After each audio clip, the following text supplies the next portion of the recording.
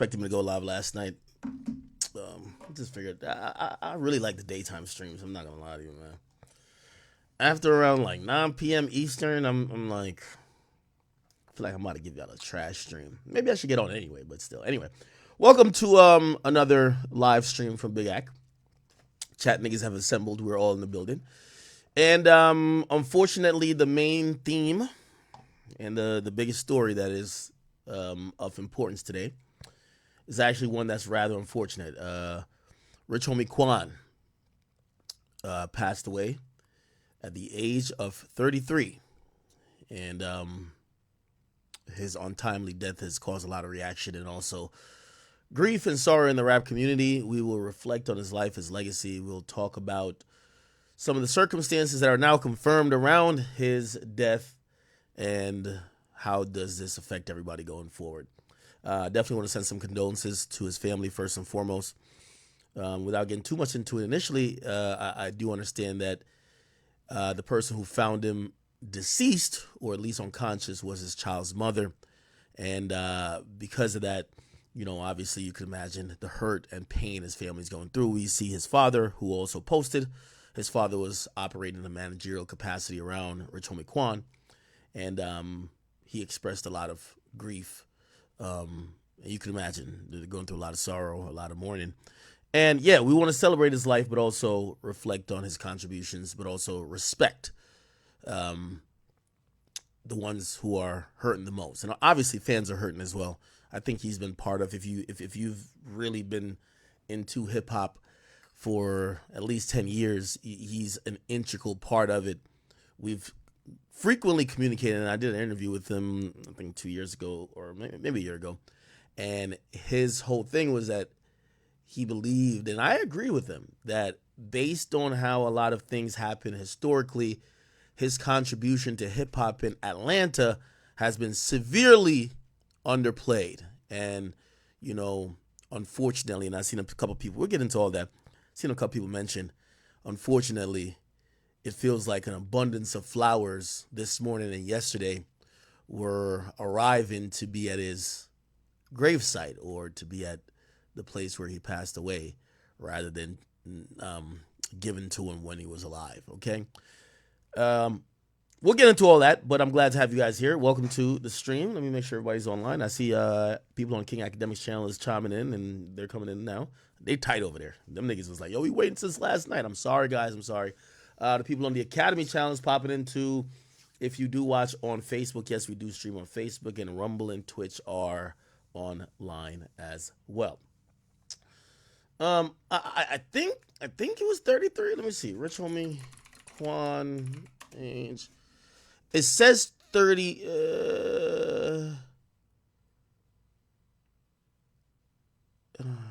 When was his birthday?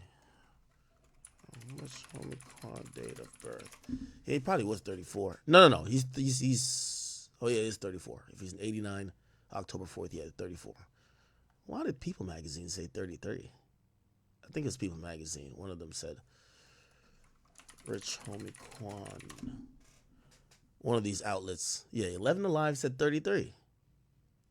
Doesn't matter either way. Fox Atlanta 5 said 33. New York Times said 34. TMZ says 34. Yeah, heavy topic. I'm going to be honest with you. Like, I seen a couple people hit me and they're like, yo, do one of those old school videos you used to do. By the way, I did dozens of videos about Rich homie Quan, right? That's when I was just doing these voiceovers, like pretty much like news updates, kind of like 5 to 7 minute clips. And I know a lot of people like, yo, you gotta do another one. I love the nostalgia, and I, of course, you know, maybe under certain circumstances, I would do a particular video like that. But I don't know. Every time I have to cover a rapper's death, despite how much you know them, and yeah, me and him have talked privately, and of course we did an interview when we met, but this rap shit is like kind of a fraternity. And, you know, remove all the selfishness out of there. I think anytime you see or hear about someone die, you think about your own mortality, but it is kind of like it's like a family, whether you fuck with the person or not, despite, like, you know, there's rappers that I don't get along with, but like they're still part of the family. That might be the family member you see and you want to squabble with at the family cookout, but still in this community of rappers. And also, even if you're a fan, like you grew up on these guys, right? You grew up on these guys. You feel like you know them, right? You've probably spent your money going to their concerts, going to support them in clubs, buying their CDs. When you do lose a rapper, for me, that wasn't never the fun. It was always really hard for me to do videos because I feel like I was doing like a eulogy, like doing a vocal obituary of a rapper's life by doing those news stories. So this is a little bit easier because I get to this kind of like just not just do a script because it becomes a little bit cold. Hey, he was this old when he died. This is how he died. And you get to the end and you be like, hey, make sure you guys go check out some songs of his and keep his legacy alive. This we could get a little bit more into everything. Anyway, just welcome to all you guys. I hope you guys have been good. I've been good. I was really thinking recently. I was like, they say death comes in threes. And I feel like, who did we lose recently? I feel like we lost another rapper not too long ago. We went through like a good 6 months without hearing about a rapper of any notoriety dying. And then I felt like recently, who am I thinking of? Who am I thinking of, Chad? I feel like I'm thinking of a particular rapper. Who is it? Oh yeah. Oh yeah.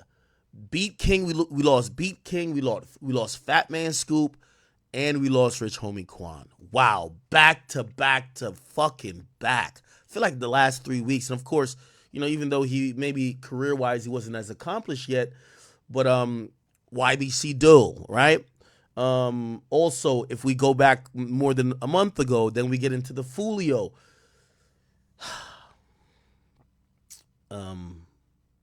Yeah, it's tough. It's tough. The Rich Homie Quan death situation. Yeah, I gotta do. Let me get to. Okay, the Rich Homie Quan situation is always like when I was thinking about it, I was like, he looked healthy to me. Like I remember my interview with him, and he told me some stuff about some battles with drugs and stuff like that. But like, I've never chalked up Rich Homie Quan as a junkie. I've never chalked him up as the guy who has mannerisms of a junkie, the guy who's like falling asleep on live, the guy who can't do shows, the guy who's in and out the hospital, the guy who gets pulled over by the cops because he's fell asleep in the car or got mad drugs on him, the guy who's in and out of rehab. Never, ever, put that on him. And the unfortunate part of hip-hop is that there's many rappers, and by the way, we should mention Enchanted as well, right? Because I think she also died of an overdose. Many rappers do have a vice, and I can't be a hypocrite, right? Like I drink alcohol. Some of these guys pop pills. Some of these guys smoke, and you could try to be like, oh well, listen, my vice is more safer than your vice. You know what I mean? But you just never know. So like, I try not to shame unless I see somebody just overusing or abusing drugs to the point that it's like visibly affecting them. Like without saying names, and this is not the time to throw other people who might be indulging in drug use, recreational or whatever. But there are certain rappers who we hear that they do certain drugs that would be considered hard drugs, and they're pretty functional. They go on world tours when they're ready. They drop albums. They're locked in, And it doesn't look like they get to that point, or maybe they don't know how to manage it, but that's still a tricky situation. Anyway, the latest news, and I guess we should just start with this Rich Homie Quan situation, right? The news came down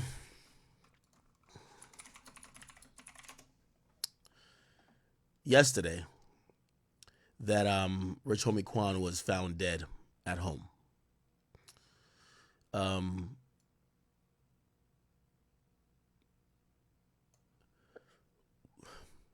His apparently, as the story goes, his baby mother went to bring the kids to school, run a couple errands.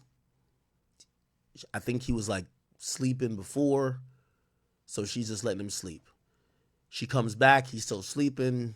She's wondering why he's still sleeping.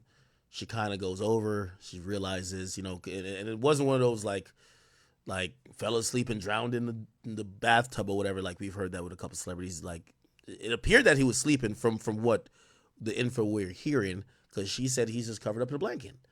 And I guess she was a little bit alarmed by how long he was sleeping. Maybe she called his name a couple times. I don't know about that detail, but I'm just speculating. But she went over to him, and then she realized that he didn't have a pulse, right? I'm guessing she probably also realized that he may have not been breathing either, right? Anyway, regardless, she then called authorities, and when they got there, I'm not too sure if he was already dead, but it was quickly he was quickly pronounced dead. We don't have the details of what life saving measures the paramedics tried to take, and if maybe he regained consciousness at a point, or was he just dead on arrival. We don't know that. Okay. There is a 911 call. I'm thinking about whether I should play it or not. I absolutely did not post it on my Instagram page nor my Twitter page. And I try to be a little bit sensitive about the last moments of somebody's life.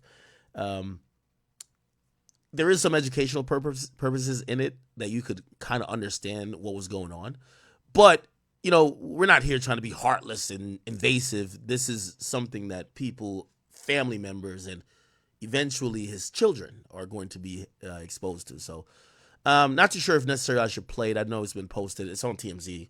It's been posted a bunch of places, but I don't know. What do you guys think? What do you guys think? I don't think we have to play it, right? Don't play it. Don't play it. Yeah, we don't got to play it. We don't got to play it. Again, I did listen to it. I think releasing that audio, even by the way, this becomes public. When you use the public services of the ambulance, of medical services, of the police, those communications with the police and the ambulance, those are public record. And I agree with y'all.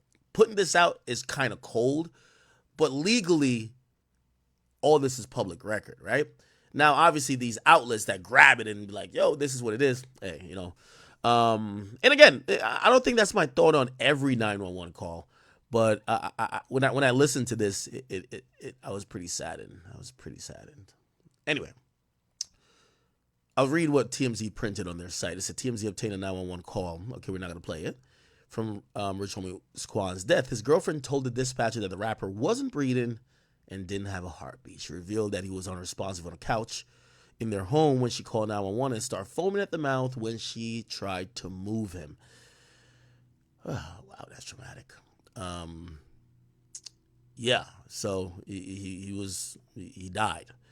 Now, it's interesting that we already are hearing it's a bad pill, because what usually happens here, the running theory is that he died. He was, I don't know what pill. Again, the drugs I take. I drink. I don't smoke. I don't do pills. So I don't know the side effects of these pills. I don't know what pill. I don't know if Xanax. I don't know if it's fucking. What's the thing called fentanyl? No, not fentanyl. People don't take fentanyl, right? Perks, whatever. But maybe it was a Xanax or something like that. From what I hear, a lot of these pills are cut with like fentanyl. And fentanyl in very small doses could be very dangerous. Quickly throughout the industry, and I'm not talking about just fans speculating, that became the word. Yo, yeah, he took a bad pill and overdosed. Again, I'm going to still say that's a rumor because he still has to be examined by the medical examiner, who's going to tell us the official cause of death and is going to go through an official toxicology report to really figure out what's going on. I see now also today, and it's a part of grief, and I'm not going to reject it or accept it. I see fans also saying that Rich Homie Quan was drugged. They believe he was drugged. And I wouldn't go as far to say that, but that's a possibility. Until the medical examiner tells us what was in the system, I'm not going for nothing about bad pill. It could have even been poison. I'm not going to lie. But we got to wait for the medical examiner to tell us exactly what it is. If they're like, yo, it was fentanyl, found in this amount of milligrams or like particles or whatever, and they'll tell you if it's a toxic dose. Yeah, they'll let us know. But the popular theory I see people in the industry adopting is that he overdosed from taking drugs himself, and the drugs supposedly was a bad batch or it was a bad pill. Okay? We're going to have to wait to see, right? Again, the official cause of death could only be determined by the medical examiner, and I actually believe if there isn't, if it's not a bad pill, this might get ruled or this might be investigated a little bit more. You know, if it's poison or anything else, then it might possibly get upgraded to like maybe a homicide investigation. But it would be very, very premature. We shouldn't even speculate that at this point. So we got to imagine, hey, it's not like he was around a bunch of niggas and a bunch of strangers or with a hoe in a hotel. He's with his his child's mother. His child's mother goes to take the kids to school. It seems like whatever would have happened just based on that story, he was in a comfortable place, and anything, if it was any type of drug that he ingested, he probably did it willingly. Just going off those details, we don't know, but I think that's a decent running theory at this point. We can't confirm either or anyway until the medical examiner speaks, as I said. His family, by the way, it was officially reported by a family friend, and his family then confirmed it. But his family does tell TMZ they're shattered and heartbroken by the sudden death. No cause of death has been reported. They're desperately searching for answers. His real name is DeQuantis Lamar. He was born in Atlanta, came on the scene in 2013 with his instant classic Some Type of Way. Obviously, we know him for his features on YG's My Nigga, and even he had some other favorites that popped off around 2014, 2015. That was his era. Like, if we think about 2014, there's a few rappers that's automatically there. You remember Rich Gang because it was Thugga Thugga Motherfucker and Rich Homie Quan. We all know that, right? That was the era of Fetty Wap. You would get the Shy Glizzies of the world popping up at that time. And I might be maybe a year early, but I think you see the A Boogies as well. That was like, these guys are changing the landscape of music. I will also say that Rich Homie Quan and Young Thug, they helped further and evolve the sound of Atlanta rap. We got to give a lot of credit to the Migos who came before them. Let me say before Rich Homie Quan, pretty much, right? The Migos they kind of burst onto the scene before. And they had like certain type of styles that were very infectious. Rich Homie Quan came with some melodic, like sing-songy but infectious type flow that kind of like worked. And him and Thug, I'm not gonna lie, like shit, I can't even. I'm trying to think of a basketball analogy, to be like, yo, who they were, but they were killing it, absolutely killing it. I'll read what his father said, and we'll get a little bit more into his life and career. His father posted from the Rich Homie Quan management page and said, "Unbearable pain. Lord, please, please, please help me to understand this. To lose my son, my firstborn, my best friend. Lord, please let this be a dream.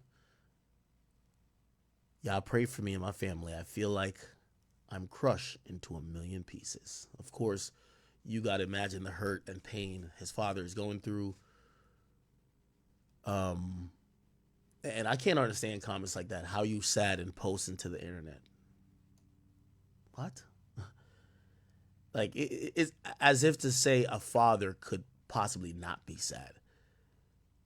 Like, no parent wants to bury your son. Of course, like you're crushed, you're broken, right? I send my condolences to his father, obviously. Rich Homie Quan, and mind me a little bit as I try to take you on a journey, contextualize his life, but also highlight and celebrate his importance not only in Atlanta, but also musically along the landscape of just a progression for the youth. Rich Homie Quan, someone that makes a little bit that with news, and we're going to look at other people reacting.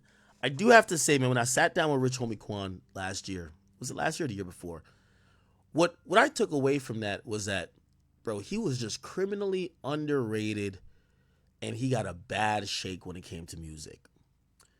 I'm not going to sit here and accuse anybody of being fake and we are going to get into some of the reactions by other people in the industry. But Rich Homie Quan was left out there to die. And I rooted for Rich Homie Quan because I like the underdog in every situation, right? If you think about the people I usually champion, they're usually underdogs. They're usually favorites, and then the industry shits on them, and then nobody wants nothing to do with them, and they're still fighting, but they don't got too much to fight with. Those are the people I like. Rich Homie Quan was one of those people. If you think about Rich Homie Quan's career, and everything I'm saying here isn't to make no one look like the bad guy. No one look like an asshole. No one look like it's a conspiracy. It's just the tale of the tape. And if I do get anything incorrect, it's just based on my understanding, and it's out of no maliciousness. So I would love for anybody to correct me if I'm incorrect on any point I made. Rich Homie Quan's career was going straight up. And if you ask me what stopped, it's not a lack of talent. I think he was one of the most talented people. He was one of the biggest hook makers at that time. Like, he sat and told me, it was like, listen, he said, Mamacita, like, I'm the one who started that. Travis took it and, of course, ran with it. And he wasn't mad about it. He was like, that's good. But that was creation. My nigga. That's not YG. That's Rich Homie Quan song that YG did a brilliant job on it, by the way. I'm not saying this to discredit the other people. I'm saying this to tell you how prolific this guy was. So when we get to like the 2017, 2018 era, and we stop hearing about Rich Homie Quan as much, it's not because he's untalented. That's my point I'm trying to make. I wasn't trying to down Thug or Travis or a lot of these guys. What I'm trying to say is that this guy was a really talented motherfucker. He was from the era where that person who was good with them hooks were good with making them songs that would capture all the clubs and everybody near and far. This is the era of Fetty Wap. What was Fetty Wap good at? Baby, won't you come? Those great hooks. Rich Homie Quan was that guy for Atlanta.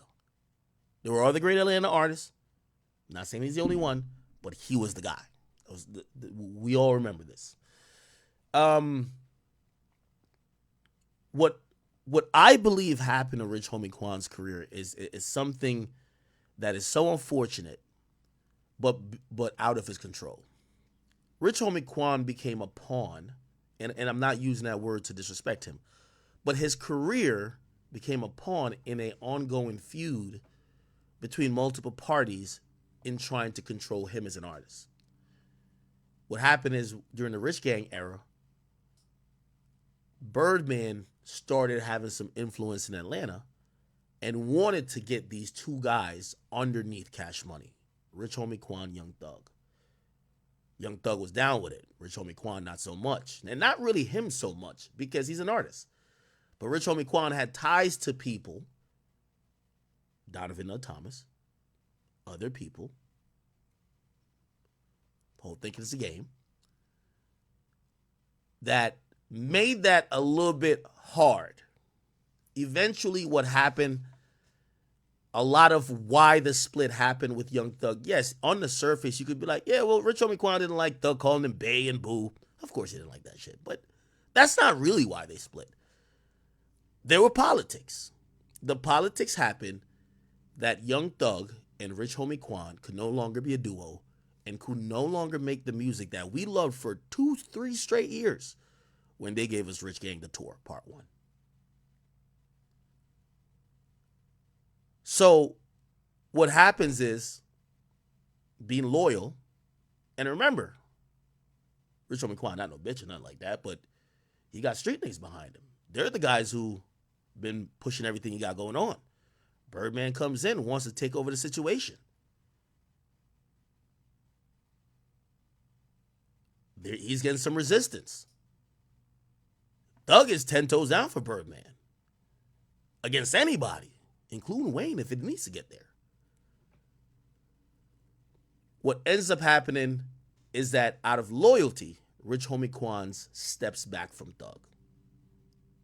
He would either have to betray the people he was with or realize that this situation was bigger than him and out of loyalty just step back. That's exactly what he did. Ironically, also at this time, Travis Scott also is in the mix. And I actually thought for a minute, even when you think about Mamacita, right? We know Rich Gang, clearly, Thug and Rich Homie Quan. But I also, Thug started to build a relationship with Travis Scott at that time. Really interesting relationship. And I thought that these three could have been a three-headed monster. Look what Travis is now. Look what Thug obviously became. Obviously, Free Thug, whatever. But I thought if all three men, as artists, remained on the same boat, I would be hard-pressed to think that Rich Homie Quan isn't mentioned in the same breath in 2024 if they all were just at least as Thug. I'm not saying it was going to be Travis. Again, if I start losing some facts as I'm making everything I'm saying, please correct me. And if there's anybody from Atlanta who knows a little bit more, because I feel like I've talked to enough people that I kind of know the ins and outs a bit, please educate me. So Rich Homie Quan falls back. There's now a feud that's happening between Rich Homie Quan's people and Young Thug's people. Rich Homie Quan can't make no music with Thug. Young Thug and his people pretty strong in Atlanta. In every way. Streetwise, they're kind of mixing the two. That's why you see an indictment. Rich Homie Quan falls back. He doesn't go to beef with Thug on record. He's not carrying the beef for the people who not getting along with him. He just falls back. Puts himself in a weird place musically. It seemed to fans like me and you, damn. Obviously, we all used to clown Young Thug for calling him Boo and Bay. But we're like, damn, you fell back from Thug and fell off. No, he fell back because the street niggas behind him is going at it and into it with the street niggas over there. It all culminates to about a year. I don't want to get the years wrong. Birdman makes a quick exit out of Atlanta. And by the way, I think Birdman was smart. Birdman is no dumb nigga. When Atlanta PD starts realizing, check this out, this Birdman nigga's coming here to Atlanta, he's heavily promoting this blood shit in Atlanta. It's where you start seeing them halftime videos. You start seeing a lot of that. See them on the jet with, it's a heavy blood. Once Fulton County announces, they announced three. I don't know if they did a RICO back then, but they announced one arrest. Obviously, the Lil Wayne tour bus shit matters. The Wayne tour bus shit happened a lot. Birdman escaped being indicted with with Roscoe. Actually, Thug and Birdman escaped being indicted by the skin of their teeth. Birdman said, "Peace out, Playboy. I'm gonna catch y'all niggas." Okay? Now he still fucked with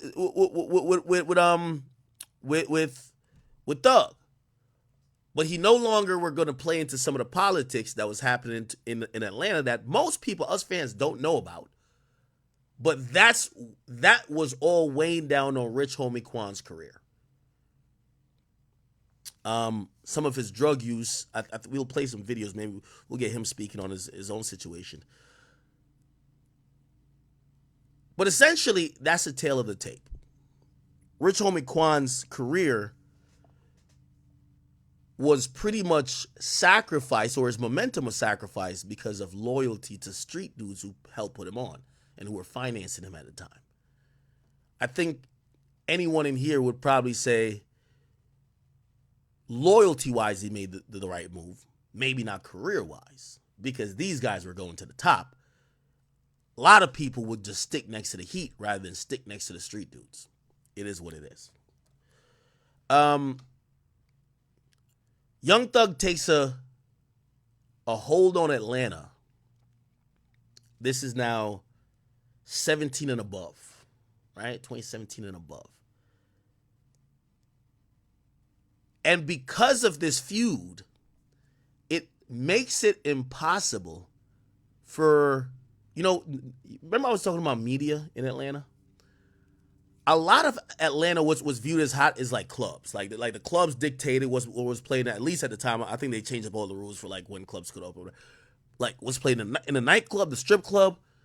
Young Thug got like he's running that shit with an iron fist, which if he's feuding with the people behind Rich Homie Quan, the more Young Thug you hear, the less Rich Homie Quan you hear. So it's almost like Rich Homie Quan just got wiped off the map. Why? Young Thug is going against the people behind Quan, and Young Thug is clearly making hot music, and he's running shit, and they're doing anything on the street. So we hear nothing about Quan for a good while. By the way, it's not ironic that the attempt of Rich Homie Quan to really come back on the mainstream level only happened when Thug gets incarcerated. That's not coincidence. That's not coincidence. When Young Thug was free, again, he's not beefing with Rich Homie Quan, but everything Rich Homie Quan represents is what he's not with. Okay? There's a moment I did an interview with him, Rich Homie Quan, and let me see if I could. I asked him specifically about the Young Thug song. By the way, yeah, he said, Travis Scott. He said Mamacita was my song. This was also an interesting part here where he was this is not even a theory. This is what I heard from real street niggas in Atlanta. Like, I be saying this like a theory. Like, I heard from that. So he didn't really want to say anything, but yeah, we did an interview a year ago. Actually 2 years ago now. Damn, 2 years ago, September 18th, right? By the way, remember, Young Thug is in jail. I remember talking to someone in Atlanta. This person remained nameless, but they're very important to the Atlanta scene. They told me, they said, yo, watch out. And they're right with everybody they tell me to watch out for. They'll be like, yo, watch out for Honcho. This Honcho dude just pops off crazy. I remember they said, watch out for Rich Homie Quan. The streets is fucking with him again. I said, what? I said, Rich Homie been on for like mad long. We just haven't heard from him. He said, Rich Homie's he's going crazy again in Atlanta. What did that mean? Young Thug got locked up. His music started getting love again from all the places that, because of Thug, stopped fucking with Quan. You could just put two and two together, right? Anyway, it gets to this time. He pops out off the record, and we have this conversation. I don't think he says much, but you'll hear my theory in full, and it's not a theory. That's what I heard from the street niggas in Atlanta. A little bit. So, and I'm going off of a fan, like, I consider myself just a huge fan. I see everything. I know that. So this is, when I'm trying to think about the story of Rich Homie Quan, I said, they got mad momentum. For sure. One of the most talented niggas in the game. Yeah. When did it start to slow up and why? And I started putting pieces together. Okay. So this is my theory. You tell me. Yeah, you tell me if I'm just like, I got to keep 100 with you. All right, bet. All right. When I now come to find out and think about it. Okay. Yeah. Number one, you signed to Think It's a Game. Yes. You got Lucci as your fucking label mate. Yeah. You and Thug was rocking for a while. Yeah. That shit, I don't know what happened there. We always wanted to hear the answer. Okay. Never got it. Okay. You fell back. Okay. Things also got a little weird with Things It's a Game, but that's business shit. For sure. And it felt like something was happening, and this is what I'm thinking. Some shit probably was happening, either street shit or whatever. You just didn't want to be a part of it. You fell back, and through that fallback, fans who are just only used to seeing music was like, what the fuck happened? You know what I mean? Sometimes the best answer is no answer. And that answered out everything you just said.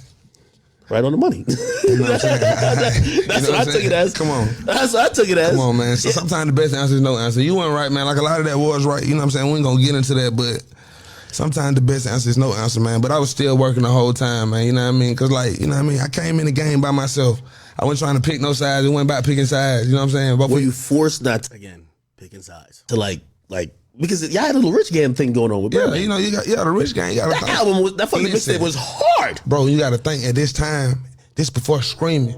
So imagine if streaming was out then. So you gotta yeah. think this would change. I feel like niggas wouldn't even. That's another thing about Rich Homie Quan career as we go over it.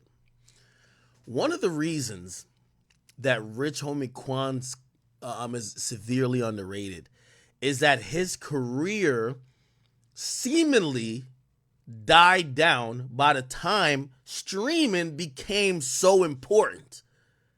So he's a live mixtape Spinrilla baby. He's a My Mixtapes baby. He's a Dat Piff baby. And that era, by the way, for all the YouTube documentarians, yo, I'm giving y'all a jewel. Actually, maybe I produce this myself because I feel like a lot of these guys just want to cover murder, murder, murder.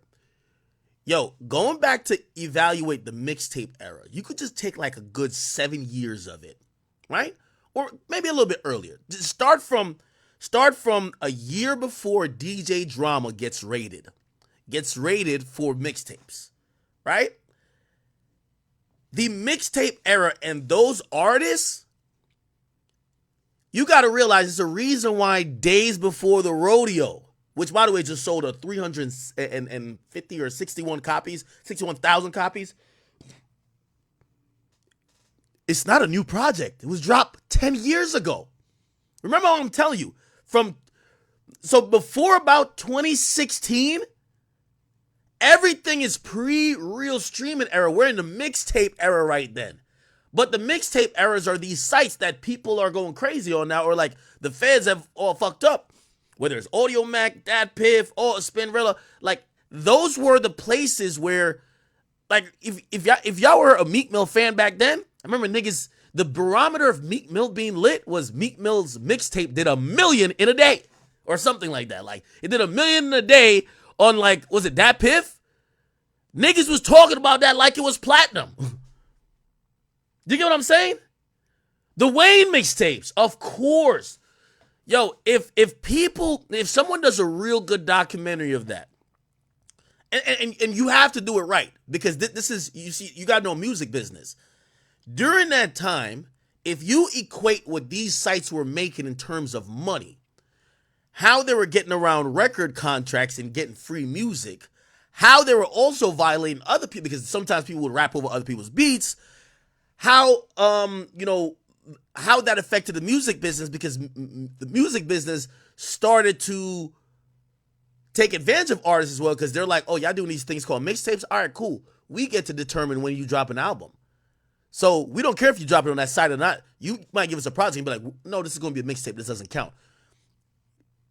When you analyze from top down, from the labels crying to the feds locking up DJ Drama, sites changing how they were putting out music, right? Now, obviously, the reason why the DJ Drama thing happened, I think they were printing up shit and selling it without like either a barcode or without like a sticker or something like that.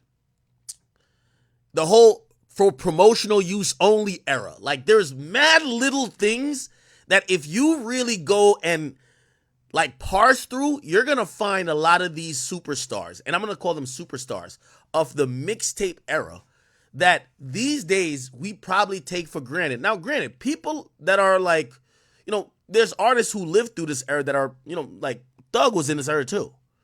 Thug used to drop 1 million mixtapes, but Thug later had a lot of success in the DSP era, and because of that, we don't look at him as only a guy who succeeded here. Rich Homie Quan is a Mount Rushmore nigga of that era. So if we're going from, let's go from 2011 to 2016. 2011 to 2016? Yeah. You get what I'm saying? Oh, somebody said that won't get too many views. Well, I mean, somebody like me would watch it because, like, I love music business shit. Like, I'm like, yo, let me tell you this.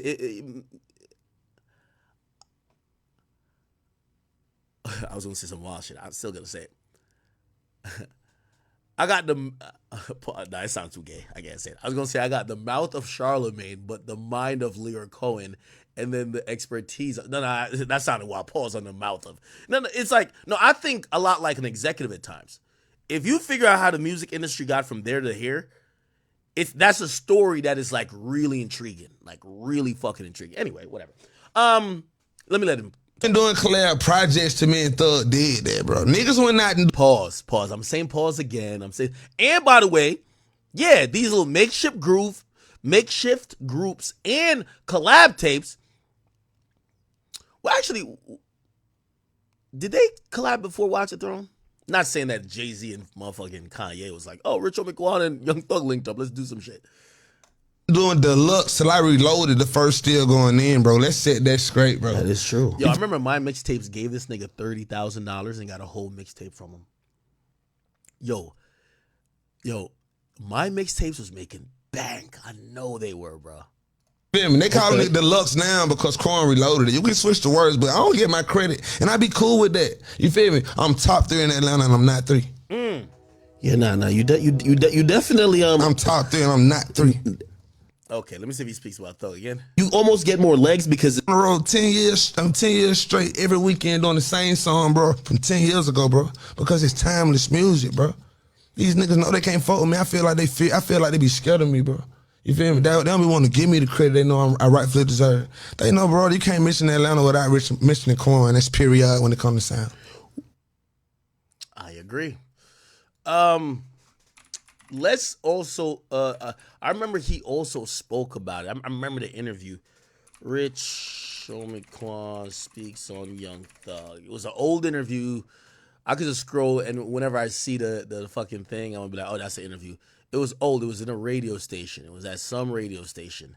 That's when niggas like had to go to like, not even just the Breakfast Club. They were going to like random radio stations to do interviews type shit. Could I interview? It's an interview.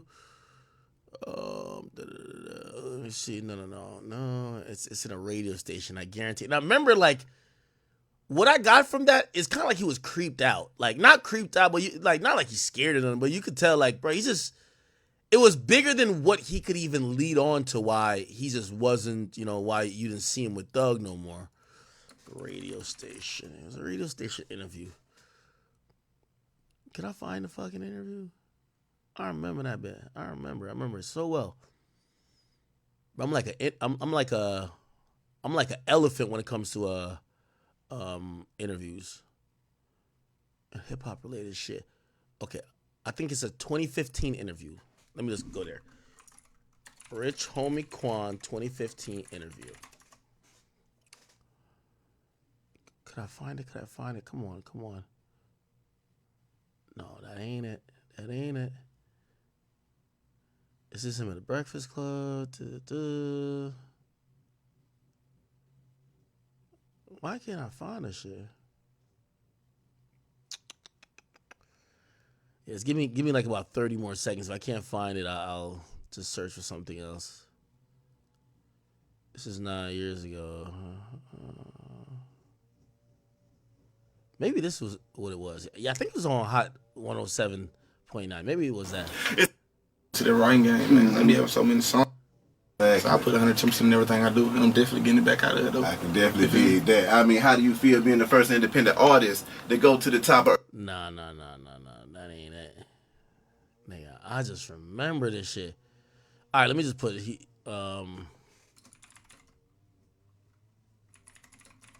Because this is after Young Thug dissed him, too. And he was just like, you could tell he just ain't want to, like, really... He didn't really want to diss Young Thug back. Is it this? No, this is a year ago. All right, maybe I'm not going to find it. Fuck it. That's YG. Yeah, I don't think I'm going to be able to find it.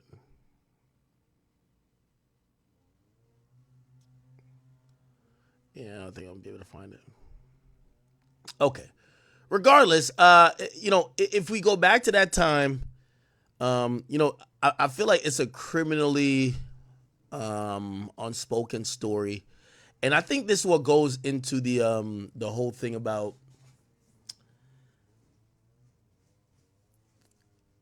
this is what I heard as well. I heard a lot of when Thug becomes the poppin' nigga now, right? Remember, Thug beefing with the niggas behind Rich Homie Quan. A lot of artists in Atlanta who are now popping, right? So think about 18, 19, 20. whatever rap artist in Atlanta popping in 18, 19, 20, because Young Thug is that nigga, none of them fuck with Quan, not because they hate Quan, but because they fuck with Thug. So this is why it's interesting. There's like a lot of people putting up RP Quan, and a lot of people keep saying the same thing, like, where were y'all niggas when, like, he wanted to collab with y'all? Yeah, them niggas was chilling. Them niggas realized that Thug, who was a more popular artist, wasn't cool with the people behind Quan, and that they can't fuck with Quan, so they never fuck with him, right? Obviously now Young Thug's locked up, Rich Homie Quan just died, they could throw up an RIP, which that's like what people are like, that's kind of like fucked up. You get what I'm saying? Let me see. All right, let me see what he said on Vlad about the falling out. He's gonna skate around. You know, Vlad gonna act like the feds, but like, let's see what he said. Now, the last time we did an interview, you were down Rich Gang. Yeah. And by the way, yeah, no. Well, I wasn't. Yeah. Now, seems like not so much. Yeah, it was a 2017 interview. Yeah, because I remember. Yeah, he had short hair in that interview I was looking for. So it was 2017. Well, for one, like, it was just great collaborative music. Like, I was never just Rich Gang. It's just, we were just all solo artists, you know, working on a project together. You know what I mean? I never signed any paperwork. You feel me? I came in, Rich Homie Quan, and that's the way I wanted to live, man. Despite how much good music we did, all that, you know what I mean? I still want to just always do my own thing. You know what I mean? I just didn't never want nobody to feel as if, like, to say, yeah, well, you know, I did this for Quan, and, you know, Quan the reason. Nah. I want to always just be like, yeah, man, I did this because I wanted to do it. You feel me? Nah, but even, like, go back to the Rich Gang, that was a fun time in my life. Like, we made some great music. You know what I mean? Even now, like, man, I don't got no bad blood with Thug, no Bird. You know what I mean? That we're all in a great place in our life, man, and that's what it's about.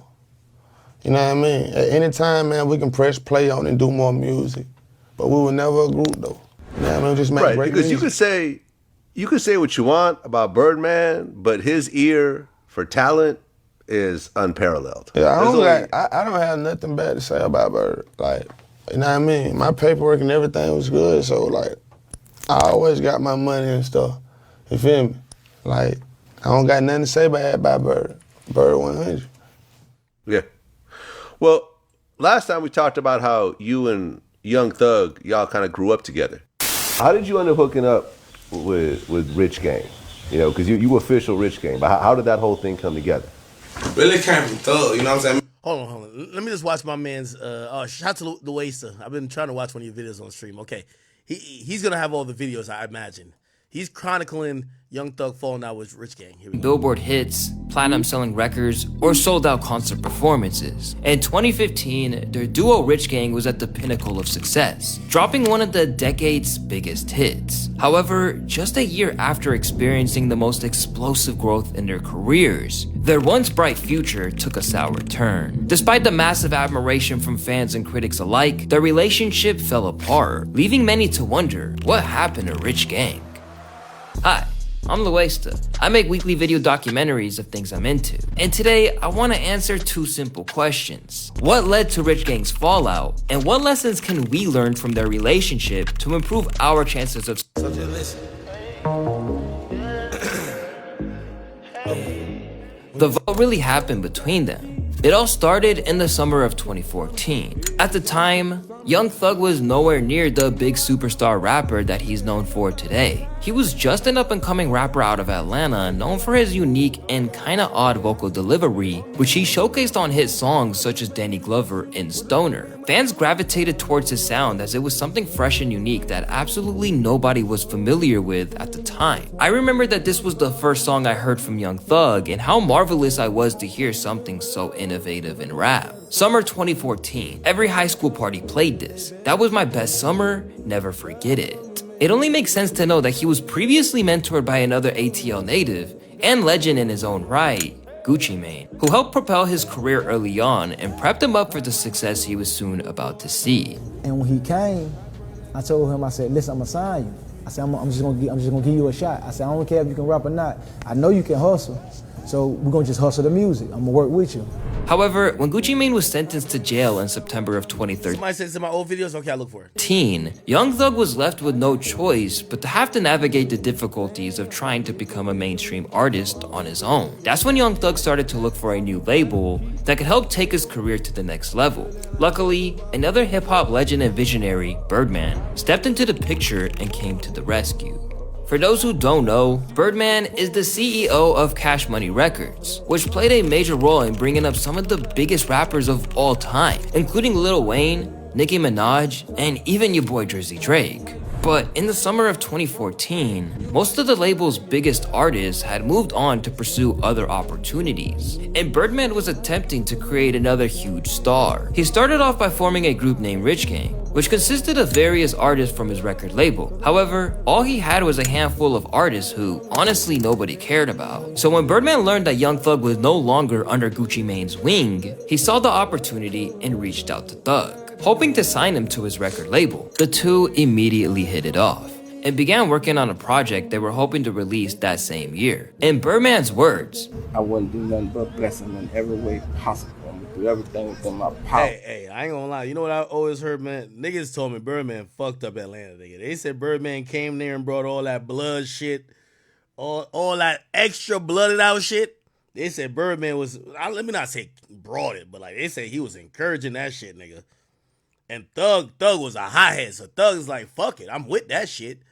You feel me? Y'all knows when Birdman exited Atlanta, we ain't hear no double back. Yeah, y'all know that? As big as he possibly can. this was a win-win situation, because Young Thug would also gain a huge advantage working with Birdman, being that he had a ton of industry connections and was able to get damn near any artist and producer to work with Thugga. In the process, they came up with a legendary track titled Lifestyle, which was produced by London on the track, and Thug recorded a verse that would go down in the hip-hop history books forever. Did a lot of shit just to live this here lifestyle. After Birdman heard the record, he knew that it could be a hit, but it needed one more thing, a feature from another artist, and Birdman had one specific artist in mind. Y'all put together Lifestyle. Were you guys all in the studio together? Nope. Birdman played it for me. It was my first time being in that was like my first time kicking over Bird. He came to one of my shows in Miami. You know, after the show we left and I went to the studio with Bird and Lifestyle was the first one he played for me. And I told him that shit. Pull my verse up ASAP. I did my verse in like 20 minutes. As Birdman was plotting on how he was going to take Thug to the next level, he stumbled upon Rich Homie Quan after one of his performances in Miami. At the time, Rich Homie was beginning to really kick off his career with the single Differences in 2012, before then proceeding to feature on a... So to give some context of what this is like some street rumor talk. Essentially, Birdman wants to get Thug and Quan.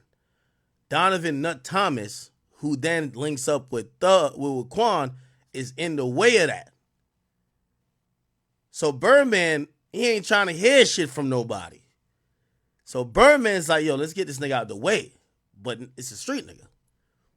Now, I'm not saying Birdman had nothing to do with that, but Birdman's just coming in as a big dog musically, but also got some street ties. Thug in him is like, nigga, we don't give a fuck about this other guy. Quan better come over here with us. A few big tracks from Gucci Mane's Trap House 3 album. Then his career absolutely skyrocketed when he released the absolute banger hit Type of Way in 2013. But this song was nothing compared to what was about to happen. In the process of creating the song Lifestyle, Birdman decided to ask Rich Homie Quan to do a feature, and Quan recorded the verse in an astonishing 20 minutes. Unbeknownst to them at the time, these 20 minutes were about to turn into the greatest thing to ever happen to him and also Young Thug. While both artists were already successful in their own right, it wasn't until they collaborated on the song Lifestyle that everything changed. I do it for my daddy, I do it for my mama. Them long nights, I swear to God, I do it for the coma. And so would you say that during that time period you and Thug were really like close friends, or was it just like a convenient musical relationship and Birdman was really the thing that was keeping y'all together? No, that was my dog. Right. And so when did that fall apart? And was it abrupt or sudden that you guys just stopped having anything to do with each other, or how'd that unfold? Later in the video, we're gonna discuss the specifics of why the song created such a massive wave of momentum for them. But for now, just know that this song was huge. Till this day, the song has amassed over 600 million views on YouTube alone. It also gave them a certified platinum record in the US and peaked at number 16 on the Billboard charts, respectively. Which is an amazing feat considering that both rappers have track was simply catchy chorus and impactful. Basically created the term mumble rap. As Thugga can be heard also deviated from the typical rapper sound at the time. Whereas rappers like Nipsey, mixtape was named for never materialized. The mixtape became an artifact of an incomplete promo cycle and an appetizer for an entree that never arrived. And ultimately, neither Thug or Quan released any albums on the Cash Money Records label, as solo artists or as a group. All right, shout out to Luis, but I think he stays on the surface for this. I'm gonna give y'all some street shit, or like street rumors. I'll just call it that. So there's a video. Don't ask me how I remember all this shit. There's a video. Young Thug, Donovan, Nut Thomas, Birdman. Oh man, we probably can't find it. So there's a video of like Birdman of Young Thug introducing Birdman to Donovan Nut Thomas, basically saying, "Yo, this is a guy who's behind Rich Homie Quan. This is a guy who like we're gonna have to do the business with to get Rich Homie Quan, and then we could do this Rich Gang shit, right?" I don't know how that business ends up going, but clearly that business doesn't go well. Birdman's not pleased. Young Thug is not pleased, right? Now, clearly there's other shit going on. The associates of Nut also is getting into it. The associates of Sex Money Murder / YSL. So there's a lot of moving parts. Do you recall the video shoot of Close and Industrial? Who the artist whose video it was? It was Mr. Williams' video. And the one on Metropolitan, whose video? This is Donovan Nut Thomas' father. Shoot was that? It was supposed to be where we was at the place where we was at, and he kind of. Hold on. Going back to the video shoot, once you got there, you said you saw Jacquees at the video shoot. Yes. Remember Jacquees was like Rich Gang too? Once you saw Jacquees at the video shoot, you said that's demeanor changed. Yes. What, if anything, did he do while at the video shoot? He got on the telephone and made a phone call. And after that phone call, what did you all do?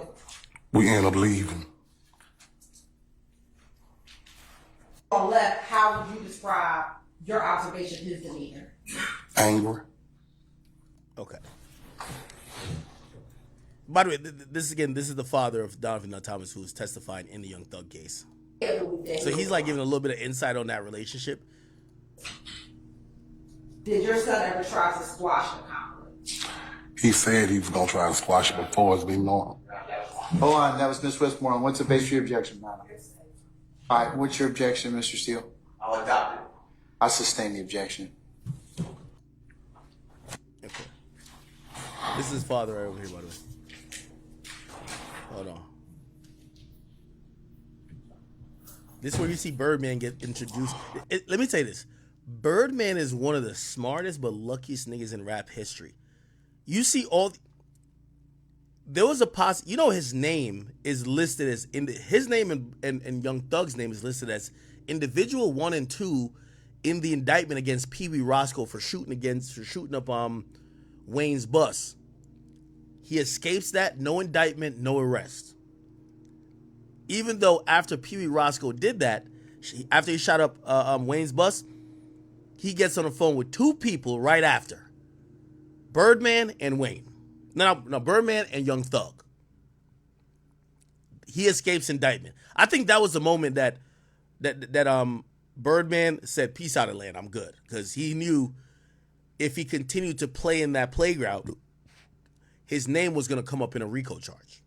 And Birdman got out of that. So you're going to see Birdman name a lot, at least initially. But as the beef and as the war continues, and Thug niggas is like that, so they're continuing this war, Birdman name just gets out of the picture. So Birdman, which some people in Atlanta feel like he came in and fucked up whatever they had going on, because Birdman came in on some big boss CEO shit saying, I want him and him. I want both the out of sign of my label. Remember, Thug's contracts were all fucked up. Thug was signed to like 5 niggas at first. But none of them cared that much, and Thug was operating as like his own man. So Birdman was able to, or eventually gonna be able to claim to get Thug. Thug was looking up to Birdman because he's blinded by, oh my God, Birdman is the guy who put on Wayne. I look up to Wayne. If I want to be the next Wayne, I got to get with Birdman. So you got Thug in the pocket. Thug gonna get down. You realize Rich Homie Quan is a good part of the puzzle. But Rich Homie Quan is not necessarily him, it's the people behind him. They're not getting down. So one thing that people don't realize, Birdman is one of the smartest niggas possible. He got the fuck, he popped in Atlanta, all that slime shit, all that this, he was there doing all that shit, extra blooded out, throwing up signs. As soon as he realized he dodged that one indictment and it was the Pee Wee Roscoe shit, he said, I'm gonna catch all y'all niggas later. I'm a billionaire. I do not got time to be in jail. I'm gonna catch all you niggas later. Peace.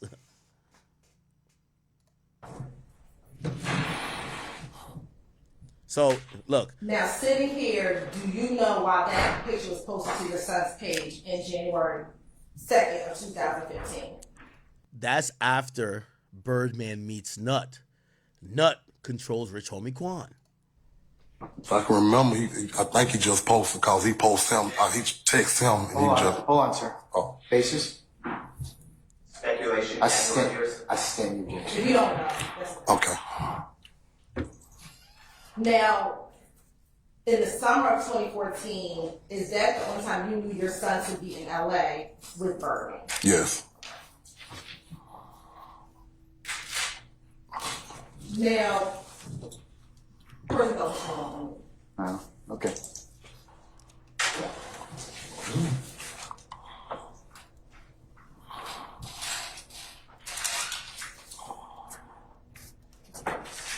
Okay, let me skip through this. Okay, they have in the sidebar. There we go.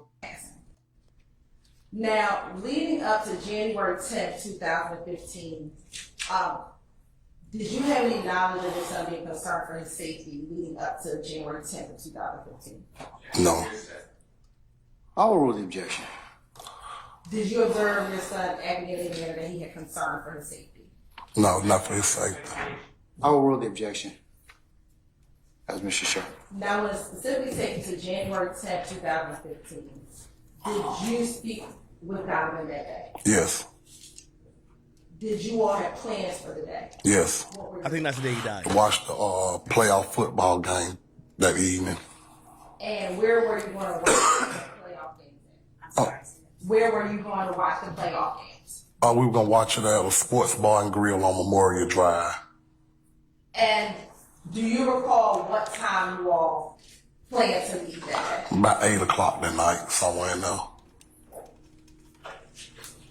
Was it just going to be you and Donovan, or was anyone else going to join you? No, it was going to be some more people there too. Okay. Again, so remember, this is 2015. So this cements that no matter how Rich Homie Quan feels, there has now been bloodshed. So January 10th, 2015, remember, Donovan Nut Thomas meets Birdman 2014. I guess they're trying to do some business. By the way, I'm no implicating Birdman or nothing. Birdman was just trying to get a musical group out of Atlanta. There's other things going on, but that doesn't work. Rich Homie Quan and Thug, they're kind of on opposite sides because Thug's people ain't really, and Thug ain't jacking what's going on with that. Also, there was supposed either some run-ins or some disrespect. Then on the 10th of January, 2015, and think about that with Rich Homie Quan's career, Donovan Nut Thomas gets killed, which means no more can Rich Homie Quan be around Thug. That music shit is over now. Somebody just died. You get what I'm saying? Birdman has nothing to do with this. Like, Birdman has literally nothing to do with this. I'm trying to tell you how there was a moment. Young Thug, this is a Young Thug thing, not a Birdman thing.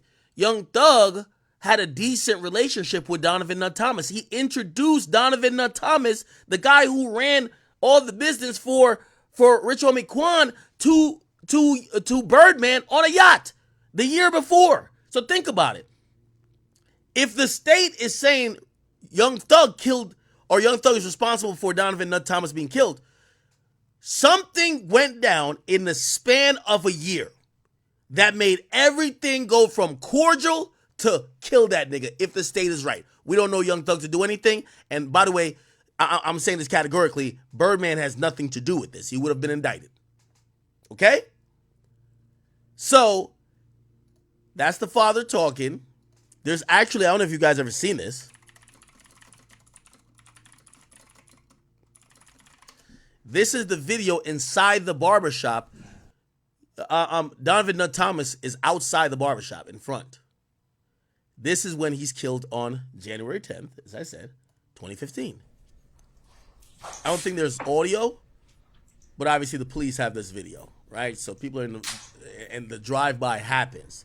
Now, I don't know if there's a video outside, but there is some type of other video that corroborates the vehicle used, and that's why they're trying to link that back to Thug. That's why YSL Woody's saying, yeah, Thug did rent a vehicle that looked exactly like that, but that was for me, because I wanted to go shoot some niggas.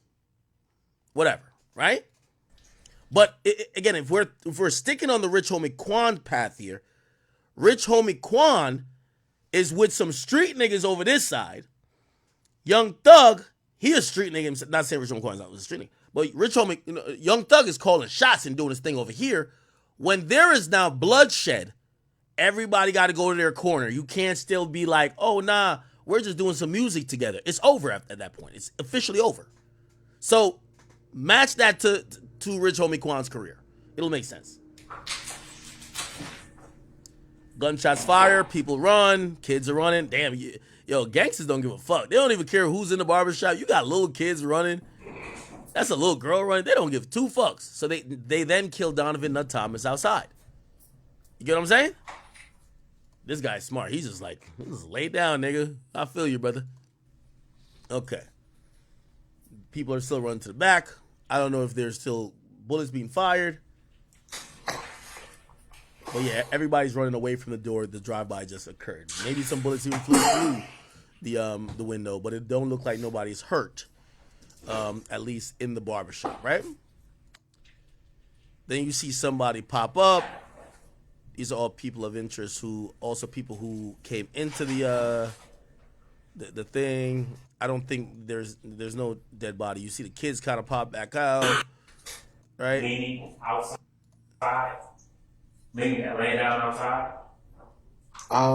No, I didn't see that. Can you rewind? Okay. So now, and actually, ironically enough, this is 8:15. So the shooting happens at 8:08, and at 8:15, so literally 8 minutes later after the shooting, the police are there. The police are there pretty quick. Got to give them credit, right? Because you see police things at 8:14. So 8:08, so 6 minutes later, the police are there. I'm surprised the car got away if the police are there that quickly, but probably nobody described the car that was doing the drive-by, right? Like, you're not looking at the car like, let me just get the license plate, right? Niggas firing bullets. Okay, cool. And essentially the police now, yeah, they're doing an investigation. I don't believe there's any, or maybe there were footage for outside the barbershop, but clearly they're not going to put that on YouTube because that would show him being actually killed. So anyway, I say that to say within the Rich Homie Quan story, the Rich Homie Quan story is really tied very directly to what's happening with Young Thug. His career as an artist is essentially fucked up because he could no longer fuck with the Thug. And y'all tell me if I'm right or I'm wrong. Maybe a music video dropped afterwards with them, but it was got to be old. But we didn't see any more public appearances with them. You get what I'm saying? So, Yeah, and there was like a few other things. Give me 1 second.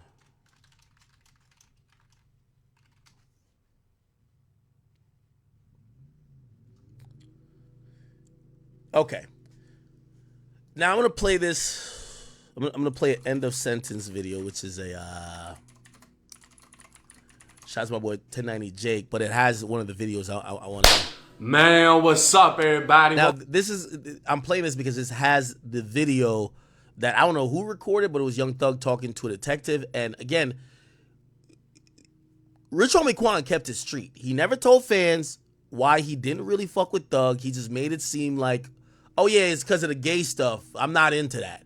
It was never because of the gay stuff, right? Like, you know, everybody in Atlanta knew Young Thug was trolling with all the gay shit, and they knew he was a gangster. Rich Homie Quan, rather than run to the net and explain to the fans, yo, this nigga homies killed my man, allegedly.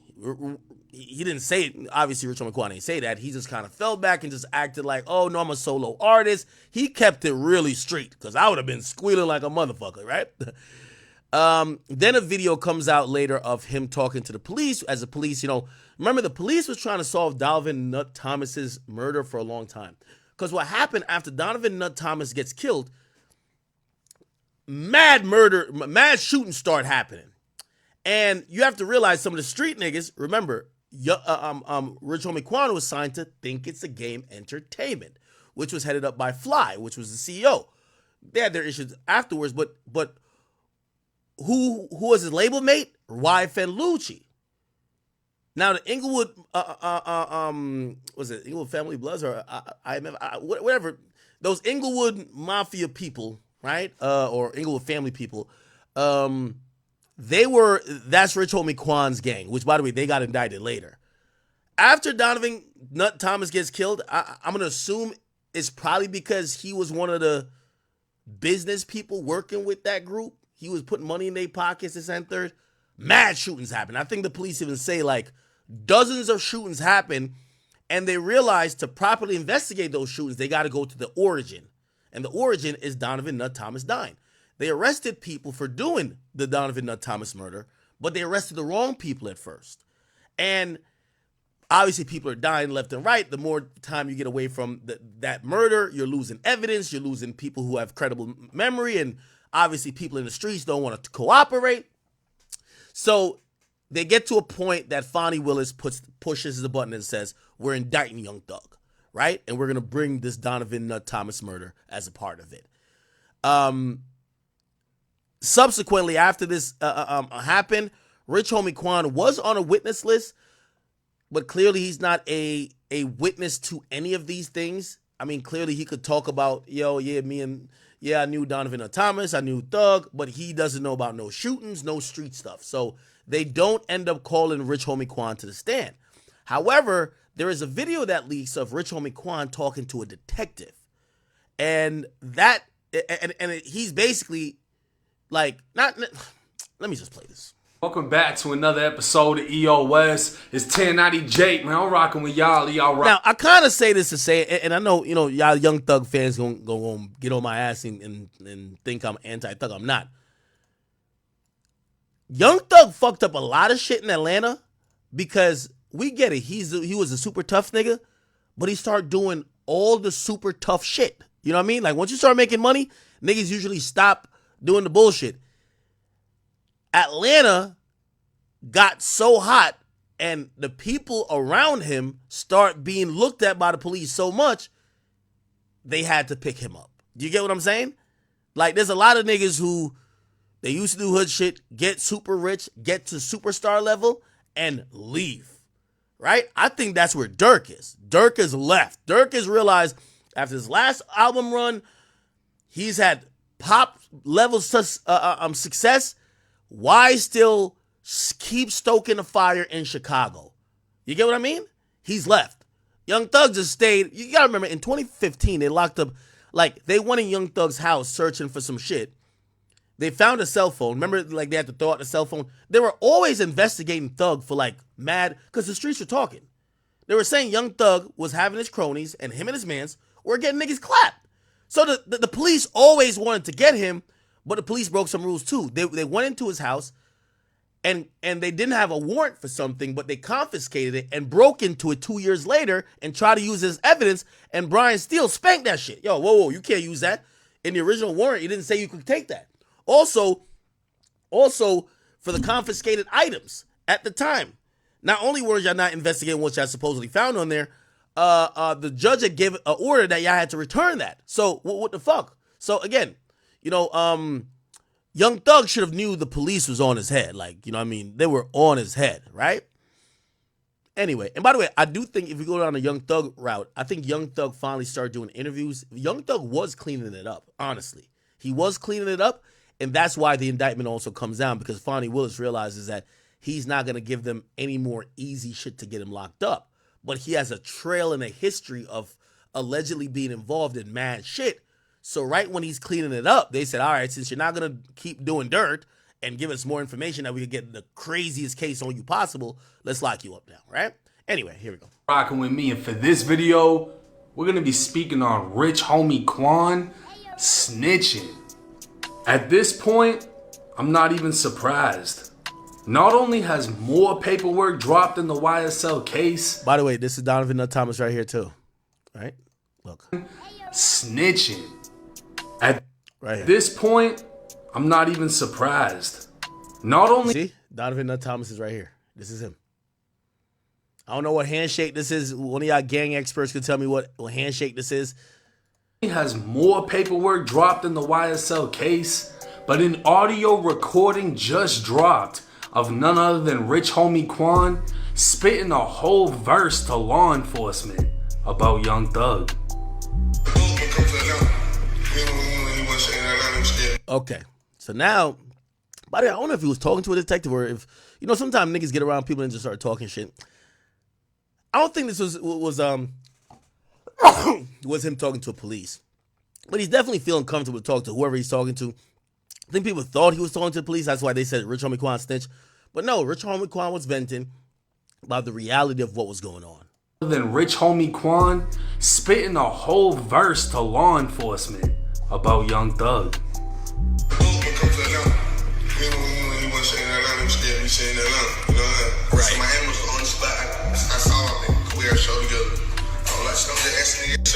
Everybody been talking about it. I'm gonna just be a man and answer myself. Right.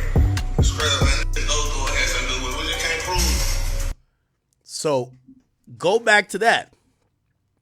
He says after that, shit gets hot in Atlanta. Young Thug is moving around, isn't staying in Atlanta. Young Thug basically goes to Miami to let shit cool off. Now, the broke niggas, the YSL Woodies, are still in Atlanta shooting niggas, right? Basically on the behest of, or under the umbrella of YSL or whatever it is. But Young Thug, the boss who got the money to move around and got to make sure if you just clipped, allegedly, one of their head honchos, they want to get one of your head honchos, and guess who it is? It's you, Thug. So he moves around. Rich Homie Quan basically confirms what I was saying. After Nut gets killed, he don't see Thug again because you can't be, this is real street shit now. Y'all can't do fake rap shit no more. He says the first time he runs into him is in Miami. They had a show. And he says, he confronts Thug and says, Thug, I'm going to be a man. And I'm going to just ask, did you have anything to do with him getting killed?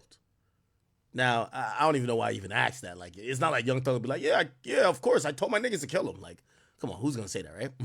Right. So Miami was on the spot. I saw him. We had a show together. I'm like, I'm just asking yourself. Everybody been talking about it. I'm going to just be a man and answer myself. Right. It's crazy, man. There's no door has to do with it. We just can't prove. Right. Point blank period. I ain't no rat. I ain't telling no. I'm just being real with y'all. And that's how much I love Nut, man. He says, we know he got something to do with it. We just can't prove it. He said, I'm just being real with y'all. That's how much I love Nut, man. No Diddy on that, by the way. But he's saying he loves Donovan Nut Thomas. He said that shit was real fucked up. While it may be hard for some to understand Rich Homie speaking a language native to the streets of Atlanta, What he's speaking on is the very murder that would cause the fall of YSL. I got one of the biggest bloods in America with me, my you did, Atlanta, Georgia. This is the yacht. Oh, yeah. Oh, Jake got it. This is the yacht, I think Birdman's yacht, that he introduces Donovan Nut Thomas to Birdman. Birdman got to do business with him to get Rich Homie Quan. You know? There are shell casings up and down the street. Now, I'm told one of the men who was shot, a man in his mid-20s, is in critical condition, but that his status could change for the worse overnight. Rich Homie Quan's former manager, Donovan Thomas, who went by the name Peanut or Big Nut, was a member of the Inglewood family Bloods. His 2015 assassination outside of an Atlanta barbershop would result in a back and forth war between Inglewood family and Sex Money Murder. The majority of the violence will be documented in the YSL indictment. Prosecutors allege Young Thug was in communications with Sex Money Murder leader Kyle Ory, who's currently serving a life sentence in Georgia State Prison. Big Nut was said to have snitched against members of the gang, and prosecutors allege Young Thug orchestrated his death by renting the vehicle YSL members would later use to commit the drive-by that took Nut's life. Now, Chad, if we really think about this, if I'm trying to sign you and you're signed to some other guy, and the other guy, my boss, is trying to talk to him to get you out of your deal that you could be in a group with me, and your boss is not agreeable. Usually what happens in normal business is y'all keep going negotiating back and forth. You offer more money or whatever, more favorable terms. Maybe you could get the deal done. The deal don't get done, so what? You wait till the person is out of a deal. Then you get that person when they're a free agent. Well, not in the streets. The easiest way is kill the nigga. And now he's a free agent, okay? Unfortunately. After the hit, Thug and the alleged shooters would take a trip to Miami to lay low. Oh, yeah. Oh, okay, yeah. All right. So Thug brought all the shooters there. Homie Quan would speak with investigators explaining he never saw Thug in Atlanta after the murder. He was going to confront him at a Miami show over the rumors that Thug played a part in Nut's death. Rich Homie would allege people knew Thug had something to do with it, but they couldn't prove it. He'd then say he isn't a rat and he isn't telling. He's just keeping it real with investigators. Rich Homie would also allege Thug was jealous of the relationship he had with Nut, as Thug wanted to control the Atlanta music scene and Nut was keeping Rich Homie at a distance from Thug. Exactly. That's why when Nut dies, they eventually lock up wrong people for Nut's murder. Young Thug in his mind says, I got away with this. This is if he did. I'm not saying he did. So now Young Thug is heating up even more as an artist. A lot of the street nigga backing and finances behind Rich Homie Quan has dissipated. And every nigga in Atlanta, because you know the streets talk, they know what happened. They see that Young Thug is winning this, really a street feud. All the DJs stop playing Rich Homie Quan, all the street rappers, because somebody died. It's like, think about, and this is even worse. Like, I know we think about like King Von and, or say Durk and Youngboy, right? Like, a rapper can't really do a song with Youngboy and go right to Durk and do a song, right? And they're two niggas from two different cities. Imagine in the same city, and you're from the same city, you can't keep doing music with Rich Homie Quan if you're gonna be cool with Thug. And Rich Homie Quan don't want to keep doing music with you if you're gonna be doing music with Quan. So who ends up winning? Thug. This wasn't all Rich Homie would speak on though. 2 pictures of the interview transcripts would make its way to News Made It. Rich Homie would state him and Thug frequented or resided in the same condominium leading up to Nut's death and that they were cool. But after the murder, they drifted apart. 14 minutes into the interview, Rich Homie would speak on his truck being shot up and immediately calling Young Thug, alleging his people were behind it. Yeah, let me see if I can find that. Rich Homie Quan statements, news made it. Yeah, let's see if we could probably find it some way. Where is it at?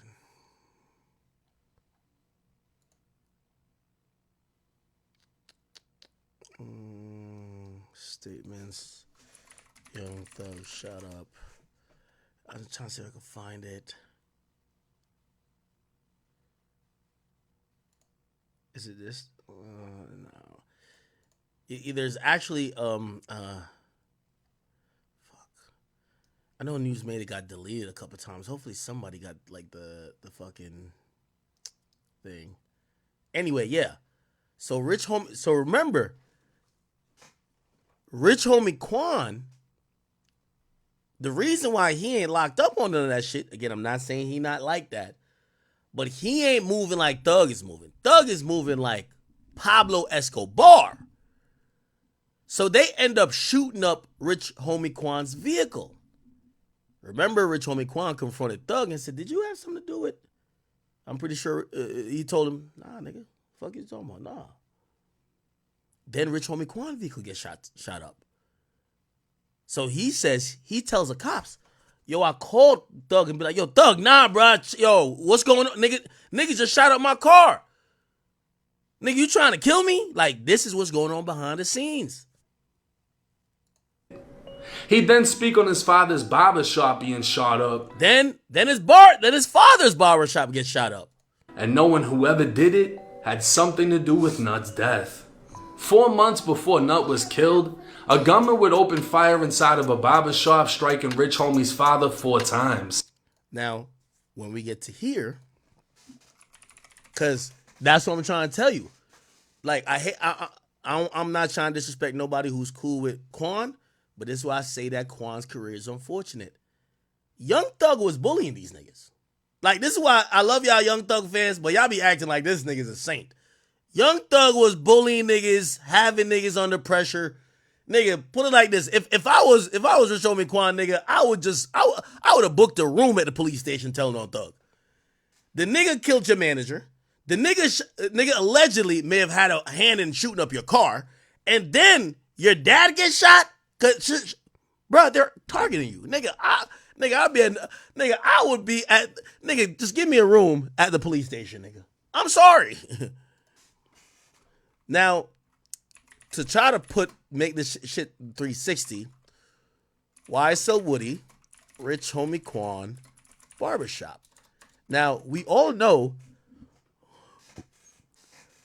YSL Woody is a shooter for Young Thug.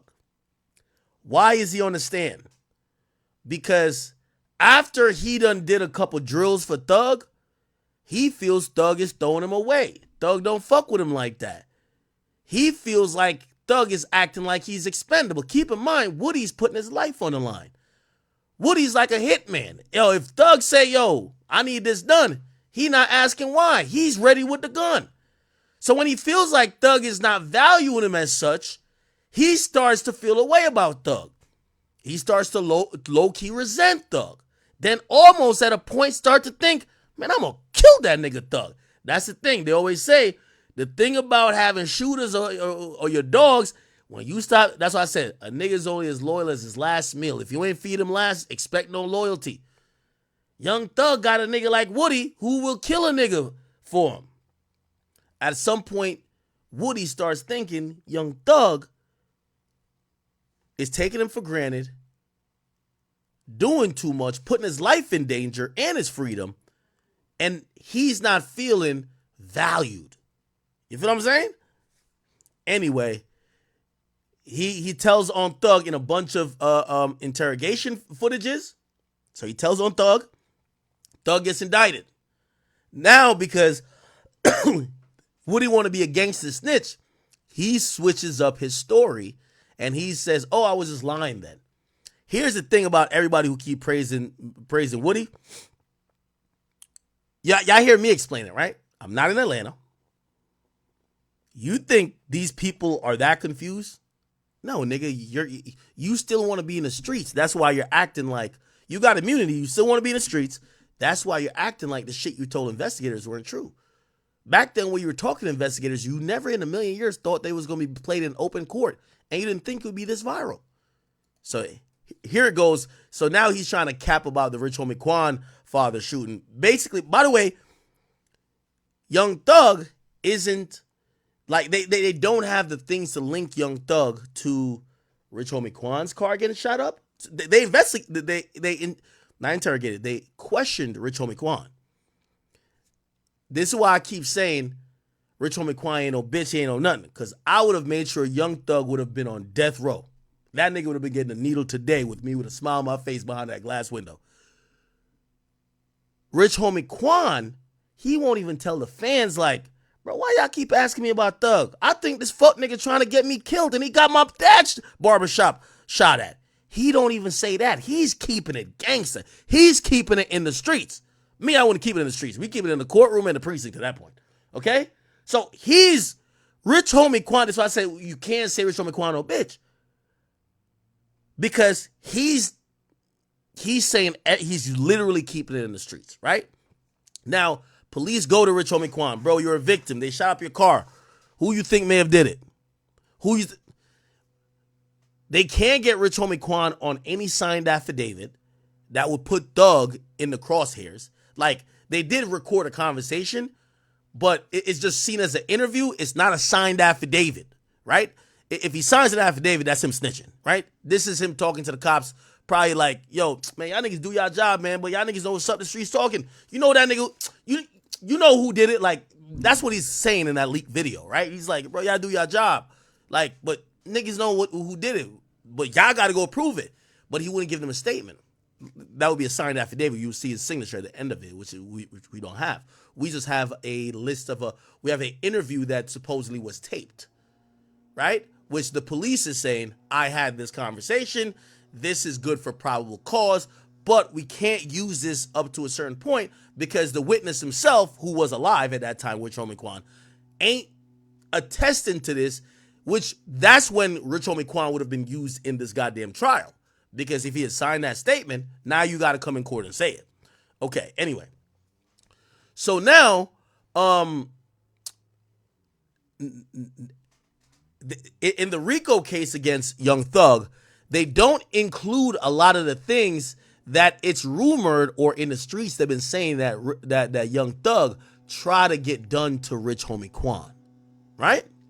And this is why, you know, the new gangster snitch right here, who's now trying to like switch up his words, basically then says, I'm going to throw a monkey wrench in the state's case by acting like I'm the one who did the Rich Homie Quan shooting, but it was for another situation over some guy named Threat. Here we go.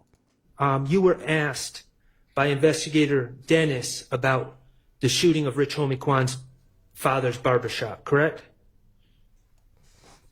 You said when? January 28th, 2015, during the interviews that we've been talking about. All right. Okay. The interviews that you've said you lied in, right? Uh-huh. Okay. Your Honor, I'm going to ask to publish DS-22A, which is States 378 Yankee Bravo. And the time is 7:24:00 to 7:27:30. All right. So I think they're going back to the interview, I believe.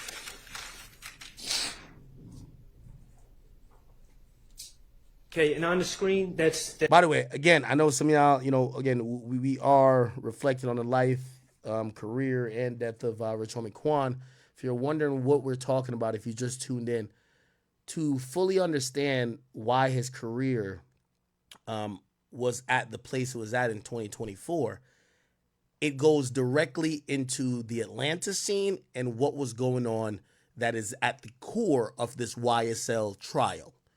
Yes, even though you never seen him in court, a lot of the reason why this investigation into YSL in a RICO capacity happened is because of some things that happened behind the scenes that we never knew about with Rich Homie Quan, obviously death of Donovan Thomas, and obviously what happened made it to the place where Young Thug and Rich Homie Quan could never be cool again, and they could never be around each other again. That's you, Investigator Dennis, and Investigator Gaither, correct? Yes. Okay. Thank you. Damn, Rich Homie Quan, like, you got 25,000 here, Tate killed. It's like from the picture you just showed me? Nah, Tate who just got shot the other night. Oh, in the car over there? Okay. He had 25,000 here. We're going to get to Rich Homie Quan's father's barbershop in a second. This was when allegedly supposedly the car got shot up. Trevante Turner is now sadly deceased, correct? All right. When you were talking about him being shot back in 2015, he was also shot in 2015, correct? Yes. Okay. And that was Shell Kel who shot? I'm not for sure who shot him. Okay. Take you. Who did? Just Rich Homie Quan shit. Cause he was telling me. So I'm telling Rich Homie Quan like, but you got these niggas in your house. These same niggas shut up my house, bro. Right. But Rich Homie Quan like, he like, bro, they just look like that, bro. He like, we the same shit. I'm like, but still, bro, you out here hating these niggas this and that. So Rich Homie Quan like, bro, it ain't dead. We the same shit. I just can't turn my back on. Like, it ain't dead, bro. You supporting these niggas, bro. So the more you support them, the more they gonna come out and do that. If you leave them alone. And in there, we still haven't gotten to the barbershop part, but in there, you're talking about conversations with Rich Homie Quan and his problems being linked to the Bloods, correct? I guess. Okay, and Rich Homie Quan not really being built like that. For sure. Okay. And the fact that he was scared to... Again, I just want to put in the air, YSL Woody, Young Thug, and them niggas was bullying Rich Homie Quan. I'm not saying he a bitch or nothing like that. Rest in peace, Rich Homie Quan. But if y'all wonder why his career wasn't like that, Rich Homie Quan wasn't down to throw away his life to go put the money he had to give street niggas to do retaliation shootings and all this other bullshit that clearly they're accusing Thug of. And that's exactly why niggas like Woody and other people are like, he not like that. We could do whatever to him. We shot up the barbershop. Nothing happened. His car gets shot up. Nothing happened. His manager get killed. Nothing happened. They were bullying this nigga. Leave the Bloods, but in your opinion, they wanted to use Rich Homie Quan for his money. I'm talking to the police. Okay. But that's what's being discussed. All right. I'm not saying it's the truth. That's what's being discussed, though. All right. Okay. And I'm going to tell you why I'm putting this out in the air, because I see some Young Thug fans try to make it like, oh no, they were like besties. No. Rich Homie Quan's career suffered because of Young Thug's shenanigans, okay? Let's be very clear what it is, all right? Rich Homie Quan kept it street and didn't publicly say these things and didn't publicly throw Thug under the bus, because you know why? Rich Homie Quan was linked with a bunch of street niggas too, so he was letting them all get at it, but he was a collateral in a lot of the beefs, and his father, I believe, got shot. Then everything gonna go away. Yeah. Then you're like, bro, just protect me, bro. We need y'all, bro. I need y'all to protect me. How the hell we gonna protect you? You and these niggas out here doing it. Then you're like, so you shot my truck, bro. That side of the truck. Man, you been, you know what I'm saying? Man, you been around. Like, nah, I'll just ask. You went there like this. What did he have? So supposedly they were saying about him shooting up the truck. Why are these the cops? Why they look like they in jail uniforms, right? Woody look like he's in a suit, and these people look like they're in jail uniforms, but they're supposed to be the cops. 25, the dude Tay hit him. Say, Tay daddy got shot. Rich Homie. It's my shop. You like how they say my name? On bank here, they say Tay name. They saying Tay did. I know Tay. And just so we're clear, you said Rich Homie Quan's daddy got shot. So it wasn't just a barbershop that was shot. His barbershop was shot, but he actually got shot in the barbershop, correct? I don't know nothing about all that. Okay. Well, that's what you said. You said that Rich Homie Quan... talking to the police again. Okay. Ain't do it. You know what I'm saying? Man, I'm lying, start saying Tay said like my. I know Tay ain't do it. Right. You know what I'm saying? Because the night before we just hit the party. Yeah, who did it?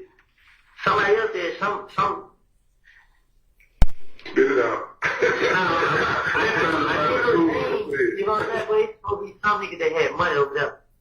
You know what I'm saying? Niggas over there got money. No, I'm talking about Bankhead. A lot of niggas over there got money. So when I started thinking, I couldn't think of the name, but this nigga supposed to have paid somebody on Johnson Road on one of them streets over there to do it. Mm-hmm. You know?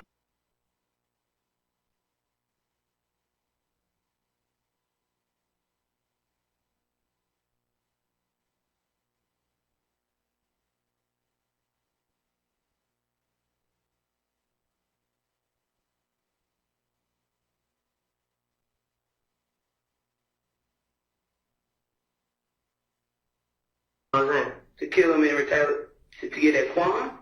Or to target his daddy? Cause like the same day, we was like, I was in the street, I seen Quan crying. I'm like, oh, bro. And he tried to kill my dad. You know what I'm saying? But him and Tate had.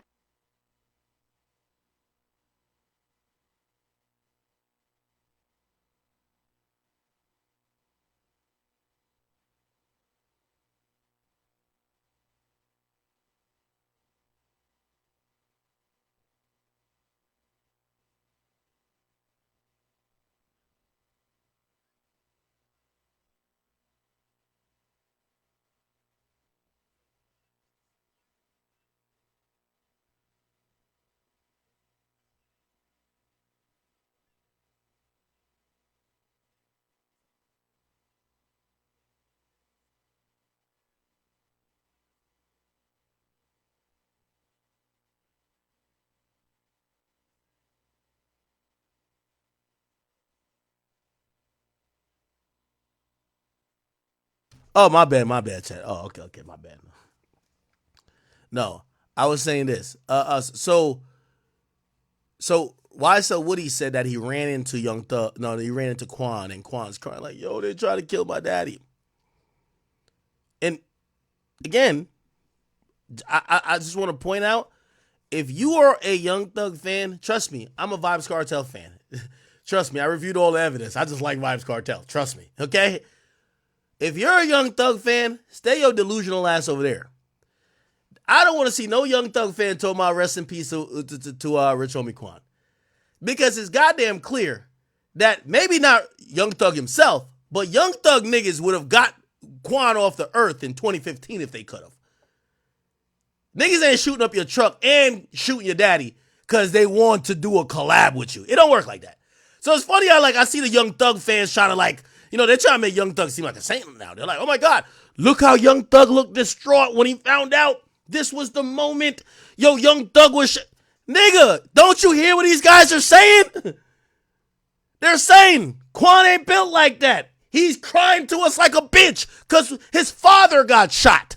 His car got shot.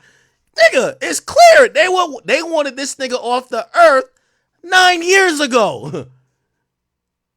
So I just want Young Thug fans, I get you like Young Thug and having irrational support of somebody who you really like because of their music or whatever else. I get that. But please, let's try to change the narrative, okay? Young Thug fans, y'all should have nothing to say about the death of Rich Homie Quan. His career suffered because of Young Thug, and it's very arguable that Young Thug and his niggas was trying to kill him for a couple of years. Okay?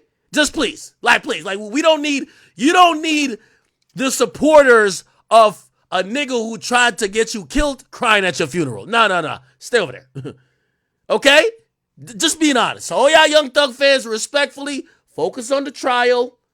Focus on the trial. But we don't need y'all to be posting old pictures of Young Thug and Rich Homie Quan. There was nothing happy about that, how it ended. Rich Homie Quan's career got pretty much killed. His dad got shot.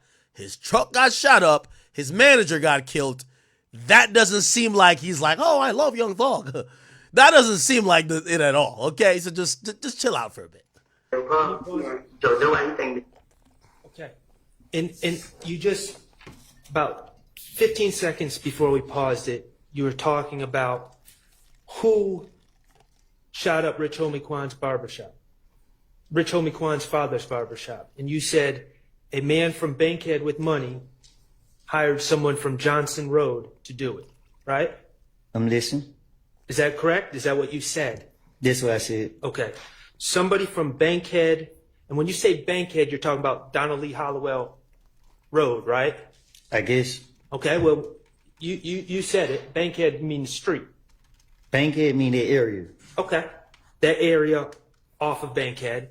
And he paid someone from Johnson Road to shoot up Rich Homie Quan. I ain't pay nobody to do nothing. I didn't say you. Oh. The person from Bankhead with money, according to you in this interview, person from Bankhead with money paid someone from Johnson Road to shoot up Rich Homie Quan's barbershop. Again, I'm talking to the police. Okay. Tape. Right. Him going to it, him and Tate murdered each other. But he don't even know that tape. Right. How y'all have a problem? But Tate is a schoolboy. Mm-hmm. And they feel like they for retaliation. Man, it ain't. But I couldn't say him because no matter how many times I tried to speak up Tate, he always had in his head, Tate did. Right. So like, man, y'all shooting, man. So that's what that was about the other day. I called Tate, you know. I was gonna hesitate, but I had Tate put up on me like probably like Friday or Thursday or Friday. Tate pulled out like, hey bro, Rich on the corner at 25,000 on your head. Why so much? He's scared of Tate. Yeah. He real scared. He's scared of Tate. So I said, Tate, like, bro, he trying to face my then Rich on the corner supposed to go and kill her. You know what I'm saying? So I was feeling like that's what he did because the whole time he been had the money on Tate's head and he ain't do it. So when he going that man out, that's what happened. That's on him. You feel what I'm saying?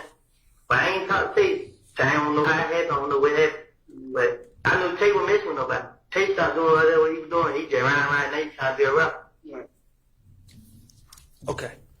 Okay. Now, he said that day, then everything came crashing down. If you can answer the questions truthfully. Here we go. Worked out Lil Woody. Then we. And then. Hold on. And y'all black people doing this to us. Because y'all know y'all are wrong. And y'all black people doing. So eventually, after that story I just heard about Woody saying that, oh, some rich nigga from Bankhead paid Lil Tay or some other guy to shoot up Rich Homie Quan barbershop. He eventually then goes back in court. He's wearing this nice suit and he says, hey, judge, can I tell the truth and not get prosecuted? The judge said, yeah, you got immunity. Go ahead. He says, I shot up Rich Homie Quan's barbershop. You're going to hear it. Well, Copeland is, right, when he's admitting that he hasn't been truthful in the past. According to him, scared that he was going to be arrested for something, so he claims he told the officers whatever they needed to hear, whatever they wanted to hear, which included putting the blame on Williams. Okay, so this what happened. Okay. The police kept locking me up for whatever they could. Every time I came out the door, the police was on me. And they keep bringing up Thug name. So what I did was, to get him off of me, I said, Thug did this, Thug did that, Thug did, because I knew they would never, I knew he didn't do it. And in my mind, I knew that. Now, what's important to point out, Woody's always had police contact. When he wasn't getting investigated at first, it appeared like he was trying to defend or hide Young Thug, right? Like, oh no, there's some other niggas that did it. That's what I heard in the hood. Then at a point, he started to throw Young Thug under the bus. Number one, probably for his own mortality or for his own freedom, but he realized the police wanted Young Thug, but it wasn't just because the police wanted Young Thug. They've always wanted Young Thug. He started falling out with Thug. Thug started taking his shooting for granted. So now he started blaming shit on Thug. Then he comes in court and says, because the police are now saying, or the prosecutor's saying, why did you tell us Young Thug was doing shit then? He was like, now he can't say, oh, I was just tight at Young Thug, so I started snitching. He was like, well, I realized the way how to get out of the police station was just to give them what they want. And after them asking about Thug so many times, I just started telling them, yeah, Thug did it. Now, if you want to believe that, I got a bridge in motherfucking Mexico to sell you. Nobody's believing what it's like. It's clear to see. You and the prosecutors mentioned it. The prosecutors just suck. When you was Young Thug shooter, anytime you got questioned by the cops, you try to blame random niggas. When you and Young Thug start getting into it and you were questioned by the cops, you started throwing out feelers for the cops to get their man, which was Thug. You get what I'm saying? So now when he gets in court, he's like, I don't recall. Oh, I was lying to the cops. Here's the thing. The police are saying, well, if you say you were lying to the cops, you're lying to them when you said some nigga from Bankhead shot up Rich Homie Quan's thing, and then you hear him say, well, now could I tell the truth? You're going to hear him say, I shot it up. Well, hear this. The police would never go mess with him. What I'm going to do? And that's right now. If I walk out this thing and they say, the police stop me now. Hey, man, give me something about Thug. I'm about to make something up about him again. The bridge analogy was not trash. Who said that? What I'm saying is that if you believe a guy who's a known liar, right?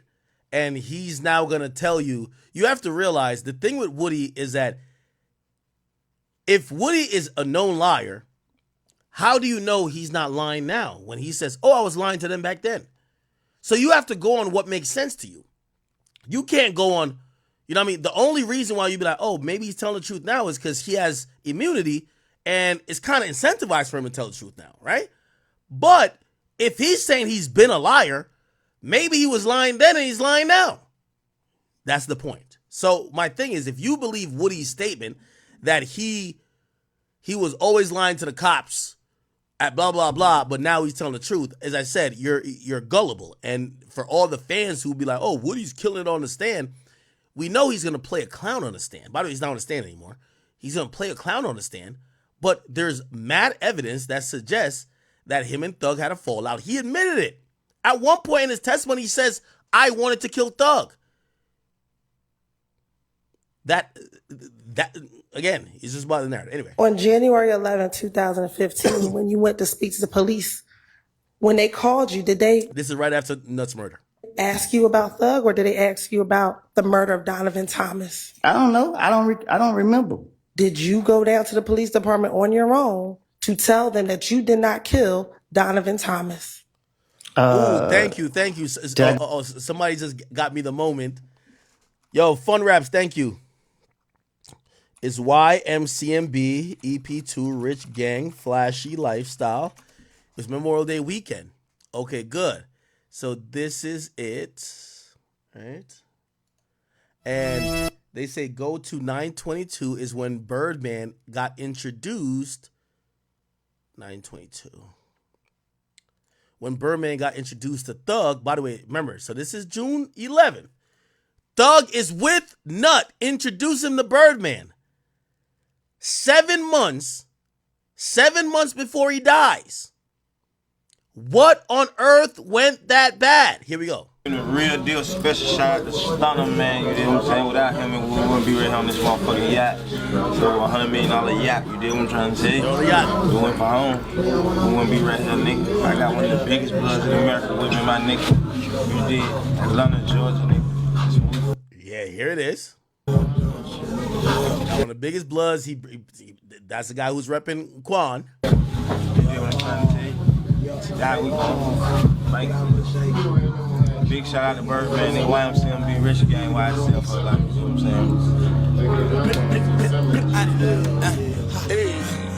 saying? Okay. This is pretty much the introduction of supposedly when Rich Homie Quan's boss meets Birdman and they meet on a yacht. You can see right here, Birdman. This is stories in the streets. They said Birdman came through with. You see, the thing with a nigga like Birdman will spend $2 million on you before you ever sign paperwork. Nigga, that looks so. And if you think about how he dealt with Wayne, it kind of makes sense. That looks so good. Of course, you want to be rocking with the guy who spends millions of dollars on you before you ever committed to anything he got going on. So, of course, let's get the yacht. Let's bring the money. Let's go to the clubs. Let's do this. Thug is biting. Thug is in. This nigga, he a street nigga who historically, I won't get into too much of his past, but there is a past. He gets street money. Now, clearly, he's not getting Birdman money, but he's not that impressed. He's an older dude. He's seen money before. He a street nigga. Him being on a yacht in Miami, he's not a glitz and glamour type of nigga. He a Atlanta from the dirty side type of shit. Is there dirty side? No, just like nigga who get out the mud. That's what I mean. He not that impressed by all of this shit. You feel what I'm saying? So when he meets Birdman, all right, cool. Let's see if the business makes sense. Business doesn't make sense to him. All right, bet. Yeah, see, Birdman. See, look. See, Birdman giving out gifts. You see? Look, he's right here. Birdman comes in. Yo, nephew. Here's this, here's that. Gifts. Could be 50,000 a box. Oh, your thug is like, fuck. Not gotta be locked in with Stunner. This nigga is why he's not impressed by that. He's an older dude. He's not in the limelight. He don't want gifts. He want paperwork. He want money in hand. Feel me? So he's watching the whole thing. Thug is in.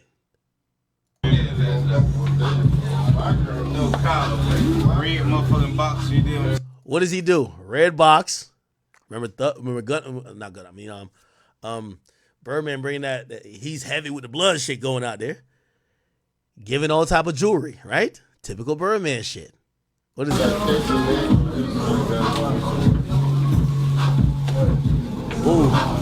Ooh, that should say Rich Gang. I'm saying the Rich Gang. Come here real quick. You're the big motherfucker you did. See, for an artist, and this is just telltale signs of how artists moves. You get an artist a chain. Yo, I know white label owners.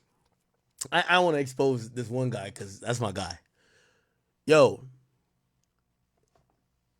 this is in all these rappers' budgets, but he bought label chains and he put it around the rapper's neck. The whole time the rapper's like, damn, yo, my boss is like, yo, he mad generous. He just gave me a chain that's made 40, 50,000. No, it's to control your stupid ass. He know you like jewelry. He gotta operate in the language that you speak. Jewelry. Get what I'm saying? You see, Young Thug wide open. He gave that nigga 2 boxes. Here's the next box he opening up. Young Thug is wide open. Look. Yeah, Birdman a good nigga. Oh man, what's that? Oh, he got that star that Birdman got on his head, the red star.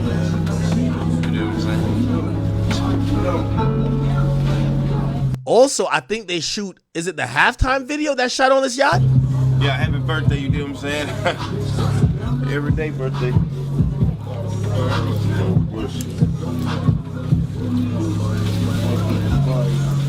You do I'm telling you kids. You don't try to. Like, respectfully to Thug. Thug was down to crash out because Birdman was whining and dining him. Let's be honest. Let's call it what it is. Donovan Nut Thomas is sitting right next to Thug and looking at this shit and saying, yeah, that's cool though, but what a deal at? Like, feel me? This stuff at home. I'm trying this at home. Only got one of them. Yeah, 1-on-1. Yeah, 1-on-1, man. Ain't no limited edition. Yeah, man, appreciate it, Stone. Who is this, chat? Who is this? The shooter, Pee Wee Roscoe. You see when, hey, make sure Wayne Torbus don't get out of Atlanta without a couple shots. Man, real nigga. You know real nigga. You put a chain on a nigga neck, he turned into a crash dummy for you. That's a fact. I learned that. Look, Donovan Nut Thomas is right here. Y'all gotta observe Donovan Nut Thomas' demeanor the whole time. He's peeping it. And he's realizing that Birdman is buying these niggas trinkets. And Thug is just ultimately loyal now. The shooter, Pee Wee Roscoe, he ready to be a crash dummy. Watch his body language. Watch. Ain't no limited Look, edition. just watch him. He right here. He right here in the way. Yeah, man. Look. Whole time you on the phone, he kind of peeping these niggas though. Man, real nigga. He peeping it. Real nigga do He peeping. Look, hand on the chin. He's watching how these niggas is switching up at a little piece. Yeah, man. Now we're doing big shit. Yeah, bigger than the yacht club, man. Millions and billions at Toronto, but yeah, why I said rich guy bring real mafia shit. Yeah, man, we giving a real deal special shout out to Stunner, man. You know what I'm saying? Without him, it would.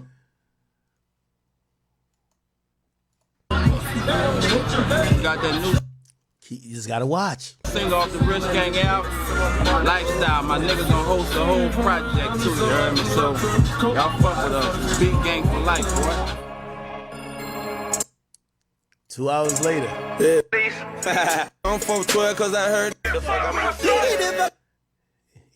They're playing Get the Fuck Up My Face. You see Pee Wee Ross.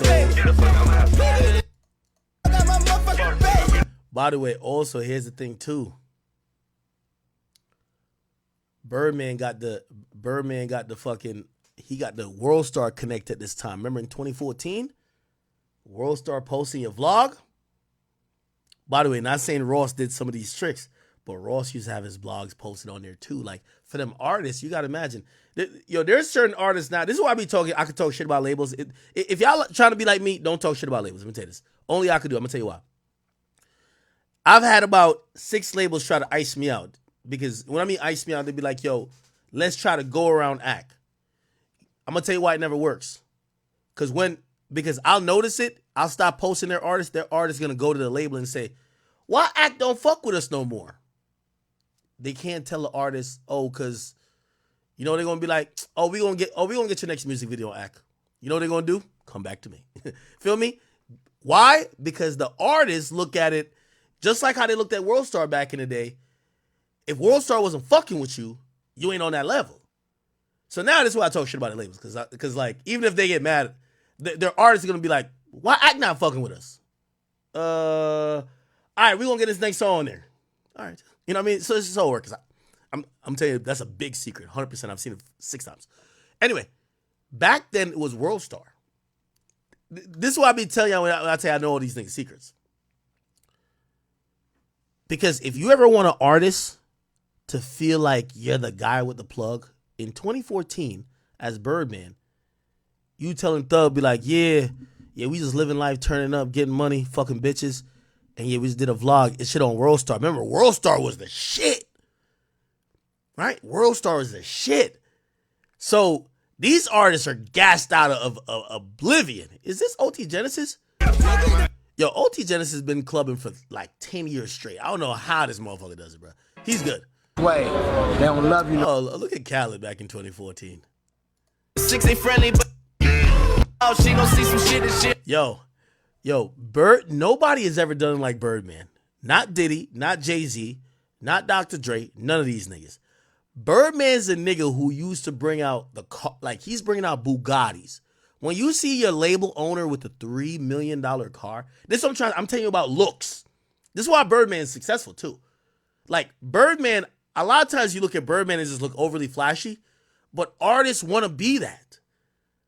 Like the white executive that just got he might have a $300,000 plain Jane watch, but it's like some rare watch that it don't pop off the shit. Birdman's gonna pull up with a duffel bag of money, a $3 million car, all the ice in the world.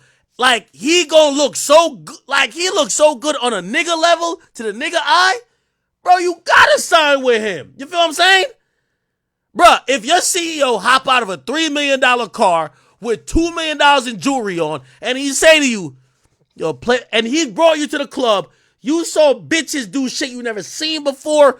He brings you on the biggest yacht, and then you go to Atlantic Records, and they're sitting in there, and they're like, hey, I'm not gonna lie, I like this song. This song sounds good. Where you say you're from? Canarsie? Who you gonna sign with? Nigga, I'm signing with Birdman, nigga. That nigga just showed me the world. He showed me the lifestyle. He got the money. He telling me if I just fuck with him, he gonna show me the riches. This is why Birdman, and by the way, it's worked for him. Birdman, if you ask me, is a single, not even if you ask me, I don't think this is arguable. Birdman is a single most successful executive that's been black in the game. More successful than Master P, Jay Prince, more successful than Of course, Yo Gotti, P, Jay-Z, Diddy. He's the most successful nigga ever in this music industry as a black nigga who came in the fucking game. And a lot of it was that nigga showing the lifestyle. That nigga really showed the lifestyle. They don't wanna see. She ain't ready for it. If I ain't the greatest, then I'm headed for it. Yeah, that mean I'm way up. Thing with Birdman too, because he wasn't faking the funk. Birdman don't fake the funk. Birdman will pull up with the $3 million Bugatti in the hood. Birdman, he a gangster too. He gonna pull up in the hood. He not the corny nigga that you signed to. He pull up in the hood. Every nigga around him is shooters and killers.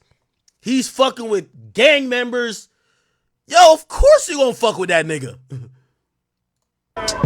Yeah, the 6 ain't friendly. Yo, all due respect, Yo Gotti, P, Rick Ross, all of these niggas is Birdman's sons. No disrespect, and these guys know I fuck with them. Because I talk to pretty much all of them. They're his sons in a sense of being a label owner, an executive. When you see Yo Gotti buying Glorilla whatever car or bringing her on the jet, he's imitating what Birdman used to do. He would bring a fucking Lamborghini or bring a fucking Bugatti. Like, didn't he gift Wayne a Bugatti? Birdman gifts Wayne Bugatti. Like, no, or something of the sort. Am I tripping? I thought he gave. Yeah, look at this. Brought me and my son, man. They call Bentley Machines. They just hit the flow. I just want to feel brand new, yo. Whenever I do something for myself, I like to do it. Like, yo, Birdman's the boss of the bosses, bro. My son too, you hear me? That's just us. Shining all the time. I'm a stunner, so I'm gonna do that shit till I die. I just like to have new shit all the time. If anybody remember Cash Money from the early 2000s or even the late 90s, because I've watched the old videos, yes I have, Birdman used to have like 20 stretch limos at his crib.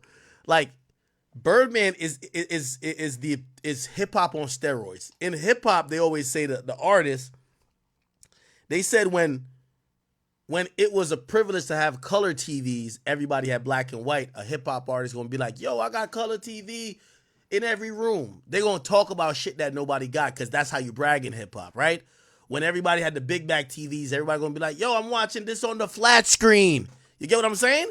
Like, hip hop is always about bragging on somebody, saying, I got what you don't got, and even the other rich niggas don't got. Birdman has always lived that. Like, he's gonna get the one of one Maybach Acceleron or whatever. He's gonna do all that. He's gonna do that with his artist. His artist is gonna be lit. So when you look at that and you see how he's, granted, when you move like that, you got to make a lot of money. So you spend a lot, but you got to make a lot. But if you do both, you still get a lot of money that you save.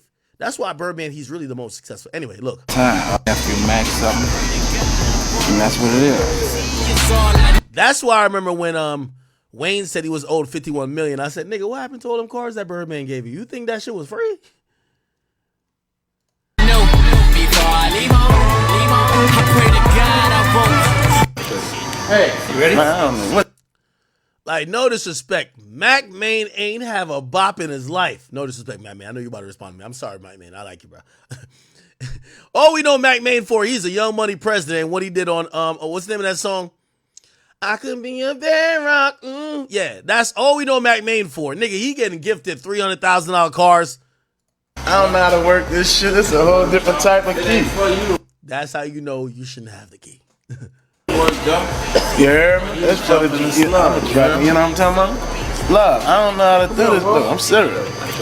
Hey, you ready? Man, I don't know what this, but I ain't never had a key that's heaven, man. Let me tell you this. Ross took after this formula. I think P bought Baby a car one time.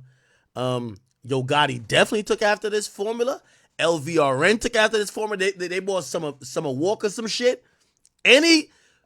Hey, any of y'all executives who bought your artist a car, y'all Birdman sons. That's facts. He's the original, the OG, the original Don Dada of letting the artist feel appreciated by bringing out some new shit from the lot that they don't even know how to work the key. A bunch of kids? Well, it has me key. But you know better than my little nephews, blood. You know?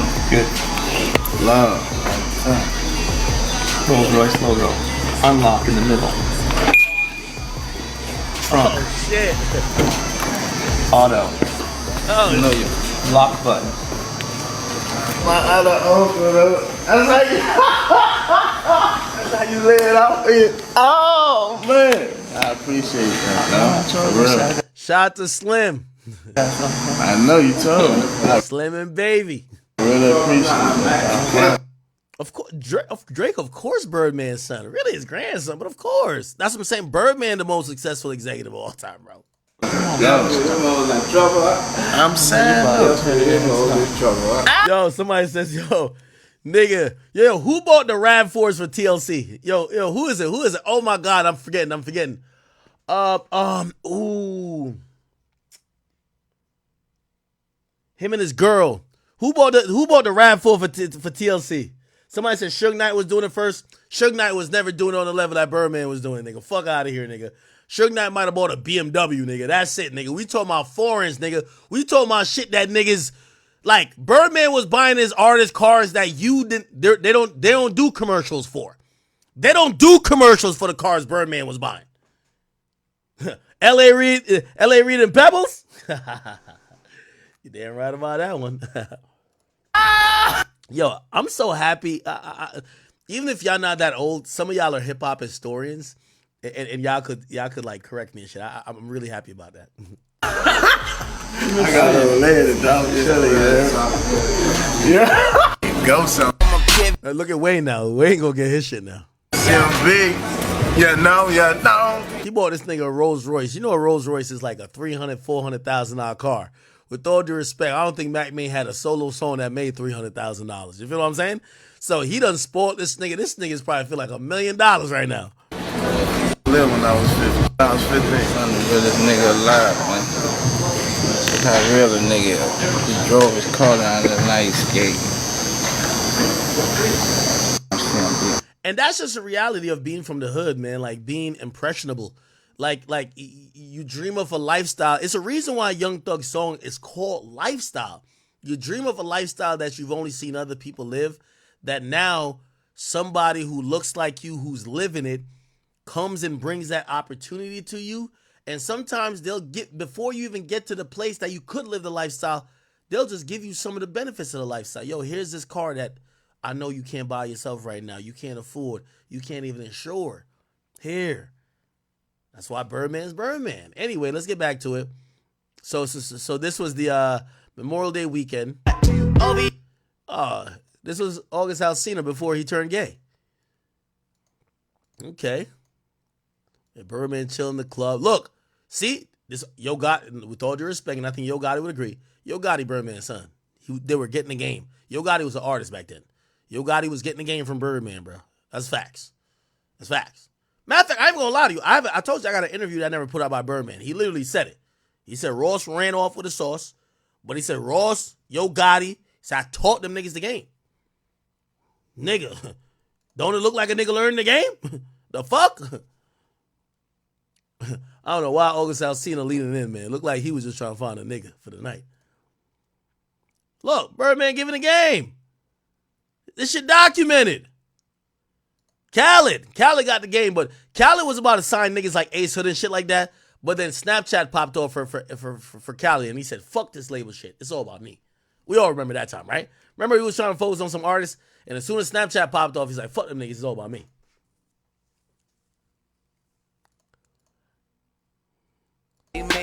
Oh, this is right where our Fountain Blue is. Fountain Blue Club live. You go across the street, all the yachts be over here. Okay, so yeah, you go over there, you get on the yachts. Look, niggas excited. It's not even that big of a yacht. It's probably like, probably more than a 60-foot yacht. What is this? What yacht is this? One thing Birdman was good, he was always good at showing us the lifestyle. Like, I ain't gonna lie. Like, for example, look, Travis Scott was just on a yacht. He got arrested. Remember, he got arrested. We showed the thing. Travis Scott's not like trying to vlog the yacht. I think back then, niggas didn't even know the Miami lifestyle. So it was like, it was good that they were showing it. These days, bro, Fabio Foreign goes to motherfucking Miami and gets on some crazy yacht. You know what I mean? But if you bring a nigga from the hood who never been on a yacht, never been to Miami, you gift him 2 chains and whatever. This shit's going crazy, right? Oh, here we go. Tonight we're gonna be at Live. Yeah, he was at Live all the time. A lot of my homies in. Probably about 200 of us, about 100. Compton Menace. See, he was always tapped in with the Bloods. Just with us tonight, and we just doing that life. You know, that rich gang life. You know? Same shit, just a different day. C5, boy. We out here about to take off this year, 2014, no game. I'm show y'all niggas how to do it for real. You on the streets on Smash. Come get a nigga out the trenches. I want to let y'all know for real, you heard me? My nigga from the A, you heard me? We be down there putting it down, representing the gang, you feel me? Lifestyle. My niggas gonna host the whole. Alright, anyway. Okay. So back to Woody. I know we strayed off a little bit. It's all good. Back to Woody. Now we're going to get Woody admitting to shooting up Rich Homie Quan's barbershop. Episode on our podcast to a self lie and put the blame on others for a lot of activities. I ain't telling on myself. I ain't got nothing else to say. I don't recall. Okay. Now, you keep saying that you told Detective Thorpe whatever it is that you wanted to say. That you were finessing him. Correct. Do you recall telling Detective Thorpe, I'm not trying to go to jail. I'm not trying to do any of that. I don't want none of this. Me and Nut ain't never had a problem. And I still ain't trying to go to jail. Okay. So why would you be lying to Detective Thorpe if you did not want to go to jail? Can you say that? Why would I be lying to him if I didn't want to go to jail? Correct. What you mean? Like, you keep saying that you were just lying. Why would you lie versus just telling him the truth? That's how I was raised. I was raised up to lie to the police. I was at an early age, I was taught to lie to the police. But if you're trying not to go to jail, why would you lie to the police? Okay, here we go. We're going to get to it. And that you did not. For him to be would never be the case if he concerned about me. Here we go. The rapper's father. They were asking you about Nut's murder. Were you telling them that you were not involved in Nut's murder? Yo, Hen Dog and Ma say, nah, he was done with Ace Hood when Ace Hood's watch disintegrated on the BET red carpet. Oh, man, that was crazy. Ace Hood watch. Nah, that was an epic moment. I ain't gonna lie. I think Ace Hood's career died there. Look at this. To the BET family, that boy Ace Hood, man, what's happening with you, bro? Oh, we in the building, man. BET Wars going down. I'm happy to be here. Man, they done let us young people just come through and take over, man. We done took over, man. Look at this. Watch the watch. Watch the watch. Album, man, is in stores July 16th. He doing too much handwork. Look. Bow Wow even looking down like, what the fuck? July 16th, make sure y'all pick that up. We just here, baby. We feeling good. You feel me? On top now, speaking of feeling good, man, I know that was crazy right there. That's the first time we let people perform. You lost something, bro? Right there. Hold up. Is that homie? You lost? Yo, he almost lost the bezel. Take care That of that. nigga tried to screw the watch back on.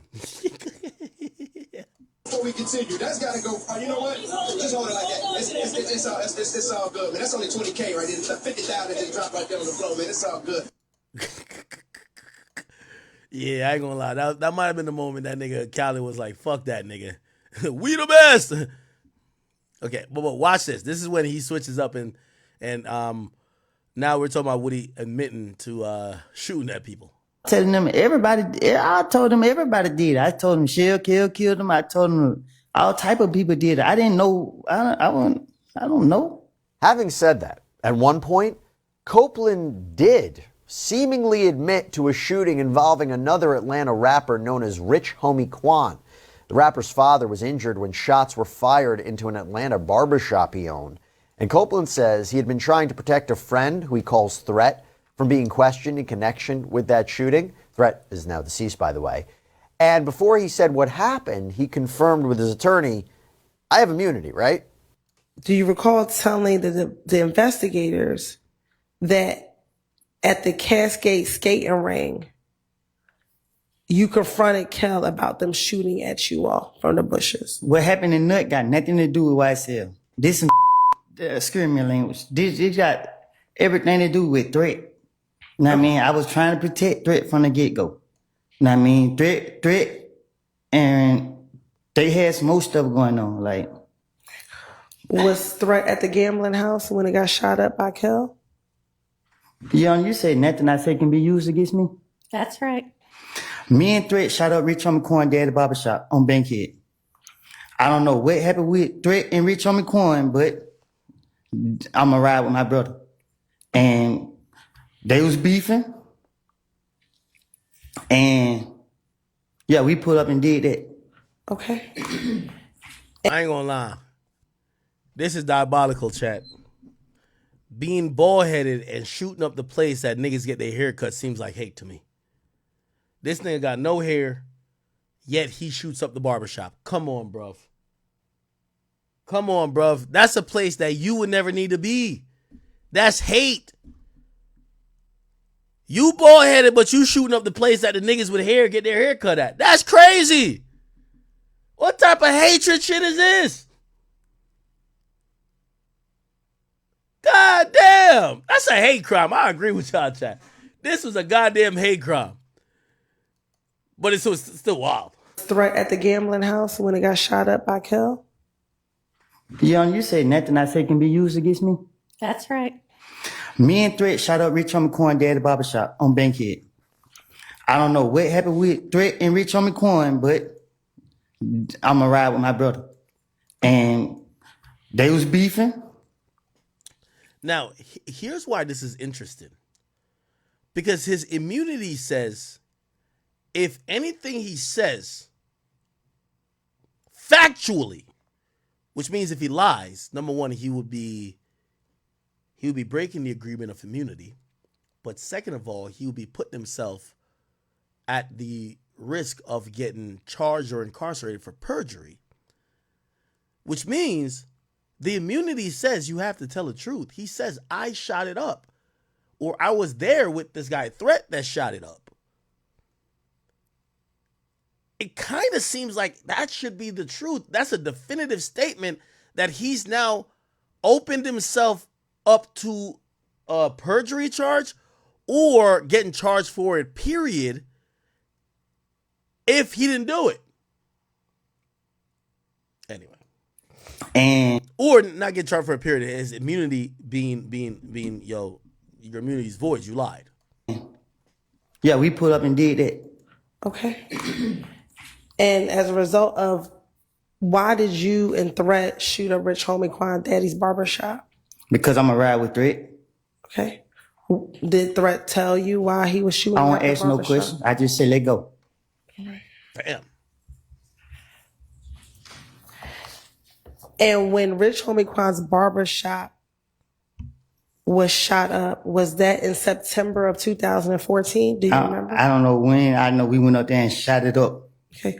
Was it before Nut was killed? Yes.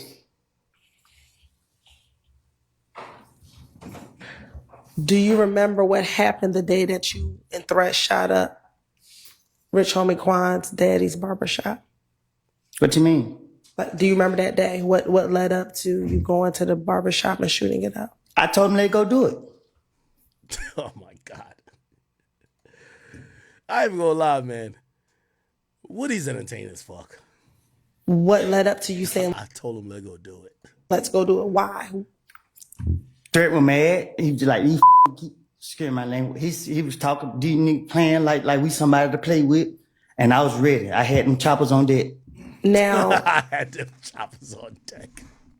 Did this shooting of Rich Homie Quan's daddy's barbershop start the beef between If Gang and YSL? The beef was never between If Gang and YSL. Okay. The beef was between me, Threat,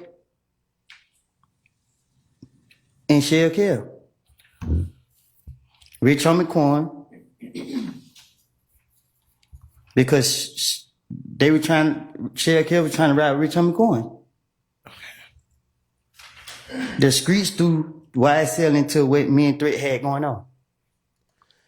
Now you clearly know he's lying, right? This is a guy who turned on Thug because he was a pawn, and Thug, he was a shooter who was a pawn usually, and Thug started treating him like a pawn, and when he felt undervalued, he started throwing Thug under the bus. Now he's on the stand. This is what I'm saying. You got to use your common sense. He's on the stand and he's saying, well, YSL inherited the beef that me and Threat had. That's just not how it goes, sir. El Chapo doesn't inherit the beef of the foot soldier that's expendable. He himself said he was mad at Young Thug because Young Thug was treating him as expendable. Why would Young Thug, who's controlling YSL, inherit the beef because of him? Especially when you're shooting at Rich Homie Quan, someone that Young Thug has made millions with. Makes no sense. This is how you know he's lying. You get what I'm saying? Well, that takes me back to the shooting at Lakewood, right? Can you repeat that? Sure. You just said that the streets brought YSL into what you and Threat had going on, correct? That's what you just said? Mm-hmm. Is that a yes for the record? Yes, my bad. So according to Copeland, there wasn't any sort of problem between him and YSL. That was just a rumor that had been going around. And he once again seemingly looked for reassurance that what he said on the stand cannot be used to come back to bite him. Remember, what he says can't... Well, if somebody you just... I can't remember who it was with me. Okay. So how do you know you didn't want them caught up in your shenanigans? Because I wasn't fit to put nobody else in my... I just wasn't going to do that. Okay. So after you pulled the gun out on him, did you shake hands with him to say that the beef was over between the two of you? Nope. Okay. I pulled the gun out and let him know I could have got you right now. Wait, who you pulled the gun out on? You pulled the gun out on Shell Cal. What happened? So he's saying Shell Kel was Rich Homie Quan's like muscle. I had somebody with me that I didn't want to get caught up in my shenanigans. Who was with you? I can't recall. Well, if somebody you just... I can't remember who it was with me. Okay. So how do you know you didn't want them caught up in your shenanigans? Because I wasn't fit to put nobody else in my... I just wasn't going to do that. Okay. So after you pulled the gun out on him, did you shake hands with him to say that the beef was over between the two of you? Nope. Okay. I pulled the gun out and let him know I could have got you right now. Okay.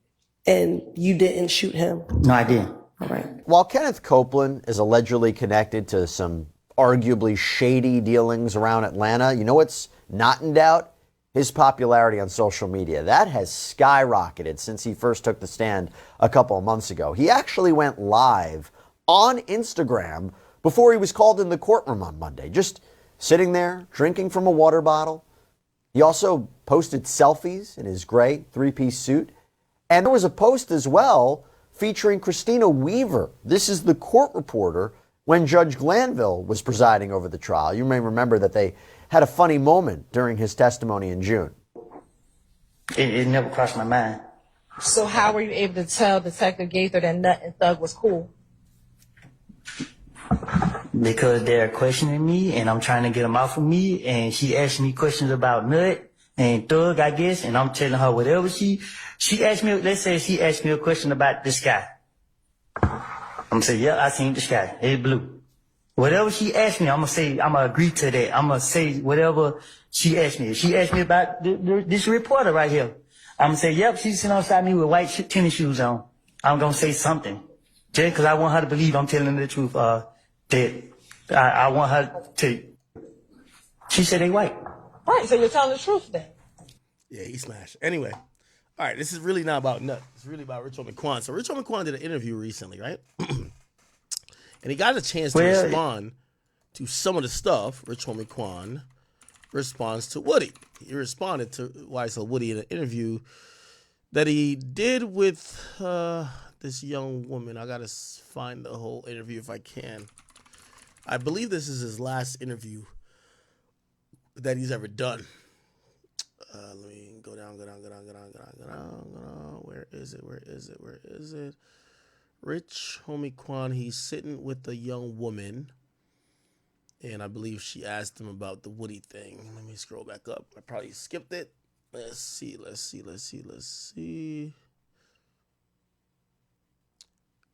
Yeah. Where is it? Right here. The young woman is her. Let me go find her interview. It appears to be. Okay, here. So this is 2 days ago. So a day before his death. This is the last interview that I know is on record. To air.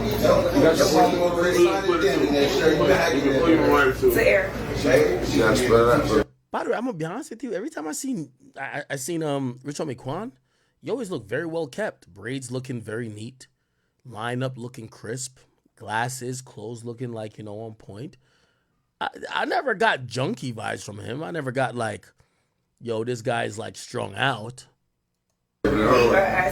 Or nor did I get the vibes of, oh, you ain't gonna see him without a cup in his hand type of shit either. It's E-R-I-C-K. Yo, Listen, he said they gonna do this, whatever it is with old girl with the hat. You doing the joint with old girl with the hat. Cowgirl.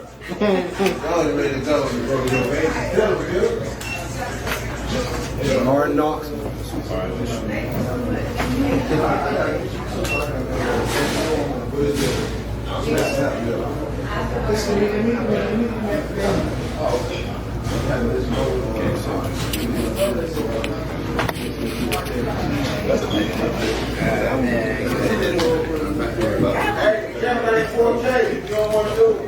Let's skip through this a little bit to when he starts. Here we go. I was watching you, so it's like kind of cool. Like super cool. Feel old. No, not like in that way, but I'm saying like I get that a lot. So like, I was part of your upbringing. no, like real shit. Thank you. Okay, so Can y'all quiet it down? what was your favorite cartoon when you were a child? What was my favorite cartoon? I ain't have a favorite cartoon. My favorite. Super respectful. He's obviously this is not the ideal place for an interview. It's an interview off an iPhone that's being used as mic. But he told his homie or told told security, yo, could you tell everybody to shut the fuck up that I could do this interview? Super respectful. The show was Boy Meets World. Boy Meets World? Yeah, Disney Channel. Okay. I love Topanga. Hey, talking about Corey didn't deserve Topanga. I did. Yeah, Boy Meets World. But we're gonna talk about cartoon. I say Proud Family, some shit like that. Yeah. Proud Family. You know what I'm saying? Yeah. Okay, so if you could pick anyone to play you in a biopic, who would it be? What's the dude for Snowfall? Yo, chat, y'all are so fucking thirsty, bro. Like, we playing this last interview, and all y'all could comment about is her fucking looks, bro. Like, chill, bro. Chill. She alive, he's dead. Like, just chill out. Y'all fucking thirsty motherfuckers. I let him play me. Okay. Yeah, I forgot his name. No, this. What's his name? It's something Idris. Yeah. That's interesting. Dancing, yeah.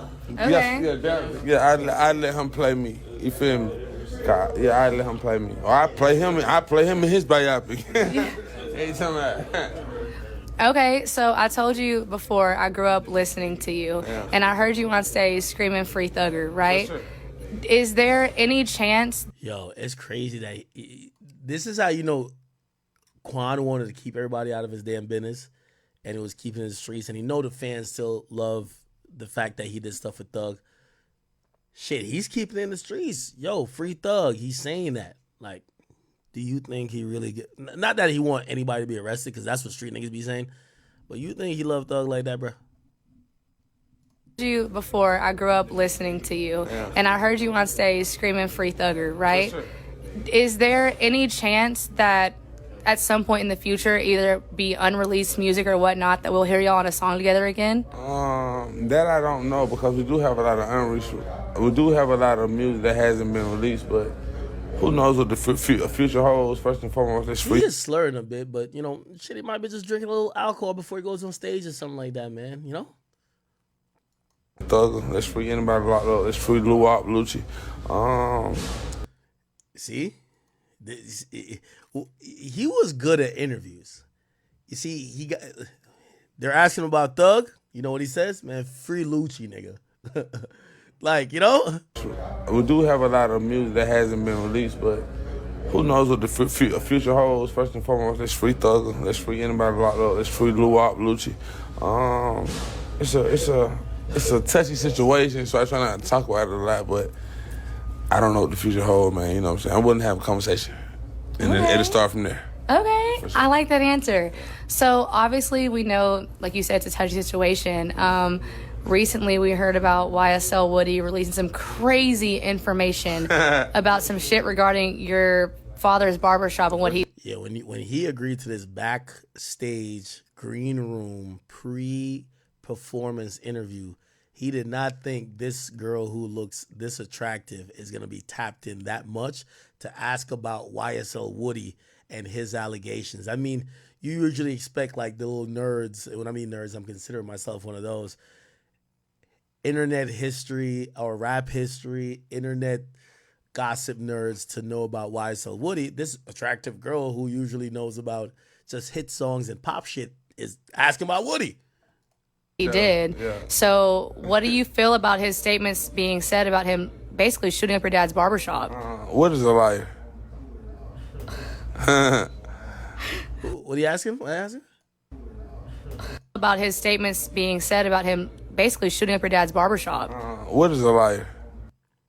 Woody's a liar. The barbershop did get shot up, but it wasn't like, I don't want to talk much to it, but it wasn't like he is over it. Yo, she came with some like pretty good questions. And I'm going to be honest with you. Hey, chat, let me tell you this. Attractive women don't make great interviewers because like niggas want to flirt with you. Niggas want to keep it surface level. Nobody want to talk street business with a girl who looks good. Like, you know what I mean? Now, if you a mid chick or ugly, all right, maybe. Like, this is why a lot of attractive women don't get into podcasting. Like, attractive women, we either want to have sexual conversations with or don't want to see them talk, period. We don't need their opinion. You're good already. You've hit the checkbox of life, right? So we don't want you asking us nothing too crazy. We don't want to talk to you nothing too crazy. Like, I guarantee she started to be like, yo, hey, Rich Homie Quan, what's your type of girl? Oh, he be perked up. Pause. No, did he? Like, all right, yeah, I'll tell you, shit, you a bad bitch. I'm going to tell you what type of girl I like. You know what I mean? A girl with long hair with a cowboy hat, you know what I mean? A girl with like, you know what I mean? Like, yeah. Exaggerated because the same day the barbershop got shot up, it was up and running. So it couldn't have been like what he said it was. So we're going to hold that down. Shout out to Woody. But niggas know. Yeah, I'm going to be honest with you. You could tell look how his face changed as soon as he turns away from her. Yo, he's pretty good at answering these questions for the media. Obviously, he's been answering them for like years because people have been asking about Thug and he can't really say, well, you were hearing him on that leaked video to the quote-unquote detective. You ain't hearing him say to like the fans. So he's been good at deflecting, but you could tell what his real feelings is. The barbershop did get shot up, but it wasn't like, I don't want to talk much to it, but it wasn't like he is over exaggerated because the same day the barbershop got shot up, it was up and running. So it couldn't have been like what he said it was. So we're gonna hold that down. Shout out to Woody. But niggas know. Okay, yeah, absolutely. Sure. So what is up next with you and everything you have going on in your career right now? Oh man, how do I keep my feet back? We got music, like, no, I ain't gonna lie, like we got a plethora. That's the right word, a plethora of music.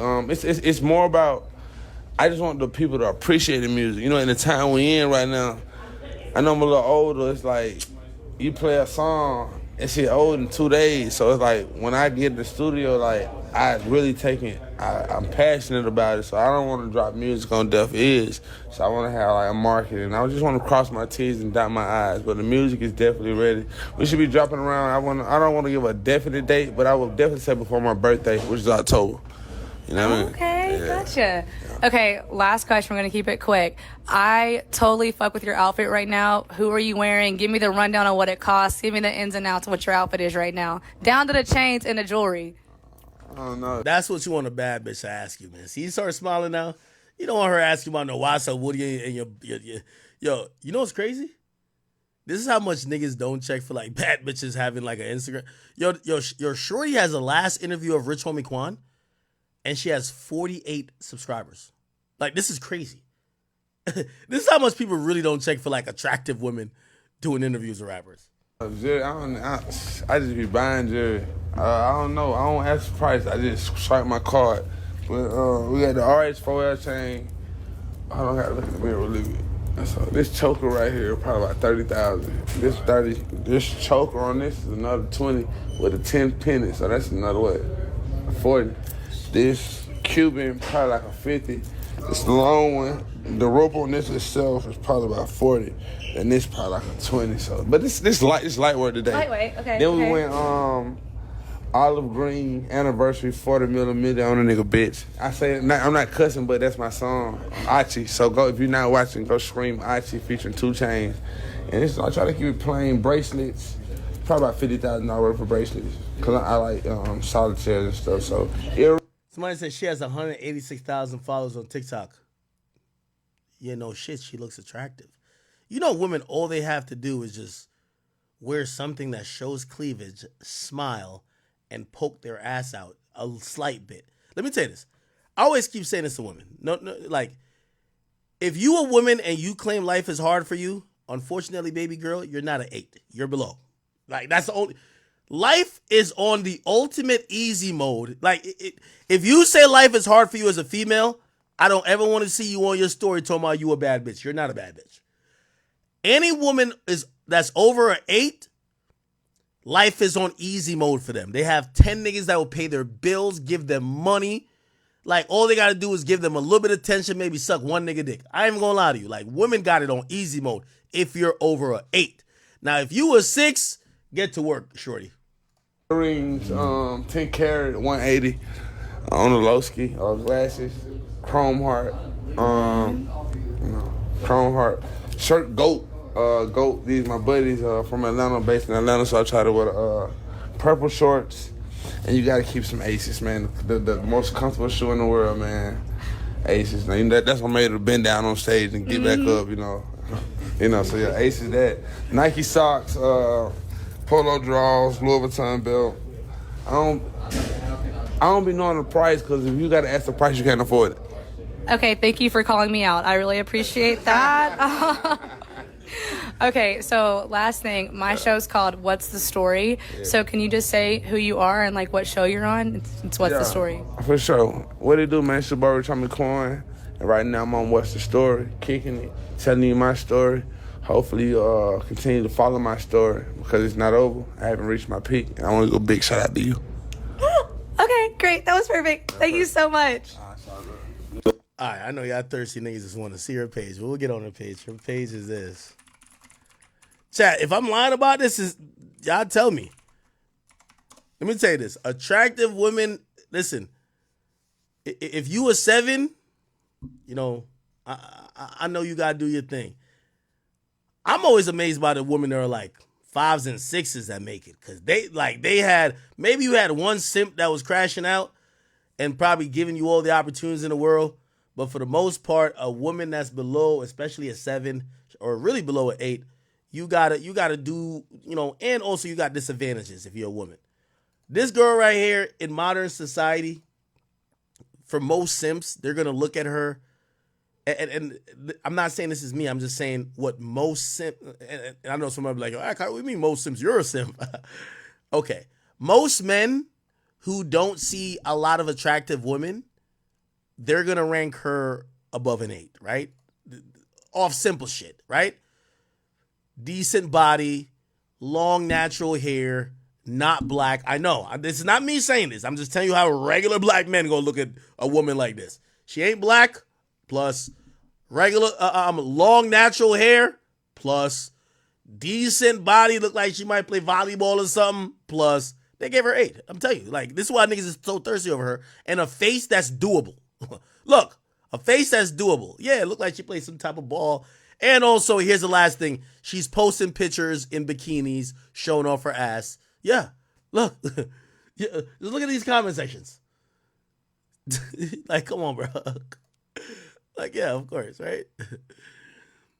Now, listen, the women I give a lot of respect to are dark-skinned women.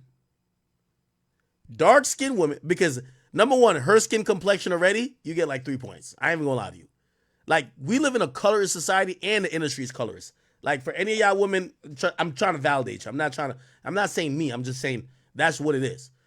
She has the complexion, the hair texture, slightly the body type. Her ass could be fatter.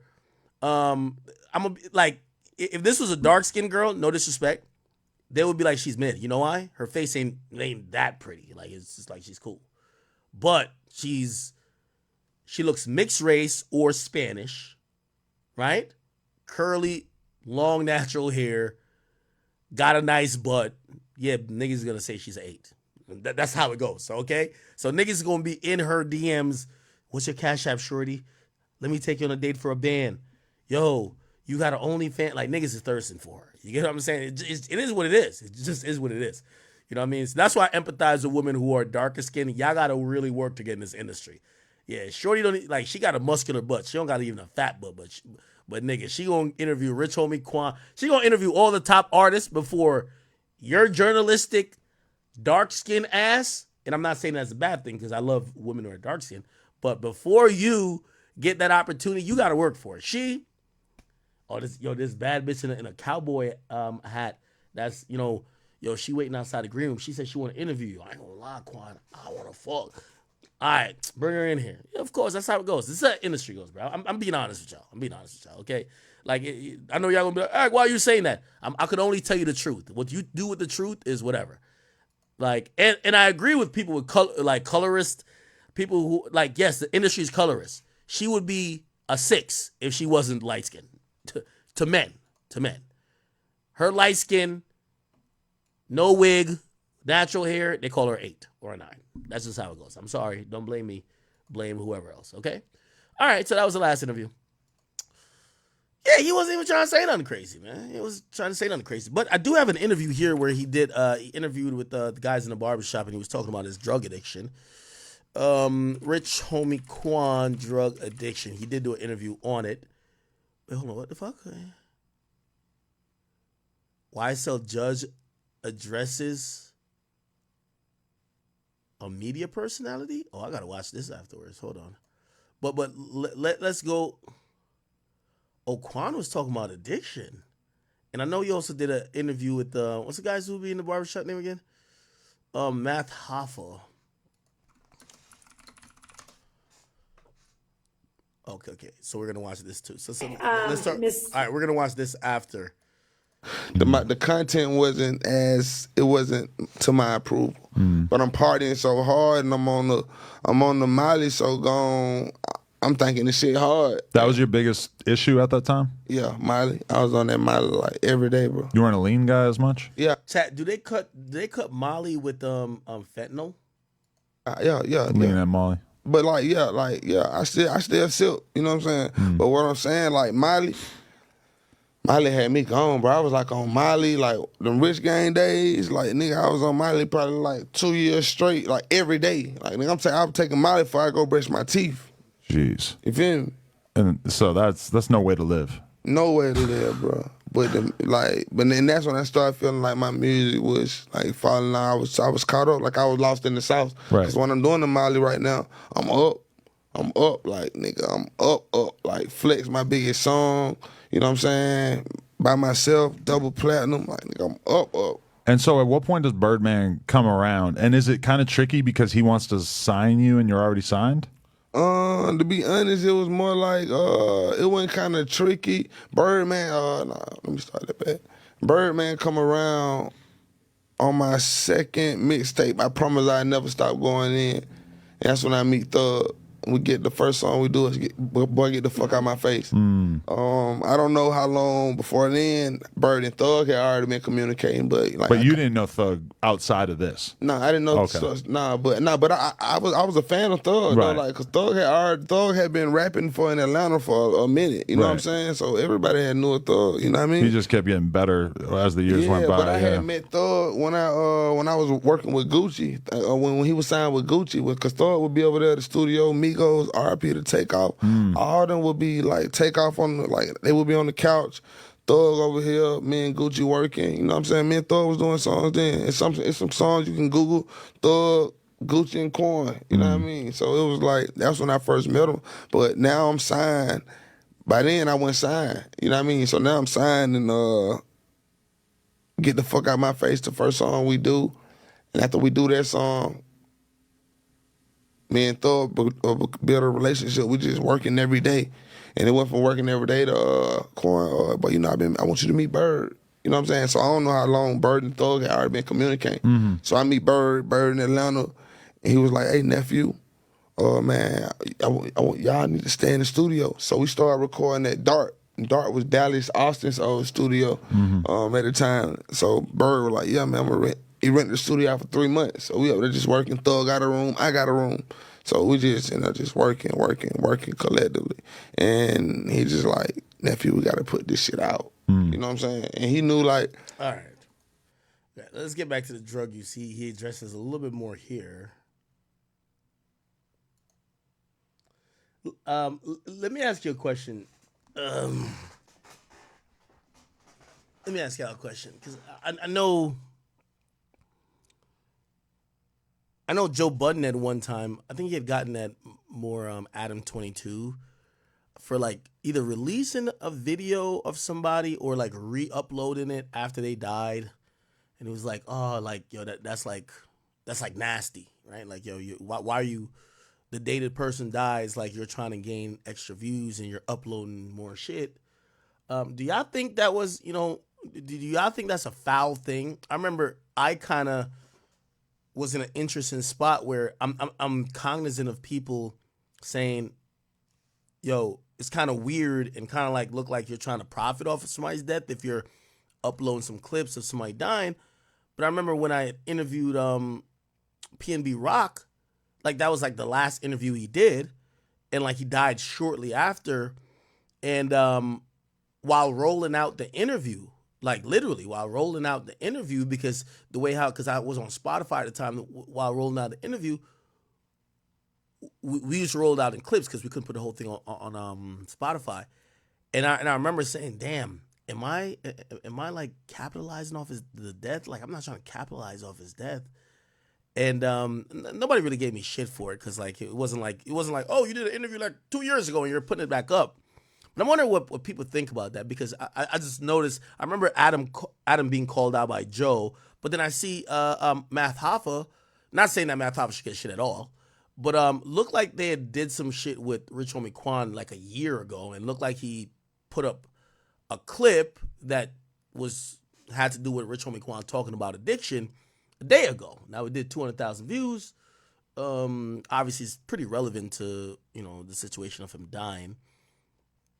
I'm wondering what people think about, is that like capitalizing on his death, or is just, no? I don't have an opinion really. And I don't think it is, but I do know sometimes people will, like, I think if Adam or Vlad did this, niggas would be like mad. I'm like, yo, why are you doing that, bro? Right? But I don't have a problem with it anyway. Anyway, let's play it.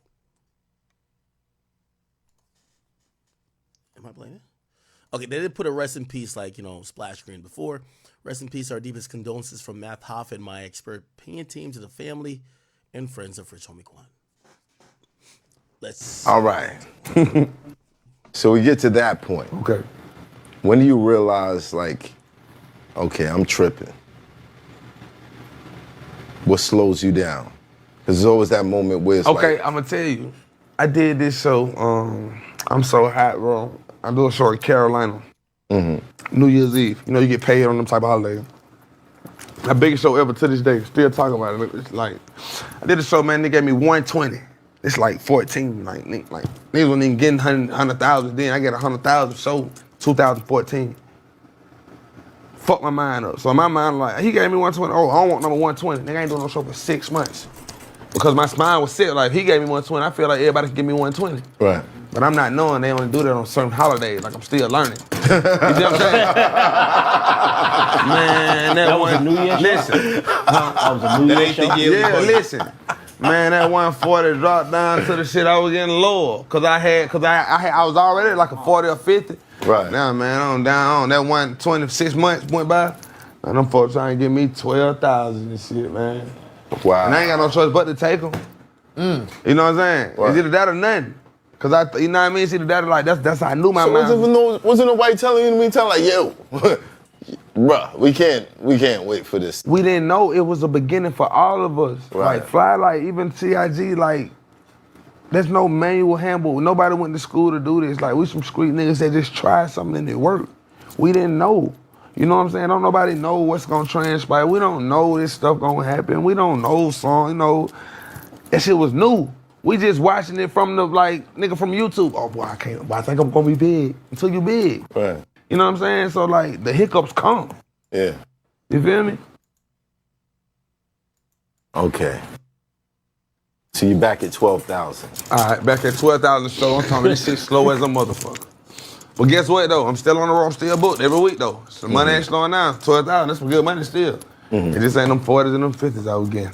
Right. But I'm still going to Dubai. You know what I mean? Dubai gonna give me more than that. So I'm doing Dubais and all that. But now me and Fly ain't talking because of the litigation. Me and Fly not talking at all. You know what I'm saying? I can't drop no music. My show money down. Man, I got a dark cloud over my head, bro. It probably was the person. I would definitely say that probably was the lowest I was in my life. Cause you got to think, man. I went from here to here fast. You know what I'm saying? Right. And I blame myself, and it's growth. And I know it was my fault. You know what I'm saying? Like I might have said some shit 6 years ago in the interview, a cussing nigga out, and I ain't that same corn no more because like I've grown. So even if I did, I'd tell a nigga, man, don't fault me for that, bro. Yeah. You know what I'm saying? I'm growing, man. You know what I'm saying? I didn't know like. Was it drugs involved? Oh hell yeah, man! I was on Molly every day. Oof. But listen, geeked up. Spike down. Listen, I'm talking, bro, I felt like I couldn't do a show or a song without being on Molly. When did that start? When did the habit start? When the habit started, shit. On the road, when I first got the road, I didn't on the road. The $800 show, I ain't drink no liquor, no lean, no none of that. You know what I'm saying? Shit, after some type, before some type of way, we was doing so many shows, I couldn't stay up. So I knew some people like, but I got something to keep you up.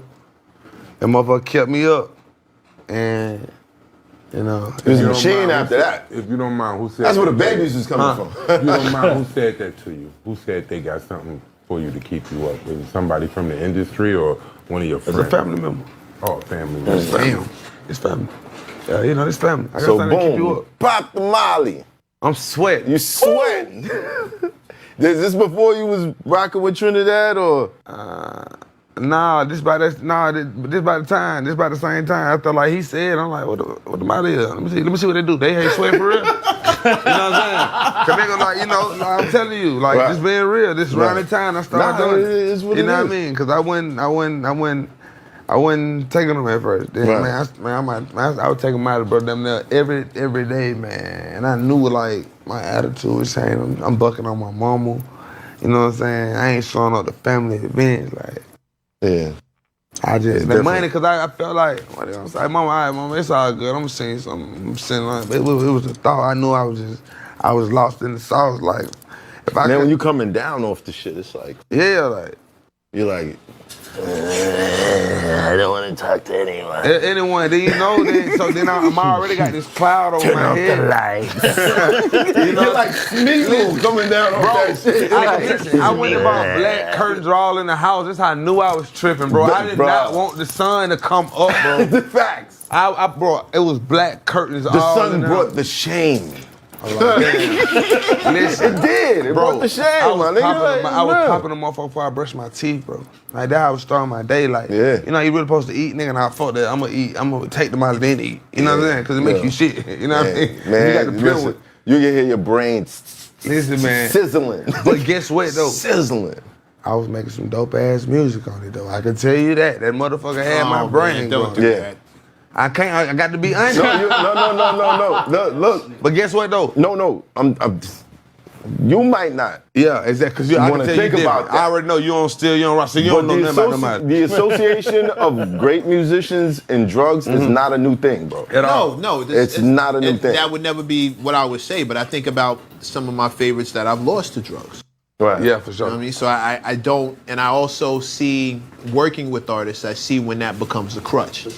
I see when you start getting the guys who can't brush their teeth without doing something. They don't want to go on stage, they don't want to go in the studio. You're sitting there trying to work with them. They're like, let me just do this one more thing, and then I'm gonna come back in and work. And that shit just starts looking like a crutch. And it never, becomes a crutch. It never ends. It rarely ends well. Prophetic. Like that last pill is never that last thing they take, the last hit, the last bump, the last pill, the last drink. It never is. When I'm there at that point, I'm always like, fuck, I hope you make it. Like the shakes and the recovery. Yeah, like that shit hell. And then you gotta go talk to all the people who you shitted on and did dirty. Yeah, and you knew you was wrong. You know, man ain't touched nobody now like 5 years, bro. 5 years, bro. That's what I'm saying. Because when I first started making that music, I didn't know Miley. You feel me? So I had to get back just to myself. Like this ain't you ain't going out like that, little bro. Right. I'm not going out like that, man. All I think about, boy, they already say like David Ruffin. That's when I used to have the Rich Homie Temp. Yeah. He's like, but David Ruffin. And I ain't like, nah, he was a drug. No, he wasn't out on drugs. Don't compare me. Don't say I look like him. And I don't want to, and that shit was, you know what I'm saying? Like, yeah, I shook that shit, bro. Yeah. I shook it, man. Cause like one day I had to look at myself outside of myself.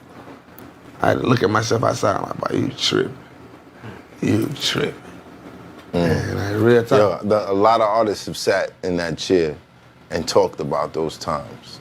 I was shocked when Meth been on the show 3 times. Method Man, shout out to Method Man. Big shout out. And it wasn't until the 3rd time. So sad.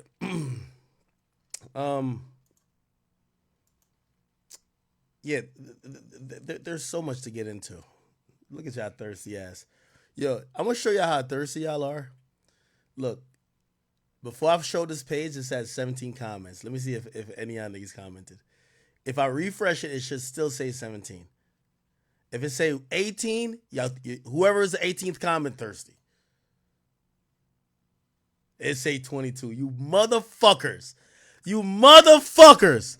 Look at these niggas right here. Rest up. You know Rich Homie Quan has an Instagram page. Why you go to her page, nigga?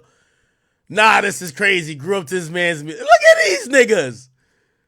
Look at these niggas, man. You thirsty motherfuckers, man. You thirsty niggas. It's all good. All right.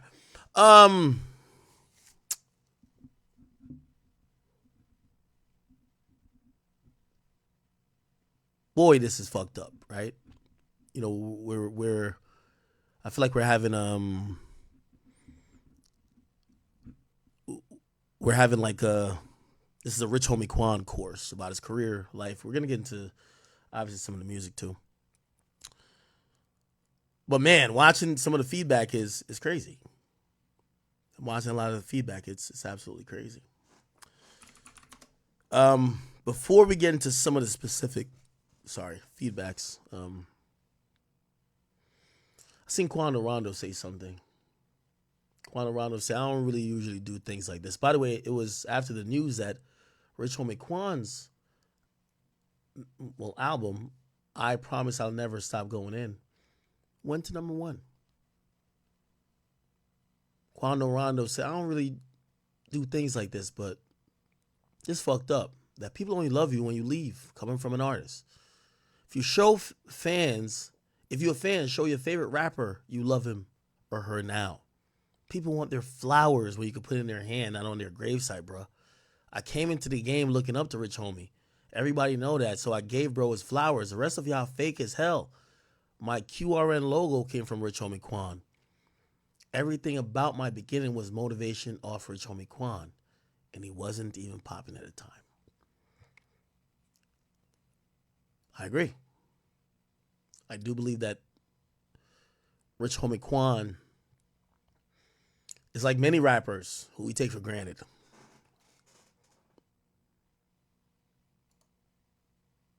The love and adoration that people give to Nipsey. I don't think Nipsey would have really been in the hood that much if the world would show him that much love. He would be dragged in a million places. He'd be speaking at colleges. He wouldn't just be chilling at the Marathon store, having arguments with niggas about if they snitched or not. But once again, he got the flowers. And not that he wasn't getting flowers when he wasn't alive, but he got the flowers when he died. It's a lot of rappers like that. They got the flowers when they died. And that is sad. There's so many Atlanta rappers who I've seen chime in as well. I didn't post all of them, honestly. The reason why I didn't post all of them,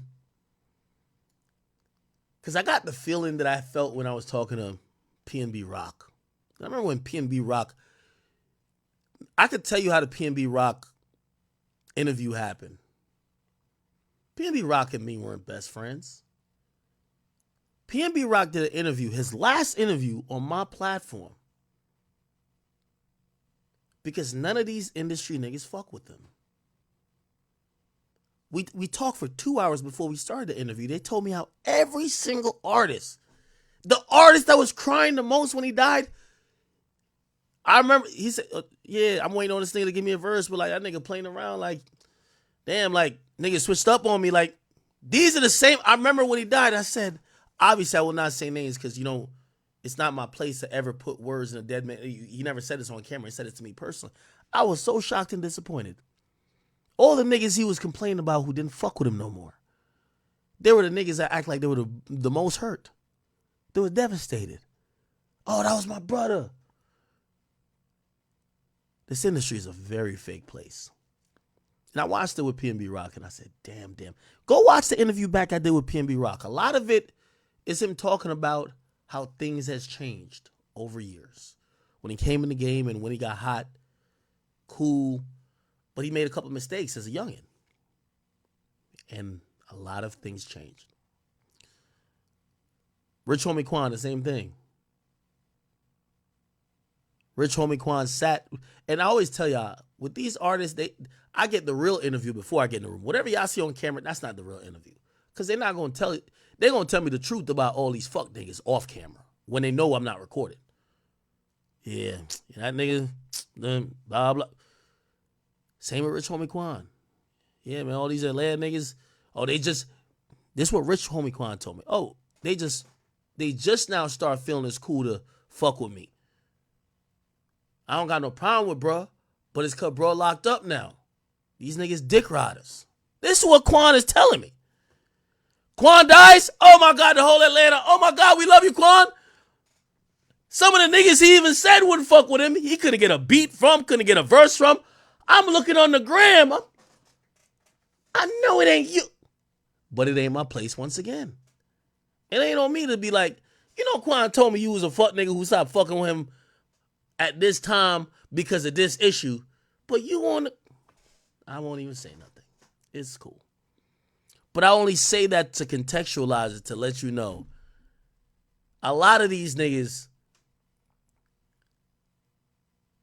they're only a funeral delivery service for your flowers. They ain't gonna show up when you alive. I seen Rollo chime in a little bit. Did I post what Rollo said? Rollo said, real men have conversation that end conflicts before our Lord lays us to rest. I appreciate you for being a real man, a father and a brother, and ending our beef before our meeting day with our Lord. I will extend my hand to your family for any help they may need. I liked what he said. He was being real. I don't even know the full extent of whatever their issues were, but he didn't do the fake nigga shit and come act like, yo, I was your day one. I loved you from ever. Like, yo, I'm the...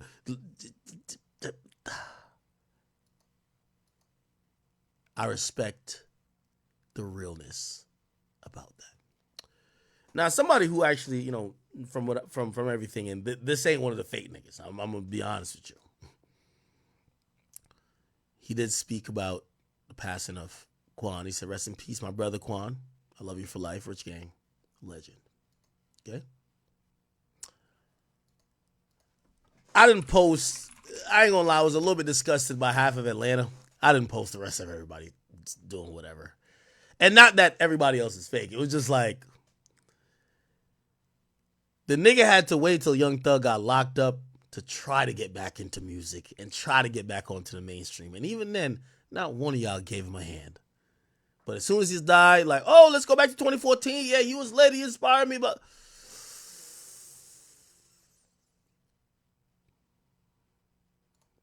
you're look, here Rollo go again. I be talking about y'all nigga be so fake. The whole world was just called this man Rich Homie Quan a rat. I'm gonna be honest with you. I heard from several rappers in Atlanta when that audio leaked of Rich Homie Quan talking about Thug allegedly being involved somehow in the death of Nut. I heard these Atlanta niggas say that Rich Homie Quan is a rat and they don't fuck with rats. In reality, it's not that they don't fuck with rat. They fuck with Young Thug. You see, one thing I don't like about the streets is that the streets don't go with the right is right and wrong is wrong. So rather than saying, that nigga got a reason to be complaining, he's venting, he's hurt, because a nigga he's made millions with and he's helped out, he believes is involved in his father getting shot, his manager getting killed, and his car getting shot up. The streets don't care about that. The streets only give a fuck about, are you ratting or not? And the majority of the Atlanta rappers, because they're all on Young Thug's dick, that's a fact. The ones who are now starting to warm up to Gunna is because they realize Gunna ain't about to cool off. Everybody was like, Gunna's done in a year. Gunna been going crazy. That some of them was like, yeah, I'm about to go do a song with that nigga, man. But initially, everybody's like, nah. Nigga, I'm telling y'all this. Thug was calling these niggas and sending smoke signals like, I ain't fuck with Thug. He can't call Thug I don't fuck with Gunna. He can't call Gunna a snitch, but you know it's the Atlanta rappers stop fucking with him. But now Gunna been hot so long that some niggas have been like, I got this song that I think he'd be good on. I'm telling you the truth. That's just reality. So what you're hearing Rollo say is true. And Rollo's kind of like, he's juxtaposing to what he's saying because Rollo was just locked up and they were calling Rollo a rat. A lot of these niggas weren't trying to rock with Rollo. They're saying he's a rat. You see why he's so mad at Boosie and he's going hard? Because the whole time Rich Homie Quan was alive, ever since him and Young Thug, or his people and Young Thug's people, got into it, they stopped fucking with Quan, and then Quan gets some momentum when Young Thug gets locked up, and then instantly the audio came out of that shit, and then they said that Quan's a rat. They said he's a rat till the day he died, and the day he died, he not no rat no more. It's rest in peace. Soon as he died, oh, that was my friend. I love him. But y'all niggas so goddamn fake riders, bad. Woo! See that I be talking about y'all niggas. Okay, let's go down the list. We'll get to the YBC deal stuff soon. By the way, shout out to Quavo. Quavo put up this, you know, I don't know if listen, only you had to be there to know, but we all know this picture was very reminiscent of what was considered the new Atlanta. You had the Migos, rest in peace, to Takeoff. And you had Thug and Quan. That was the new Atlanta. Rich Homie Quan, Young Thug, and Amigos. Quavo reminisces, and he says, may God be with us. Never saw this being a part of our journey. Rest in peace to Takeoff. It's Rocket Man. Rest in peace to Quan. So unexpected. Free Thug. And we hope he's innocent, and we hope he gets found innocent. And, you know, he has a strained relationship with Offset. And that's why that, yeah. What ended up happening, which I do like, is that I think Quavo is realizing, man, pride and ego is a death and a downfall of so many men. I don't give a fuck if the rumors are that Offset done fucked your ex girl, whatever. That's supposedly the ongoing rumor. I don't know if it's true. The only rumor I keep hearing is that Quavo mad with Offset because Offset fucked Sweetie. That's the rumor. I don't know if it's true. And it's one of those things where it's like it's not about the woman, but it's like if you my mans and you know you my girl and you know that's my girl or my girl I'm going through some shit with, why would you ever fuck her? Why would you do that? Now, that's all rumors. I don't want to say I know this as a fact, but that's a rumor that I've heard from multiple people. That's turned to other arguments and other riffs. And sometimes it only takes one small problem because that's not the biggest problem. It takes one small problem to then turn two people who used to never have to worry about the other person's loyalty to now question everything about them. And from what I've heard, when asked anybody in Atlanta or whatever, why these niggas don't get along? Takeoff died. Why are they still fighting at awards show? What's going on? Words has been exchanged. Lines have been drawn. Business have been conducted how it's been conducted. And both men feel offended, and now it's about ego. That's what I've heard.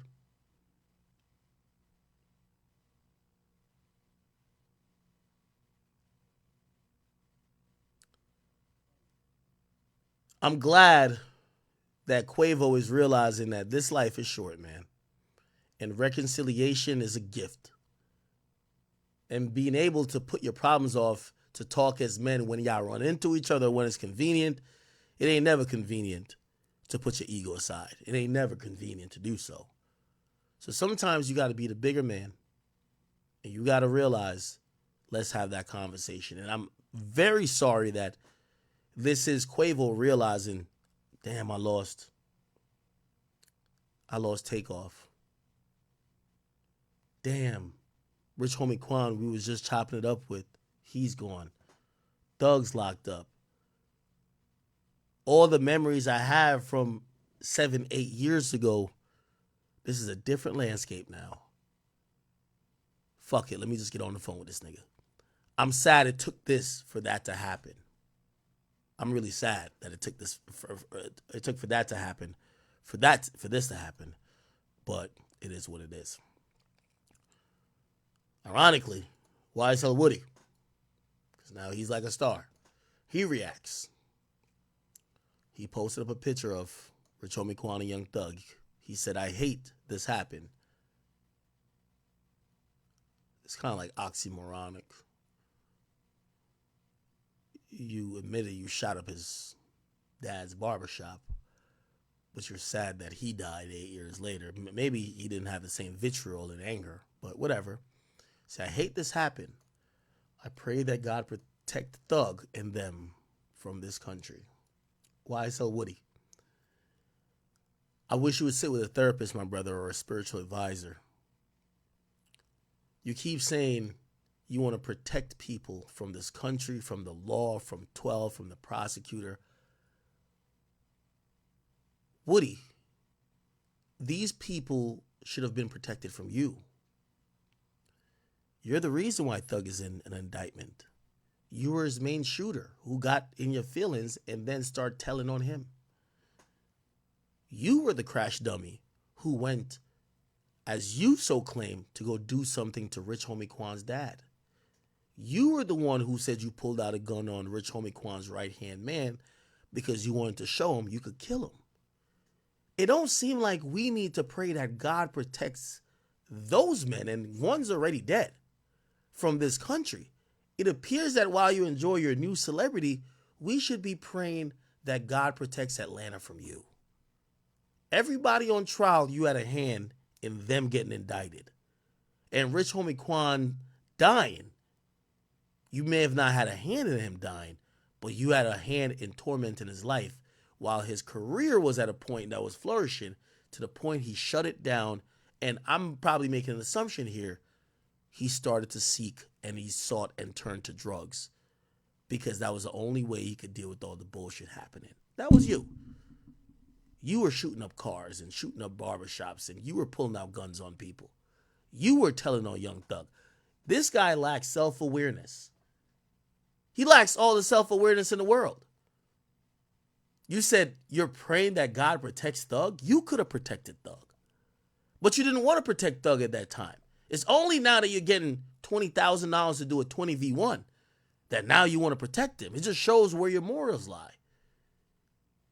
And that's the problem with many gangsters that become rappers. They only seek morality once they're rich. Oh, okay, I don't need to beef no more. But if they didn't get the riches, all they saw was destruction, death, violence, retaliation. That's why I sell Woody. That's why I sell Woody right there. So I don't know why you're saying, let's pray for Thug. The reason why Thug is in court is because of you, brother.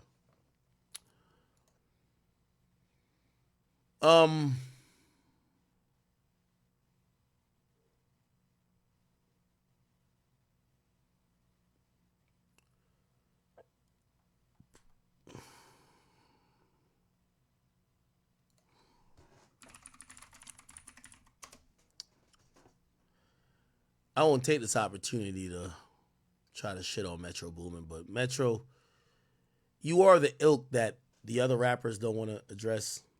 That's you. I think you posted some condolences to Rich Homie Quan, but I just want to remind you that, yeah, I don't think I even have it up here. I could find it on Twitter. You are one of the niggas who ain't fuck with him neither. You ain't fuck with him neither. You know where your bread was buttered at. You know who you were fucking with at the time.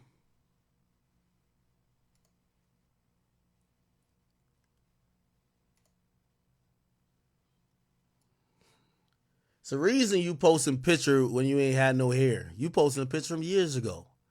You ain't got no picture with you and that nigga now. Because you were one of the people who drove him into the depression that he started seeking. It's interesting. A nigga will bully you, you kill yourself, and then say R.I.P. Damn. Nigga, you know you part of the problem why that happened, right? You know you one of the people who isolated this nigga in Atlanta that the nigga started getting into drugs. Not saying it's your fault, but there are consequences. And there were things that this guy was dealing with because all y'all deserted him. He started doing other things. Again, sometimes saying nothing or just a simple RIP is cool. You hear this shit, nobody want to hear this bullshit right here. We're talking about rich in spirit. Niggas want to, you rich on earth, nigga, but you talking about he rich in spirit. You're now immortalized by your classic. He wanted to be immortalized on a tour like you are, nigga. He don't want to be immortalized like sitting in the gulag watching y'all niggas fake cry at his funeral.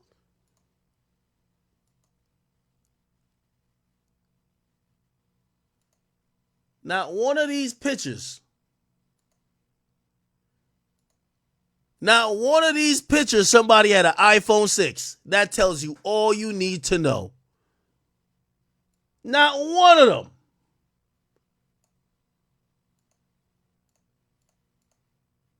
You didn't even need to post a picture with him. You could have just posted a picture of him solo. Because you only proved our point right here.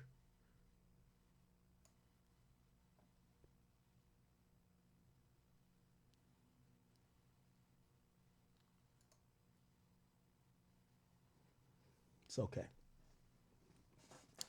Not saying Metro Boomin is a bad person, even if me and him don't get along. What I'm saying is that I want you to watch the Atlanta rappers, and you will notice that none of them have any recent pictures of them and Rich Homie Quan, and I'm telling you why. They all chose Thug's side. You're Future's man. Future is cool with Thug. You're not going to be doing a song with Rich Homie Quan after Rich Homie Quan and Young Thug is basically now in a war with their sides. of course, it's convenient when he dies. You're like, oh, well, rest in peace. Well, I'm pretty sure like in 2018, 19, 20, 2021, maybe last year, this year, he probably needed a Metro Boomin beat to get back lit. He ain't get it, but he got a Metro Boomin post the day he died. Yup. Can't get a beat, but you get a post when you die. God damn it, man. It's the rap industry, people. It's the fucking rap industry. I won't even go down the list of other rappers who did it. There's a bunch of other rappers who you'll notice you would think that this nigga died 10 years ago because not one of them got a picture of him from 2018 on. Not one of them. They don't got a picture of this nigga from 2018 on. How the fuck? None of y'all. Wait, y'all haven't seen this nigga in 7, 8 years? How does that work? Yo, when you read their caption, Atlanta legend, you're immortalized. You're the greatest. Like, you're one of the guys who inspired us. Damn. But not one? Okay. By the way, ain't nobody gonna say it, but I'll say it. This is why, and by the way, I'm gonna sit with my man Ray Daniels. I'm gonna sit with you, homie. I gotta text him back. This is the truth that don't speak about Atlanta. Why did his career crash and burn? Y'all Atlanta niggas pick sides. Y'all pick Young Thug and Future side. Or well, Young Thug side, because Future was not really in it. Y'all pick Young Thug side. So everybody who's posting these like throwbacks, yo, this nigga posted a MySpace photo, nigga. Nigga, this is one of them like old school. This is like, you know when Instagram first got introduced and they only gave you 3 filter options? This is one of them. It'd be like Clarendon. That was the that was the filter. Yes. Yo, RP my mans, yo, damn, bro, I can't believe that I lost you. Bro, if you guys, nigga, you haven't texted this nigga in 10 years. It's okay. I don't want to get on Metro. You feel me? Put it like this. Metro and them on a worldwide tour. I remember Rich Homie Quan announced his concert. By the way, I know he was emotional. Everybody around Rich Homie knows this is a fact. Announced his Atlanta concert. He announced an Atlanta concert. Let me see if I can see it. Hold on. They performed an autopsy, but we don't know cause of death. It might take a couple days. He had performed an Atlanta concert. It was before. Might have been last year. Anyway, it wasn't a big venue. He ain't sell out. What's the name of that arena down there? He ain't sell out to where the Hawks play. But he was happy that I think he was celebrating like a 10-year anniversary of one of the mixtapes. He was happy people fucked with him still. He still had I think he probably pulled out like 3,000 people. They fucked with him. You know this nigga Rich Homie Quan on a worldwide tour, nigga? You think he brought out Rich Homie Quan one time? Nigga, please. Anyway. Keep it going. Chat. Ain't this a bitch? Chat, let me tell you this, man. I don't know what it is. Chat, let me tell you this. Chat.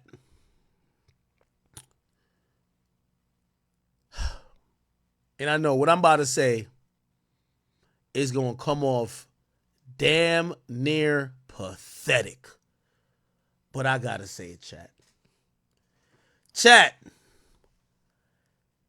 If you ever in a situation and niggas done shot you 20 times and you're laying on the ground and you're bleeding out, I hope this never happens.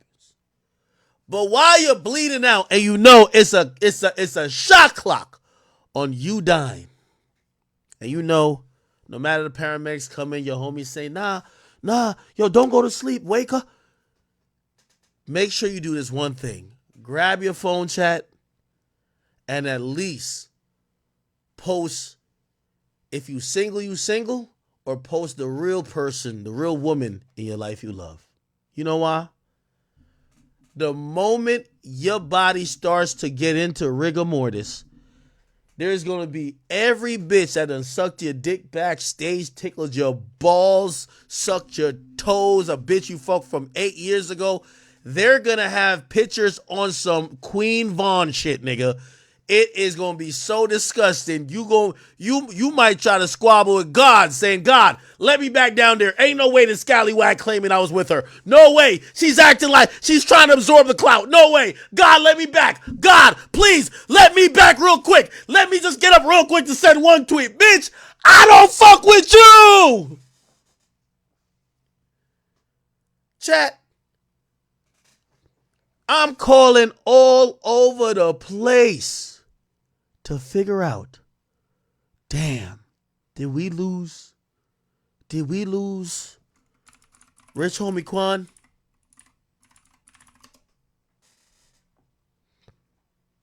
Chat. Ain't this a fucking bitch? Erica Banks pops out. All I wanted to find happiness. All you wanted was to find happiness again. I always saw it in your face and heard it in your voice. But you had so much left to do. The album, the tour, your birthday. I'm just so glad. We.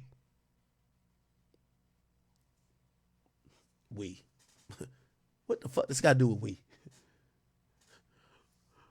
I'm just so glad we were able to enjoy such peaceful and memorable moments while you were here, man.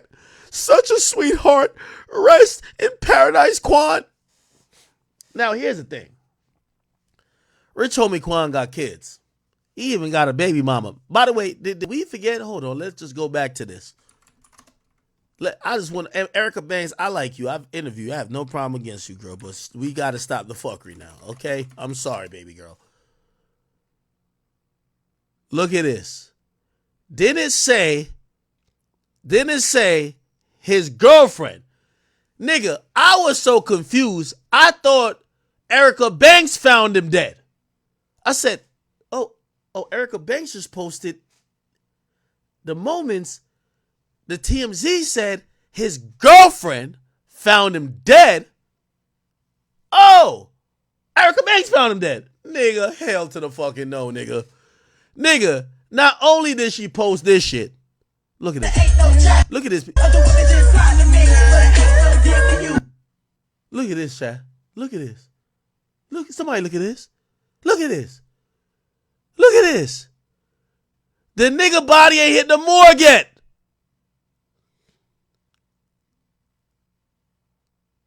Look at this, y'all. Look at this. Look at this. I know Quan was like, yo, they got Quan in the body bag. He probably just stretched his hand up. Give me my phone real quick. One more time. Like, come on. What?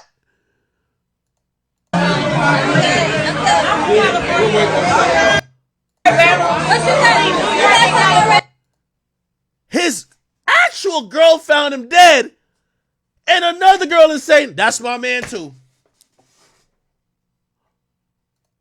Look, of course, yo, women are crazy.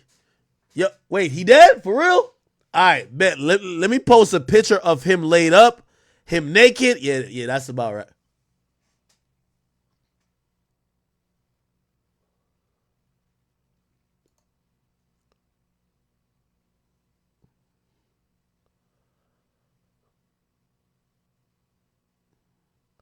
Oh, this is him and her on FaceTime?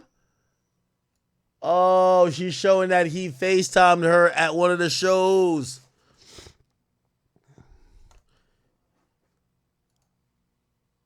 Then she posts this text. This text was when I had enough. Nigga, I almost wanted to drive to the morgue in motherfucking Atlanta and give that nigga CPR myself. Like, nigga, you gotta clear this up. I ain't gonna lie to you. I'm gonna be honest. Nigga, she didn't even post a text message with her and Quan. That Quan says, hey, baby, I love you. We're going to be together. She posted like some high school letter like, I have a crush on you. What the fuck? Look, confession. I've liked you for a minute, but who want to get rejected? Then I saw you talking to so-and-so, but in my head, you been mine. None of them niggas deserve you. Apparently, this is Quan texting her.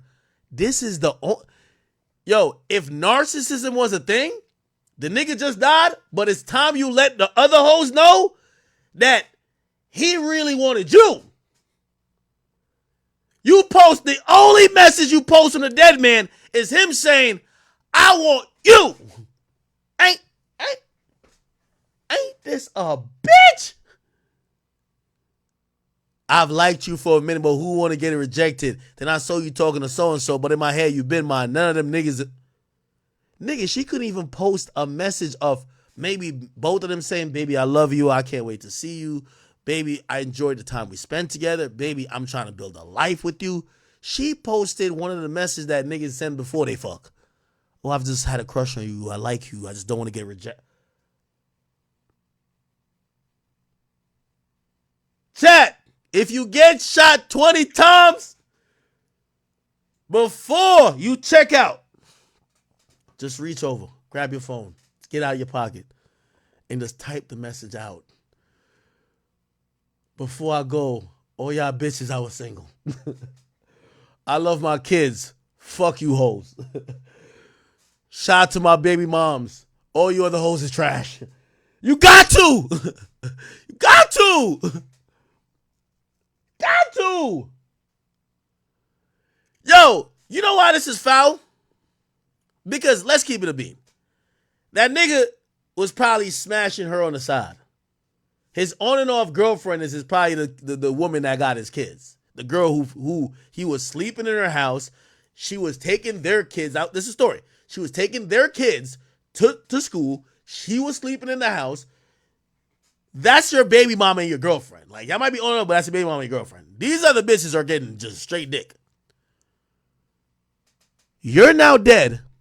And rather than and your baby mother who now has to raise y'all kids by herself and mourn your death, the first thing she get told by some other scallywag is that you was a cheater who was saucing up other bitches. What in the hell?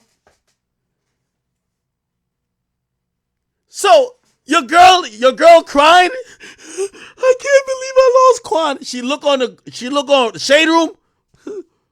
His girlfriend? Who the fuck is this? Bro, I ain't gonna lie, these bitches ain't shit, bro. If you, like, I ain't gonna lie, I don't even know a shorty like this, but she was right. Let me see if I can find him. This chick named Akbar. She was right. She said some real shit. She said, let me see if I can find it. Here we go. This is what she said. She said, I understand you. She says, I understand you might be hurt, but baby girl, delete those pictures and videos out of respect for his family, man. You was a secret. And not saying what y'all shared was fake, but certain stuff should remain a secret. That was the best thing I ever heard a woman say. If he never claimed you publicly while alive, don't claim him publicly when he dead. He said, you was a secret. And by the way, I don't think him and Erica Banks had some fake shit. I think he liked her. I think he was fucking with her. But like many men have, nigga got kids with this one girl. Like, men be having multiple relationships. Like, successful men, all right, yo, I love her. She's the mother of my kids, but I do got a crush on her still. I pipe, yeah. You don't got no kids with a nigga. You was never married. Y'all never popped out together openly. Keep it a secret. Hold it down. You could post them, but posting all them videos of to finally announce that y'all were together, girl, please. Said the unwanted hate towards you. He said the unwanted hate towards you that you didn't even know existed. Think before you do stuff, little one.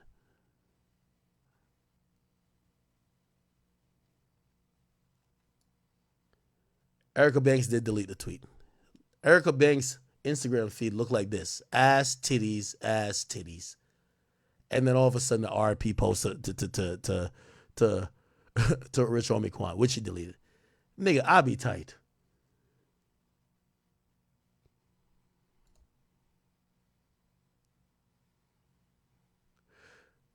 I ain't gonna lie. I finally got to agree with these chicks on it on Shade Room.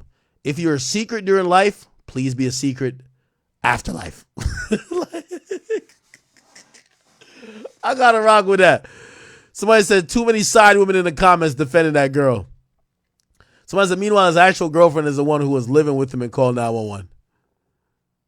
Somebody said probably the most realist thing she could have said. Nobody said she couldn't grieve.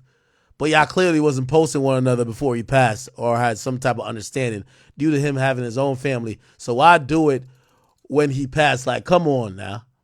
Make it make sense. Y'all be ready to expose y'all with a piece to a puzzle. Somebody be like, you'll never know how many hoes a nigga got until he dies. What the fuck? Look at this shit. Somebody said, it's not giving secret. He happily jumping in her videos. Yeah, that's still a secret. Yo, chat, you never appeared in a bitch video and she said, oh, I'm gonna keep this in the camera roll. Oh, word? All right, say less. He trusts you. This is camera. Listen, this is for the camera roll. This is for the camera roll.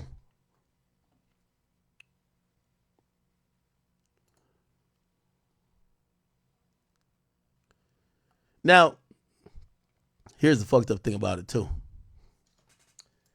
A third girl popped out recently. Oh, man, a third girl is popping out. Let me see. Oh, they actually say it's fourth now. Look at this shit, chat. Every girl who he was long dicking is popping out. Rich homie Quan, third girl. These women don't care if rigor mortis hit. Yo, you know what's crazy? They'll post all this, and not one of these bitches is gonna help plan your funeral arrangements. A new woman claiming Rich homie Quan relationship met him in a viral 20v1. Look at this. Look at this, chat. Look at this. Before you say anything, the bitch met him in a 20v1. Ain't this a bitch? Yo, Lord, bring back Rich homie Quan real quick that he can clear the air up. Nah, he can't go like this. Bring back Rich homie. what I'm lacking in the bag, I'm packing in that cat. To the right. Her first words to him was, what she's lacking in the back, she's packing in the cat. Oh, my God. Thank you. No, a chick like this definitely gonna wait till you die to go get the clout. I ain't gonna lie to you. Yeah, okay then. God damn. Okay then. Pop your shit, twin. God damn. Pop your shit, twin. Fool, I thought she was quiet. She had that quiet like that, schoolgirl. Yo, she posted a picture of him FaceTiming her. You see, it says Rich homie. She posted a picture of him FaceTiming her. She had a picture of her just like hugging up on him without a shirt. She got this picture that's at the 20v1. She got him on FaceTime. God damn, man. These hoes know how to document a nigga, man. And you know what's crazy? They never document it for no good reasons. It's always like, if this fuck nigga die, I gotta make sure I get my tokens off of this shit. God damn it, these bitches ain't shit. Right now. Is this her? Right now. I just want to be finding it hard to forgive me. The bitch, let me not say, the woman created a collage. Look how many times she fucking FaceTime recorded this. Look at this shit. Oh my God. Oh my God. Look, she posted the text messages. Can I say something and be totally honest with you? Yes. Something, but your personality is beautiful. I don't know what you've been through, but you're always smiling. I might be down and seeing you brighten my day. Oh, don't make me cry. She know damn well she was sending a picture of her playing with her pussy at some place right here. Like, come on, man. These chicks is shameless, bruv. Fuck. God damn. Posted some more shit. Yo, Shorty, you know this ain't your man? The niggas messaging you in business chat. Like, yo, we gotta, like, it says business chat. Like, this is where you can put an automated message for the people DMing you. You mentioned Rich Homie Quan, my man. Hello. He said, babe, I love you. He said, I love you too. You my everything. He quoting Sexy Red, I guess. Man, oh man. Every time he was on FaceTime with her, she is screen recording. Oh my God. This is bad, man. By the way, this is his real girlfriend, his baby mother. She was pregnant here, and I believe this is his child right here. Lord Almighty. Lord Jesus.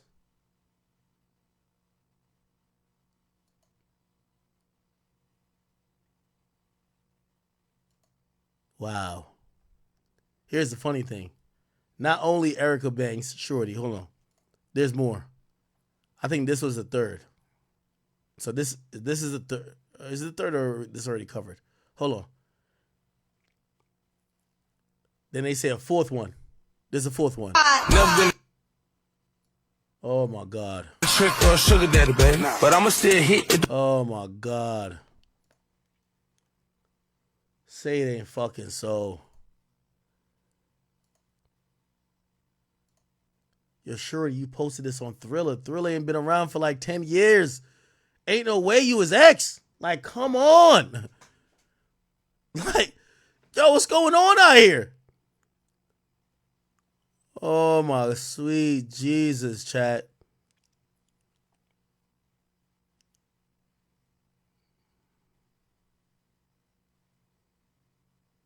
Lord.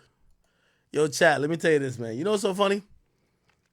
Erica Banks and these other three girls who are saying that they were with him, before that casket hit the dirt, nigga, they're gonna be with a new nigga. None of these bitches, they're not even like Lauren London. We don't even know if Lauren London fucks no more, nigga. All we know is she was with Nipsey. She just ceased to be sexually active, nigga. I like that.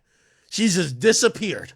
She's the marathon store runner now. Like, she's not doing no thirst traps. The only thing she did but it was acting shit. She was in a movie. She was in a movie kissing a nigga. But it was a white boy. And when we were looking at it, we're like, but we don't see her dating nobody. She ain't popping out with nobody. It's over.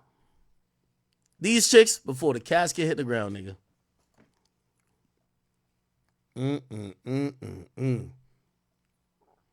Ever get your weight up? What's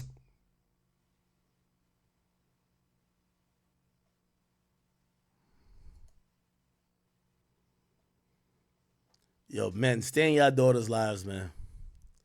If the highlight of your daughter's life is showing off a dead rapper, and that the fact that while he was over here probably off Somali, she showed off his chain on a camera, sad story. This is bad. Holy shit, man.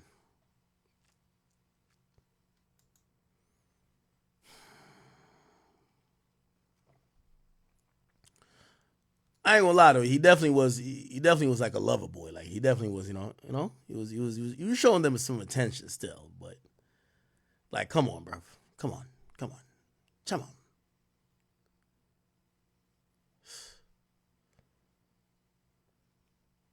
The nigga met you in a 20v1, bro.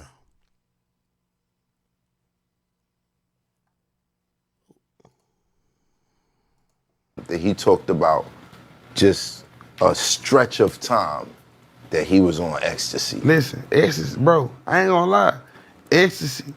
When I don't encourage drugs, but yeah, no, we're not encouraging. Yeah, we're not encouraging, Yeah. but bro, that was the best. This shit the best shit ever. Like that and weed, bro. Cause I just told you, bro.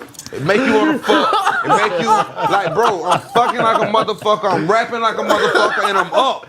Right. I'm up. Like right. You know, like I say, for that time. Yo, we need to find some natural shit like they that can just boost your serotonin and have your shit just. Because they got the need to find it, bro. They got the Adderall, if you got, but it's different. It's different. I fuck with the shrooms, man. Nah, shrooms is the ecstasy, bro. I'm telling you, you gotta stay away from liquor if you fucking with the shrooms. Yeah, listen. Who said Because shrooms and liquor, Who said that? I didn't know that's not a good mix. Shrooms and liquor is not a good mix. Adderall, you thinking fast as fuck. Adderall, you just be doing that shit. Yeah, but listen, bro. That ecstasy, bro. Man, Essence turn. Listen, Essence turn. Nigga, you turning into Prince. Listen, no. Essence turn Urkel to Stefan. I swear to God, that's what I'm trying to tell you. Yeah. And hey, if you would hit your girl right, then you going Superman, boy. On God. Yeah. I'm talking about standing up and shit. However, yeah. when you come back down, listen. Them Schmeagol. Nigga losing weight. Because you don't eat while you on it. You losing weight. And I'm saying every day like, damn, one last time you ate corn, I not just had some noodles. You ain't gonna get no green, no protein. I don't noodles straight. What? Boot up. Word. What nigga doing? Your body's feasting on itself. Come on, man. Bro, then like, I don't even know how I got off it. Like I said, one day I just woke up like, damn. I don't even want to keep snapping on the kids like that. I'm snapping on the kids for no reason. Yeah. Like, damn, like that, bro, you tripping. You tripping. I think my mama and I told me, like, you all right? And when she said that, like, you can notice it. Oh, nah, that Mondu, but I gotta chill out. Right. You know, like, niggas still respect Mondu. Like, I don't give a fuck how much money I got. Yeah. Mondu. And then Facts. she noticed it. Oh, I'm Yeah. tripping. I ain't Yeah. touched that shit since. Yeah, it is. Yeah, it is. Nice recovery. Now, I'm gonna smoke. Listen, I'm gonna smoke my weed. I'm gonna smoke my weed. Okay. Oh, boy.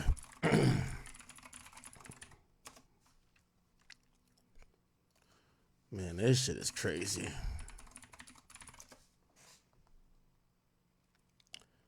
We'll get to Dame Dash in a second. Let me see. Anything else? Anything else? This was the person right here. Mike DeQuantes. This is really getting to me hard. What nobody has to say. You was my everything. What am I supposed to do? We know everything about each other. Literally yo, hold on, man. This chick capping so much, I gotta go on her page. Like, yo, what? Yo, nobody ever heard about this chick in life. Big Brit 813. This is crazy.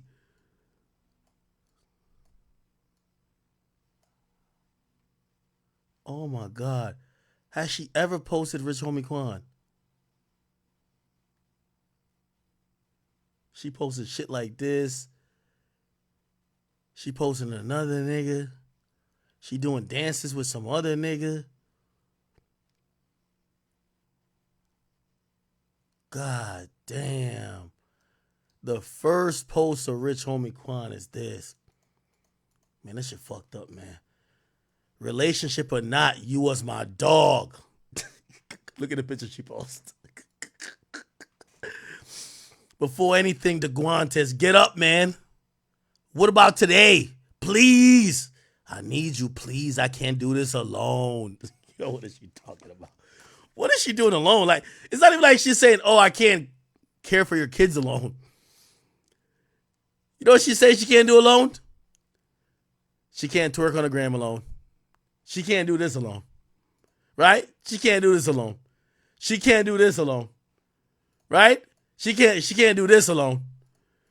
This is what she can't do alone, y'all. This is what she can't do alone, y'all. She says she can't do it alone. She need Rich Homie Quan for this. This is what she... What?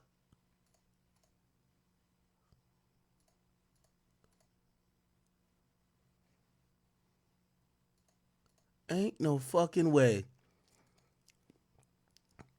She said, I can't do this alone. I'm not myself. Lord, why him? I don't want no clout. I don't want to be famous. I don't want no clout. I don't want to be famous. Yes, big break. I be talking all the shit. Post, everything is promoting songs and promoting their ass crack. I don't want to be famous, but I'm posting an article that has me in it. I don't want to be famous. I don't want to be famous. I don't want to be famous. I don't want to be famous. Lord Jesus. So I don't want to be famous. Just call me and tell me this shit ain't true, please. I'm hurting. Nobody knows. Bruh. Nobody. This shit is really eating me up. I don't wish this shit on no one. I can't tell me he's gonna be okay. I'll never be okay. The closest person to me right now is gone. Who y'all think the closest person to her is, bro? Who y'all think the closest person to her is? Who y'all think the closest person to her is? Nigga, the closest person to her look like his. Hold on, let me show y'all. I'm gonna show who. Looks like this nigga right here. She's shaking her ass on the nigga. Hold on. Man, ain't this a bitch?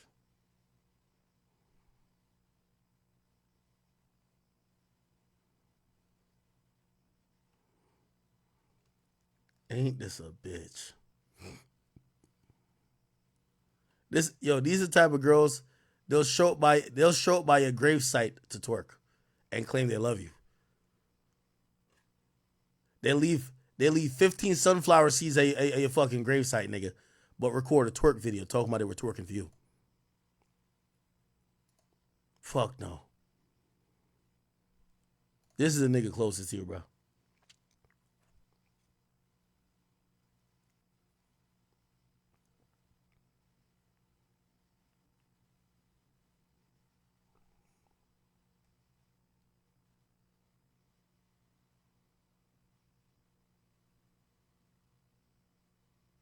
This is crazy, bro. Enough. Y'all could never tell me it's gonna be okay. I'll never be okay. The closest person to me right now is gone. There's nothing I could do. What the fuck? I'll do anything to get you back. Anything, please. It wasn't time for you to go. You were so what? You were so what? Full of what? And happiness. You did nothing wrong in my eyes. I promise we not gonna stop going in. Lord Jesus, man.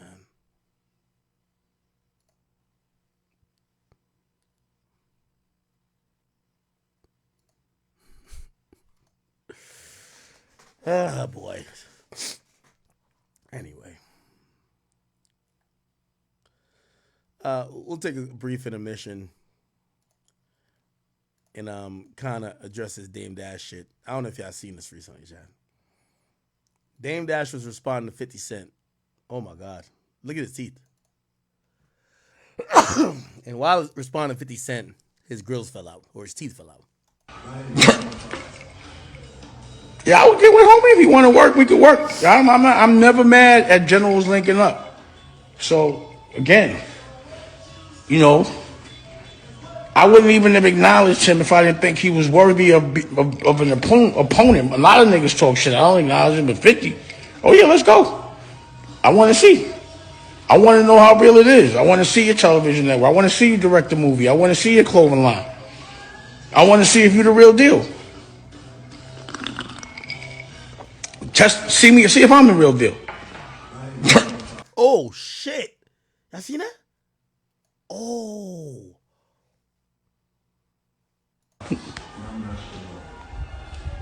You know what I'm saying?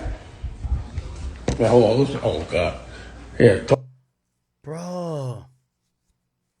Nah, fuck with Dame. What happened to Dame?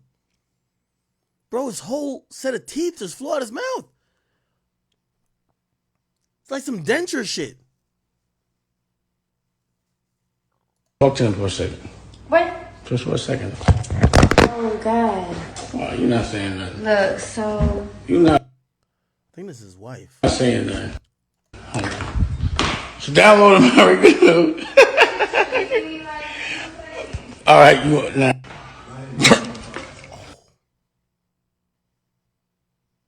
Now, 50 clowned the shit out of that.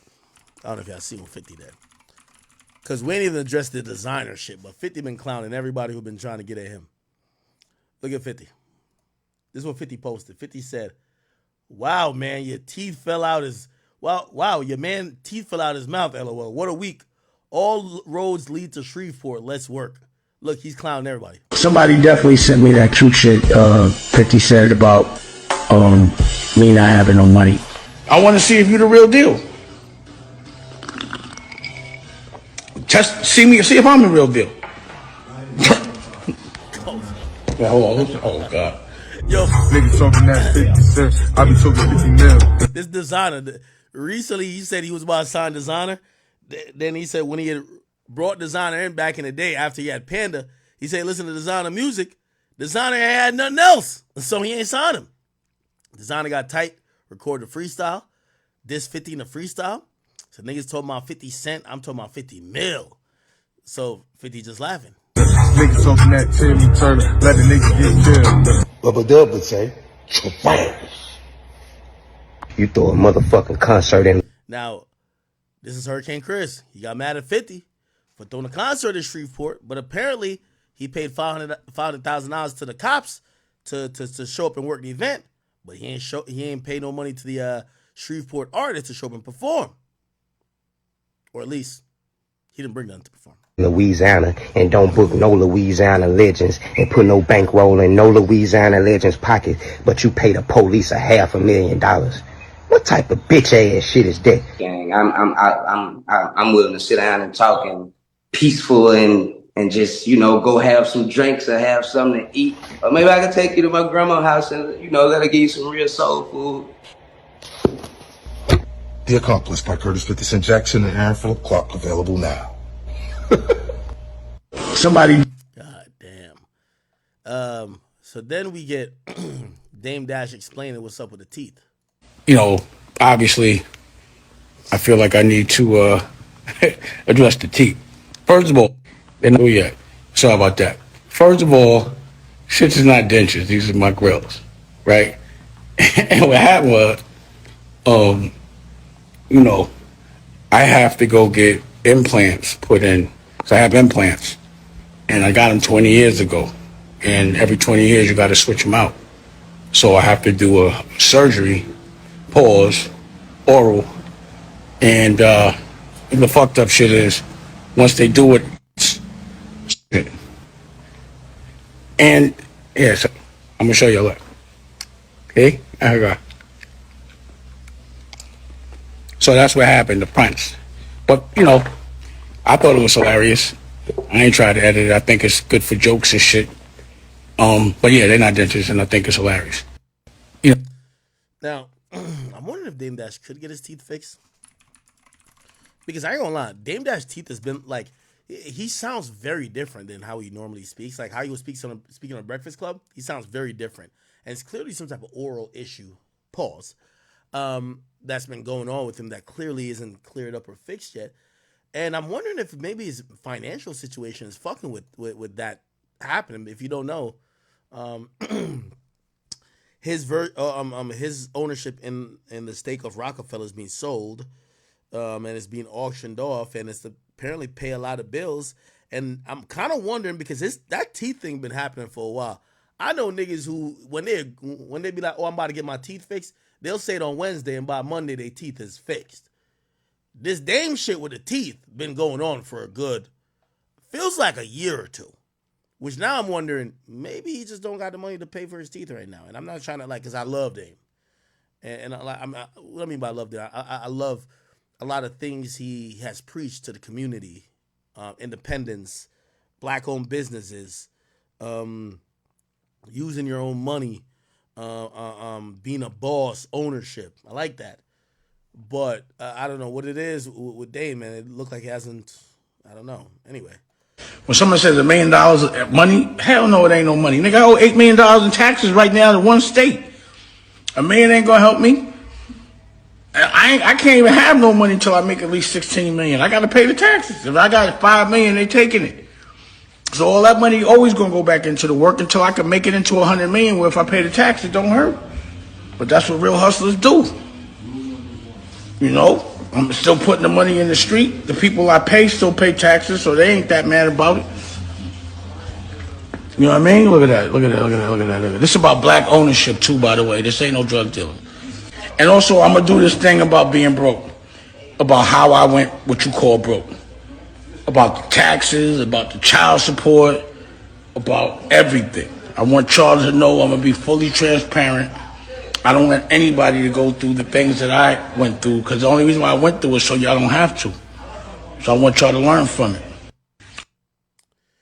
Yo, I'm gonna be honest with you. Dame Dash is one of the greatest stories of black entrepreneurship, but one of the saddest stories because and I don't think necessarily it's because of his business acumen. I think it's because of his personality and his ego. Dame Dash just wasn't the commodity that could generate money by himself. He couldn't generate attention. He always needed Kanye or needed Cameron or needed Jim Jones or needed some other entity to bring the attention there, but always thought he had great business ideas. Unfortunately, when we think about Dame Dash, we think about somebody who has had a lot of success, a guy who has had a lot of great ideas, responsible for even some of the movies we like. But no matter what he ever says about Jay-Z and the others that he always criticized, they never put up money, they never did this, they didn't want to be a boss. It looks kind of sad when in 2024 we're watching his teeth fall out of his mouth, him, being indebted with a huge tax bill. And by the way, people owe taxes all the time. But, usually when you owe taxes is because you made 2 or 3 times more than what you owe, right? So then that becomes a problem. But then it also looks like he's not, unlike a Kanye, no matter if Kanye says he's broke now, we know Kanye could be back up $1 billion because the product he's brought to market, whether it's music or whether the actual, shoes or product in terms of Yeezy, that's very valuable to the culture and the market. And unfortunately for Dame, I just don't think, Dame's value outside of being a entrepreneur and a go-getter really moves the market. Like, shit, I've watched some of his movies. His movies ain't bad. Definitely. Like, a lot of movies that Dame is involved in ain't terrible. But clearly, if we're hearing about these situations, perhaps these movies ain't doing the best, right? Which kind of goes back down to what Jay always said back in the day. Niggas saying they made Hove. Well, okay, make another Hove, right? Guess that just never happened, right? Anyway, love and respect to Dame. I hope, he's doing much better. Clearly, I think his health is fine. I just think it's just all about, the teeth situation. And here's the thing. Dame is somebody people like to hear talk, so like he should get cleared up quick. Like, you're a guy who uses your mouth a lot. Pause. No diddy. So you should get his teeth fixed expeditiously. But I do root for him. I want to see Dame. The only part about Dame's, like, when he's like, he encouraged people like me to be entrepreneurs. And every time I've turned down a big deal, whether it's a multi-million-dollar deal or any type of deal with a big company, I think about what Dame would say. It's like, I'd rather own my own shit, be my own boss. I want to be that person. And the only thing about what Dame's always preached, always fucked me up, is like, I think when people ask him about him not being a mogul compared to some of these other guys who he's been around or whatever, whether it's Diddy or even Jay, he'll say something like he'll be like, hey, why aren't you a billionaire then? And he'll be like, nah, my money just be in the streets. And like, he'll kind of like trivialize it, where it'd be like, yeah, being independent sounds great, but everybody wants to be up hundreds of millions of dollars if you've been doing this for 30 plus years, right? Especially as an executive, right? Anyway, still have a lot of love for him, and obviously I would love to sit with him at any point and pick his brain, because I do think he has good ideas. Don't know about his execution, but I do think his maybe demeanor has rubbed a lot of people wrong. And what happened is that the era of where his cultural equity really lied, we're past that. You know what I mean? I hate when they interview Dame and they keep asking about Rockefeller. But what else could they ask him about other than that era, or maybe Rachel Roy, which he's connected to via his ex-wife? What could they ask him about when they haven't seen marginal success other than that era? So, I always said, why do they keep asking about Jay-Z? Well, if you interview Jay-Z, you would ask him about a million different things. You would ask him about, Jay, Michael Rubin, Jay, your deal with the NFL, Jay. You'd ask him about a million different things before you got to Dame Dash, right? If you interview Dame Dash, you'd ask him about 5 things or 3 things before you got to Jay-Z. And that's the big difference, right? Oh, good. Apparently, Rocky has dropped a diss song on Drake. It's a song called Ruby Rosary featuring J. Cole. And J. Cole, brother, could you stop being on every song that is shady. Like J. Cole, you're gonna have to pick a side, okay? You're gonna have to eventually pick a side. Now I know Drake is probably, because he likes the whole hugging and kissing on stage thing. No disrespect. So maybe Drake ain't gonna like force you to pick a side. But J. Cole, your man who been giving you props when really a lot of times you were feeling down, like, oh my God, I'm only number 3, and he'd be like, nah, you're the best other than me. Drake is under fire. Nobody want to see you like, still getting on songs with like TDE niggas, getting on songs with motherfucking, ASAP Rocky. Nigga, we want to know where you stand in all of this. You don't got to go against Kendrick, because I know Kendrick clearly, he got the number for all y'all niggas. But at least make it clear that you're Team Drake. You should be on no ASAP Rocky song where he's dissing Drake on, okay? No, it shouldn't be on that, okay? Unless you don't give a fuck. And that's a different story. Yeah, I'll go listen to that. I think ASAP Rocky's going to roll out an album with a bunch of disses where he's going to try to get back at Drake. I keep saying that I don't think he's equipped and will go far enough to really put Drake in his place. He's just going to make a bunch of references to Drake. Don't think it's going to be effective, but it will get him attention because we're talking about the song. And yeah, right? Why so Woody speaking at a law school? I mean, makes sense. Playboi Carti received his Billboard Award, and at the Billboard Award while he did his acceptance speech, which, by the way, I'm going to be honest with you. Carti, I kind of felt the way about you doing this. You don't do interviews. You don't pop up at any cultural thing. You don't show your face, but Billboard gives you a funky-ass award and you show up and you're giving a speech, my guy. Bro, you're like a bat. Like, nobody sees you. You don't say nothing. Like, bro, Aiden couldn't even get you to say 15 words on a stream, and allegedly you got paid $2 million. And Billboard gives an award, and you're just there ready to say, this is why sometimes people do get mad at these artists, because, like, dog, you're going to pop out to do a speech for Billboard, bro? Really? Really, my nigga? But anyway, I'll play his speech. It was really quick. He got a award for R&B and hip hop power player. I want to thank my mom. I want to thank God. Thank you, Billboard. It's my first award. You know what I'm saying? Very happy to be here. RP Rich on the corner, ATL in the building. Shout out to the whole New York. Yeah, he said RP to. Yeah, so he got the Billboard R&B Hip Hop Power Player Award, and he did say shout out to or rest in peace to Rich Homie Quan. Okay. Oh, good. Let me see what else.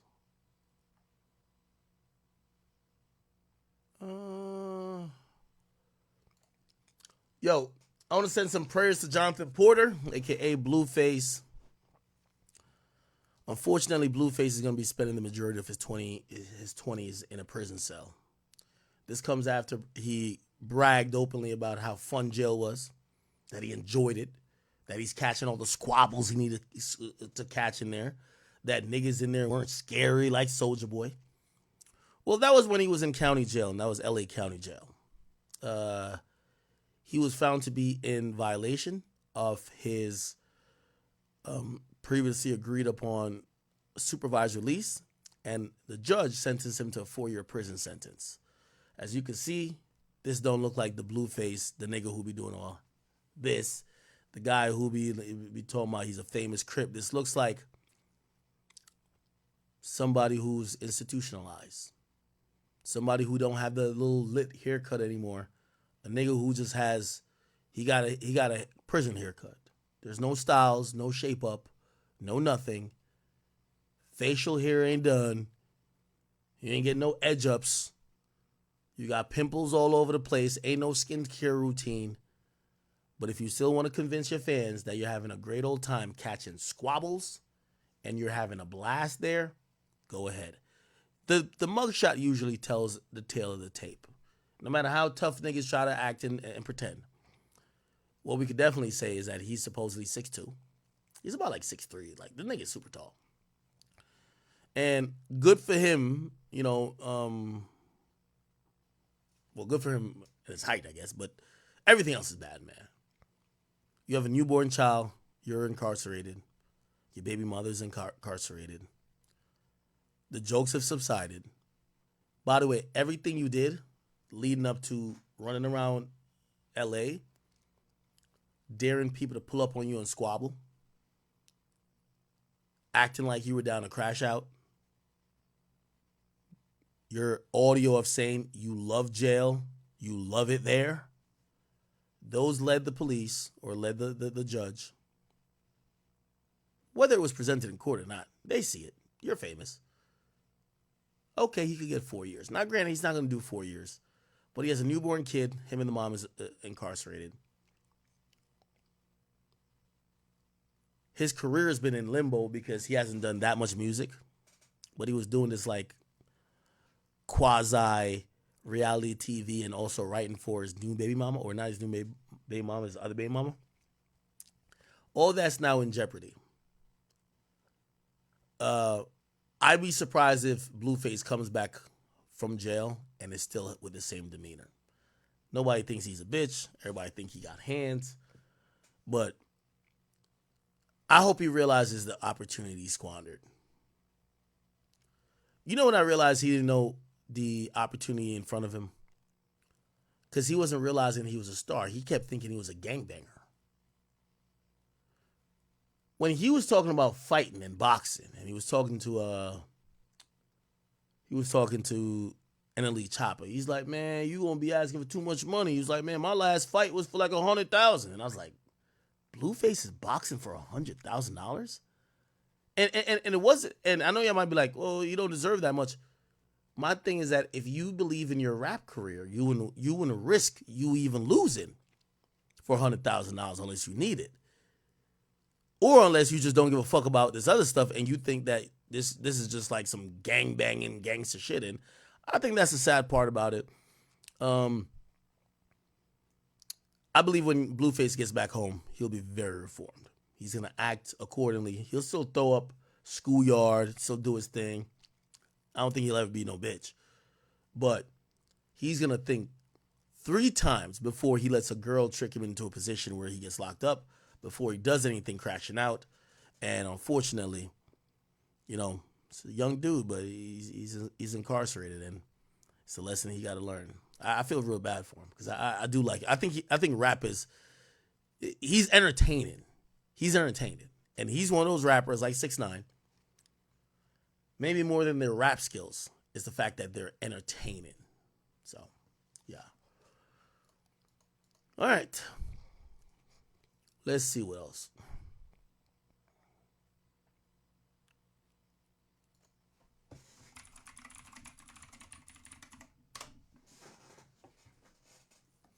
You think he's gonna rebrand? I don't know about that.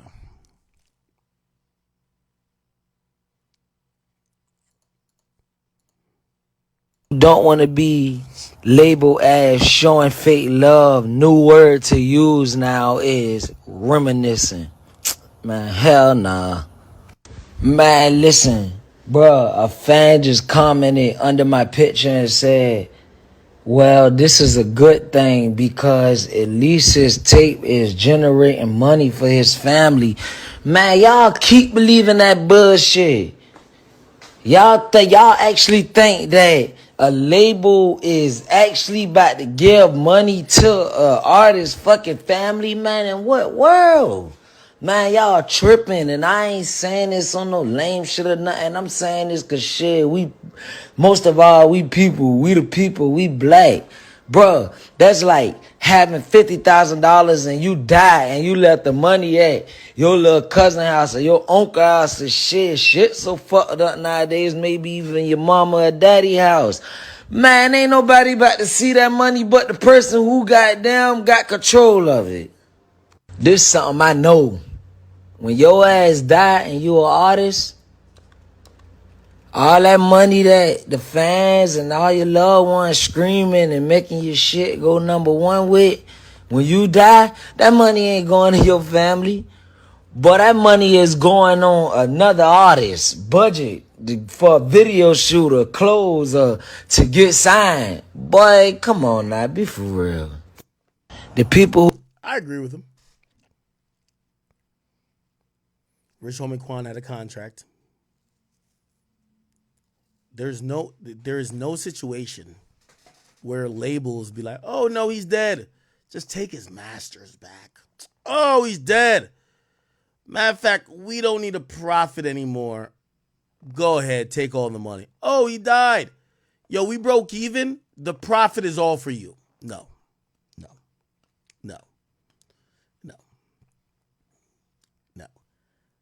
A dead rapper usually benefits the label owner most. Now, I don't know what label situation Rich Homie Quan had, but like most artists operate in debt. So when an artist dies and the streams are going up and you've seen his album #1 and whatever, and now all them songs, I don't know if he has the masters. If he had the masters, his family would be eating off that.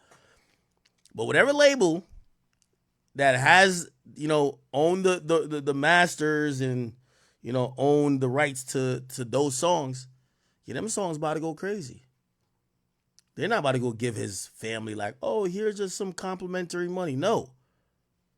We're going to take what's ours, and what it was going to be his, you take. You don't get $1 more or $1 less. That's how it goes. So I agree with Quando. Who don't want to be labeled as showing fake love. New word to use now is reminiscing. Man, hell nah. Man, listen, bruh, a fan just commented under my picture and said, well, this is a good thing because at least his tape is generating money for his family. Man, y'all keep believing that bullshit. Y'all actually think that a label is actually about to give money to a artist's fucking family, man? In what world? Man, y'all tripping, and I ain't saying this on no lame shit or nothing. I'm saying this cause shit, most of all, we the people, we black. Okay, you get the gist. Yeah, no, I agree with him. That shit ain't fucking happening. Like, why would you even think that's happening? Let me see. I think let me get into this a little bit, possibly. Now, this might be a little bit complicated for some of y'all to know, because y'all might not give a fuck about these people, but I do think the sentiment is, like, important. Let's see if we can find it. Two things, and I'm probably going to roll into this topic I'm about to play. I'm about to roll into it with this topic afterwards. But let me lay the ground rules here. Not ground rules, but whatever. Where do we go from here? Okay. Now, I normally don't cover these individuals. This is like Shade Room, female gossipy thing, but I think the common theme of what they're arguing about, it's not about them, it's about the theme. So, I always tell you that interracial relationships are usually demonized unless it's a white man and a black woman, right? So there's this white guy who married Tony Braxton's sister, Tamar Braxton, and or not married. I think they were together. Here's the funny thing about it. Now, I know you don't give a fuck about these people, but you'll probably give a fuck about the precedent and like the sentiment. So apparently they used to have they'd be using each other's car. They both got money somewhat, right? Homie, this nigga right here, essentially broke up with her, but it's one of those things where it's kind of on and off, but you're not really together. He goes and he books like a hotel at the Four Seasons. And when he books the hotel, he used a card that supposedly was on file on the website that he used, and apparently was her card. She finds out that he booked a hotel, and, woman investigation shit found out that he was at the hotel with a woman, and the nigga she goes absolutely nuts on him, calling him all type of shit.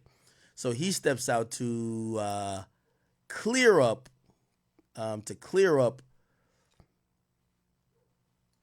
what the fuck happened. I think that's the original video. I don't really watch these people like that, but I remember watching it. I was just like, yeah, I know a lot of breakups that kind of go down this realm. I think that's the first video. Let me play it.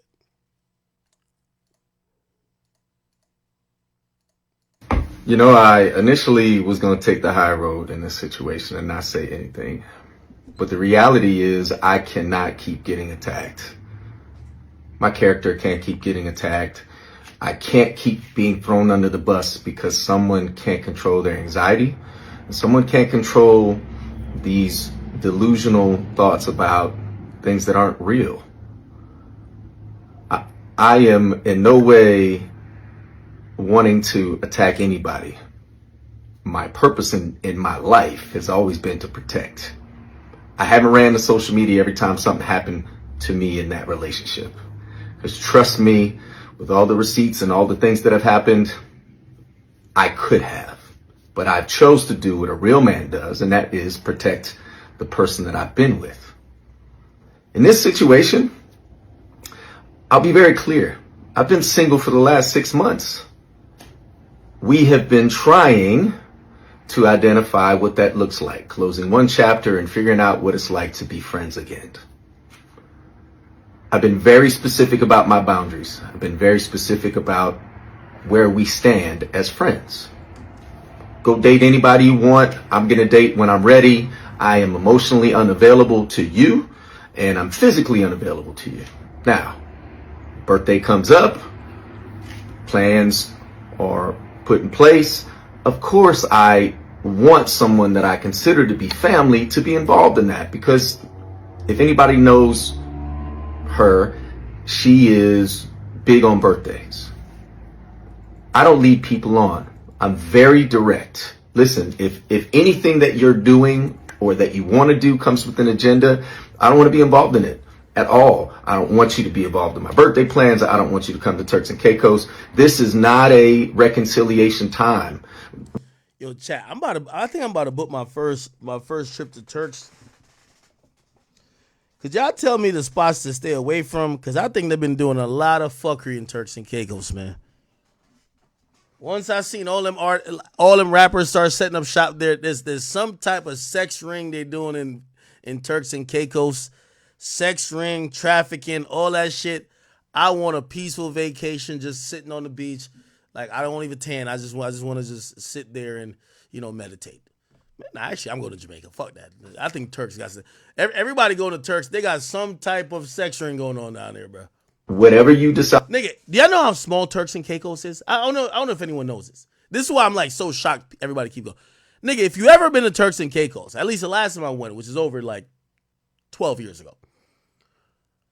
Nigga, I thought the plane was landing in the ocean, nigga. The fucking island, look, bro, the island is big as Walmart, my nigga. It ain't that big. How come everybody keep going there? Bruh, the island of Turks and Caicos is big as Walmart. Your local Walmart. It ain't big. Nigga, this ain't no big ass, this ain't Dominican Republic, nigga.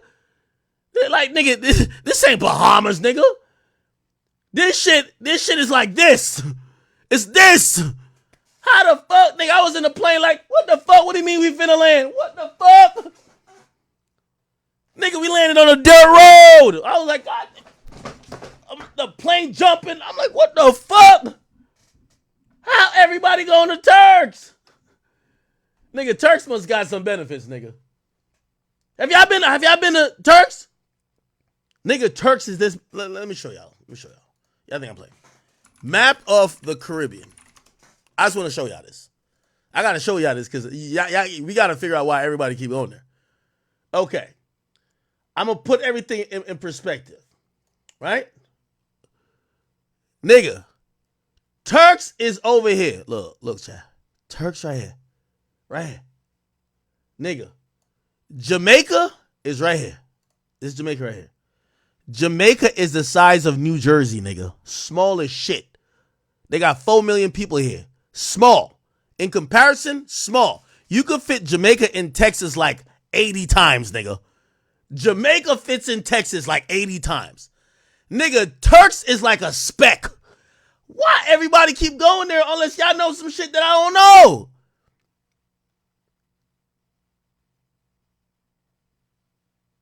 I just want to know what the secret is at Turks. Somebody tell me the secret. Somebody put me on game. Could somebody put me on game? You're doing it's because we're friends and because I'm still being involved in my son's life. I still would love for you to have a relationship with my children, but not to the extent that you make up these stories that aren't real. I went to New Orleans. I booked my room at Four Seasons. Yeah, I said, ask Drake. Yeah, I ain't gonna lie. I think Drake knows what's going on at Turks. I just wasn't trying to shout him out, but I think Drake definitely knows what's going on at Turks. I think Drake one of the main niggas that's setting off that Turk wave. Yo, Drake, you know if Drake, there better not be no fuck shit going on at Turks, because you're gonna be the first nigga name coming to mind. Nigga, if we hear and breaking news and the feds has invaded Turks, they have uncovered, we're gonna be like, Drake, what the I'm telling you, there's something at Turks though. There's something at Turks. There's something going on there. On booking.com, and didn't realize that the card I'm using, which also ends in the same 3 last numbers, was tied to something that we booked several months ago. No harm, no foul. We're talking $900. Stop it. While I'm in New Orleans for a funeral, my really good 25 plus year friend who passed away, I spent time with his family. I extended my stay because I needed time to reset. So I get a call yesterday. Hey, did you stay at Four Seasons? Yeah, I did. In fact, I extended. I gave them my card and everything's good. Why? What's up? Oh, well, I got a call about some chick who used my card at Four Seasons. I said, that's not possible. This is funny. Ha ha ha. What are you talking about?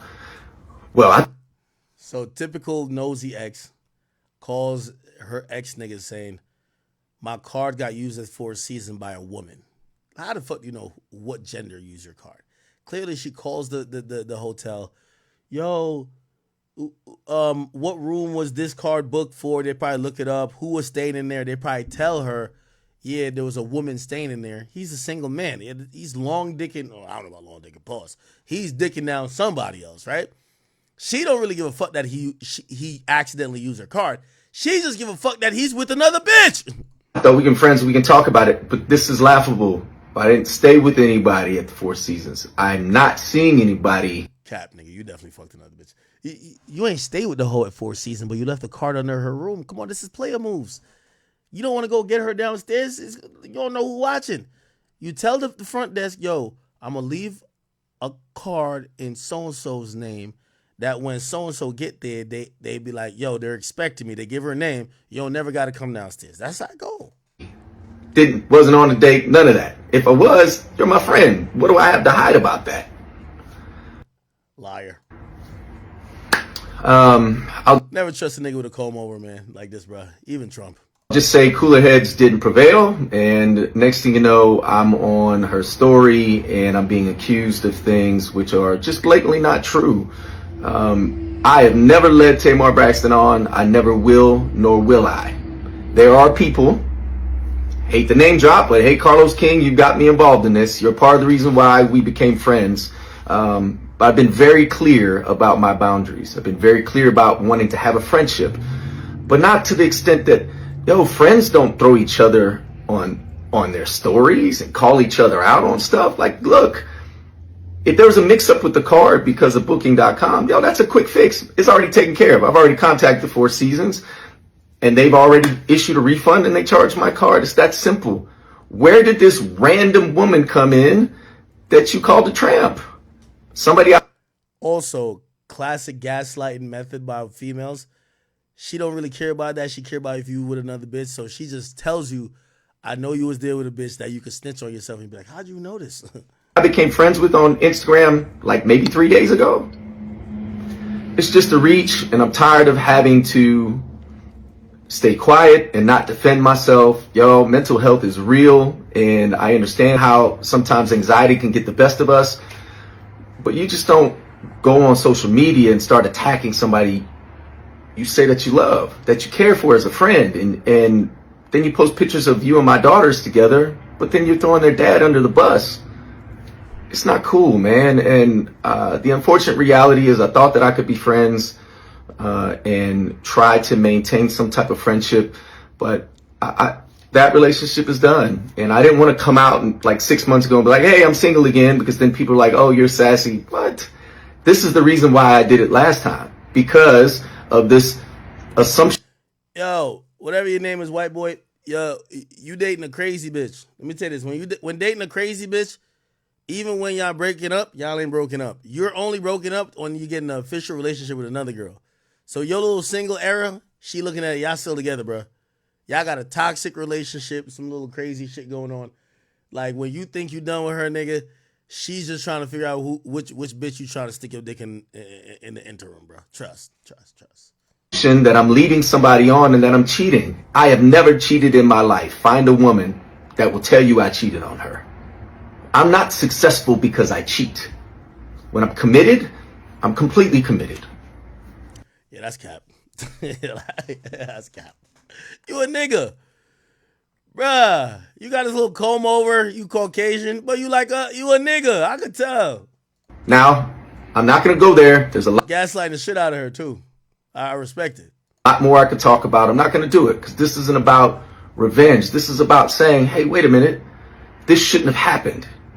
Picking up the phone and talking calmly. And that's the thing with white people.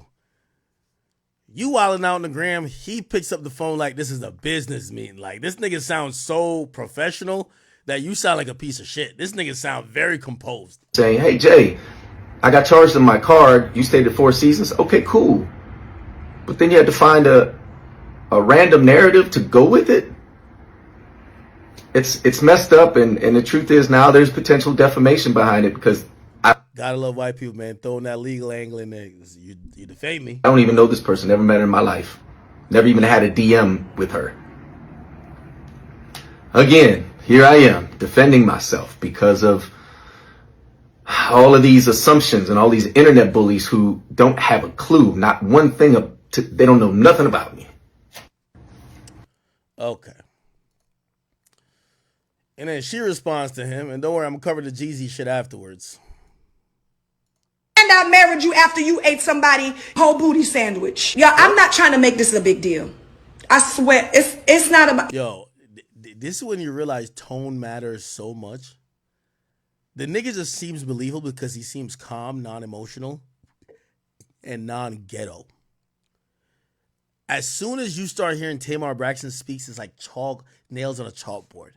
She's screaming. She's so doing this animation shit. Like she doing that black woman talk shit. She doesn't look like she toxic and just doing too much. She might be telling the truth, but her communication method.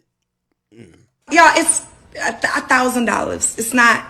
It's not, make or break. It's the point. The point is that you wanted me to sit back and let you not only use my card. Let's just say it's a mix-up. Okay, fine. But now it's different because you're using my card for your extracurricular activities. And let me just keep it gangster. I wouldn't even trip on that. You know what I'm saying? Why? Yo, why she gotta be doing so much? It's not that serious. Me and your relationship status has changed. The way I see you have changed. You know what I'm saying? Just like you outside, baby, I'm outside too. Like let's. Why do women always try to let you know that they're getting fucked because you're getting some put? It's like it's just not the same thing. When women say that to a dude, be like, "Oh, you're outside, I'm outside too." Like it's like, damn. So I don't think women realize relationship and marriages are for y'all. It ain't for us, it's for y'all. And niggas want to offer a relationship or a marriage to a woman who is selective, a woman who don't be just fucking anybody, and who seems to require that to have some intimacy and loyalty from. When women say some dumb shit like they're outside, it tells me that I'm a dummy. I wifed you up while the other niggas is fucking for free. Like I'm over here thinking like, what the fuck? Why did I wife this bitch up for? I wife this bitch up and then she's now bragging about how the other niggas is fucking her after clubs, fucking her on some sneaky link shit. What the fuck? Women don't understand like sometimes the intended language and how men view certain shit. Not that they need to, but they should, because we understand the language of why commitment matters to women, right? Like that's their like biological goal. Stop pretending like you is the last of the Mohicans. You are not. You know what I'm saying? It's just not like, oh, I'm addicted to the white meat. Like, it was fine for what I had, but okay. It ain't giving that. And that's cap. Man, y'all black chicks get with a white nigga and start acting like y'all found Jesus, nigga. It's like y'all feel like y'all found Moses' rod that he was walking through the desert with and parting the Red Sea with. Fuck out of here. Cap. Yo, the Shade Room was loving this. Yo, I'm glad she stopped fucking with niggas and got with a white man. Look, he looks so nice. He looks like a gentleman. Fuck out of here. Y'all be bragging over that shit too. The same way they get at niggas for allegedly bragging over being with a white girl. What women do too. And the truth is, I put too much on it because we were married, and I take my vows serious. And oh, they were married. Oh shit. I thought that you did too. And so the truth is, I was waiting for you to come around like a wife, because all I know how to be is a wife. I was married to Vince, and that didn't work out. Bro, I'm gonna be honest with you, man. No nigga, yo, listen, y'all be thinking, yo, you know what? And again, this is not me going off on black women because I love black women, but there's certain type of women. And I'm not saying black, white, or nobody. There's certain type of woman that loves to say that men go for different type of women because they can't handle what. Bro, nobody want a woman who talk with their fingers, my nigga. Not one time did this. If your husband sits there and speaks, or your former husband, whatever, if he sits there and eloquently explains his feelings and the situation, and he not talking like this and snapping his fucking neck, dude. Like, I don't care how fire the pussy or the head is. It's only so long he gonna tolerate you talking like this with your fucking finger, like you pressing the elevator button. Like, come on. And I got with D, and we were getting married, and I got with you, and we got married, and I married you after you ate somebody, whole booty. So let's not talk about wow and what happened before then, okay? Well, he ate somebody's ass? What's white dudes? If you get with a white dude gonna do everything. A female told me, this is what a female told me. Now in hindsight, I think she's a whore. She says, when I want a nigga who could eat it good, she gets with a Puerto Rican. She said, you get with a Puerto Rican nigga, you don't get with them to fuck. You get with them to eat your shit for hours. I'm like, God damn. That's all a Puerto Rican got to bring to the table? Yup. They say you get with a black nigga to fuck the shit out of you. Fuck the dog shit out of you. That's what they said. So I asked her about a white man. She said, I don't want no pink dick. Like, I don't know why that's always a line every girl be even white girls say, I don't want no pink fucking dick. Like, what the fuck? Your nipples are pink. You're white. Like, I don't want no pink fucking dick. Fuck. So I'm like, what are they good for? They eat ass. They do all the shit that nobody else wants to do. They're the vultures of the sex game. They're the scavengers. Need your booty eaten? White boy. Want to get ate out on your period? White boy. Want to just get head all night and he don't even try to fuck? White boy. A nigga gonna have you sucking his dick for 30 minutes. He fuck you for 40 minutes and he not even sniff your coochie. That nigga don't play with your clit. He don't do nothing. He just dick you down. He just roll over. A Puerto Rican going, all that rolling, Carlos, yeah, all of that nigga over here, he got his tongue moving like a vibrator on your clit. A motherfucking white boy, this is when you just need a human tissue. Okay, get this. That's what the girl told me. I don't know if it's true. Females, chat queens, can somebody vouch? I don't know. I'm going off what she said. The whole time she's telling me this, I'm trying to count up her body count. How many niggas you done fucked? You say you only get with the Puerto Ricans to eat you out, bitch. How you know this? What? What the fuck? The bitch had archetypes. Okay? When I'm ready for my booty getting eaten, I just go get with this type of man. What the fuck? I ain't even gonna lie. Hey, don't make it seem like I'm a bad person. Don't make it seem like I didn't put up with a lot. Don't make it seem like, oh, I've been so... In my cabin chat, a human tissue. Yes. Yes. Bitch told me she fucking with a Puerto Rican. Bitch said, oh, she said she would just call that nigga to eat her out in the back of her car. She said she just put her legs up, one leg touching that window, the other leg touching that other window. All she keep hearing this nigga say is arriba. Arroz. Like this nigga's rolling R's the whole time. He's just rolling R's. I'm like, what? So yeah, this nigga better than any type of rose toy I could ever have. I'm like, huh? So yeah, Puerto Rican, man. So is it a Puerto Rican? She said the Puerto Ricans be eating their box so good. She said, just like how their engine be sounding, you know, all the Puerto Rican, every Puerto Rican I know, at least on the Northeast, they all got a 96 Civic. They be driving like it's a fucking Lambo. They put an exhaust, an intake. Them niggas be revving that shit up. Like, yo, you be hearing that shit from 15 miles away. What the fuck is that? It's just a Puerto Rican with a motherfucking 96 Civic, acting like he got a goddamn Hellcat. Like, you know what that shit is. Yo, that nigga is eating a box like it's going out of style. Telling you. I'm telling you, man. So gracious to her, and you don't believe me. Ask one of your hoe friends. And if any chat queens don't know, you're just not a hoe. Ask the hoe in your friend group. Because all y'all chat queens got a hoe in your friend group that done fucked every race. The only thing I couldn't get an answer on, because I'm figuring out the science. That's real talk. And this was my girl, though. I did have a girl that I was like dealing with type shit. Wasn't like my girl. Well, actually, I think she was cheating, but then she stopped cheating. And the whole time I was like, I just thought I was a better option.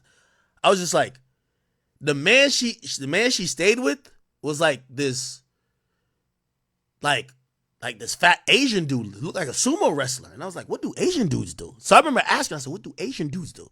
She was like, what the fuck? I don't fuck Asians. I'm like, oh man. So we still trying to figure out what the Asian and the Indian niggas do. We got to figure out that to complete the thing. We know what the Puerto Ricans do.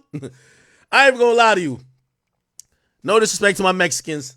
I did try to ask about y'all. She just said she don't fuck with short niggas. I'm sorry. I'm sorry. Okay? I'm sorry. She said she don't fuck with niggas that look like an upside down triangle. I'm like, what you mean? She's like, you know how Mexicans look. They got they look like this up here and then they just go all the way down. I'm like, oh, okay, I got you.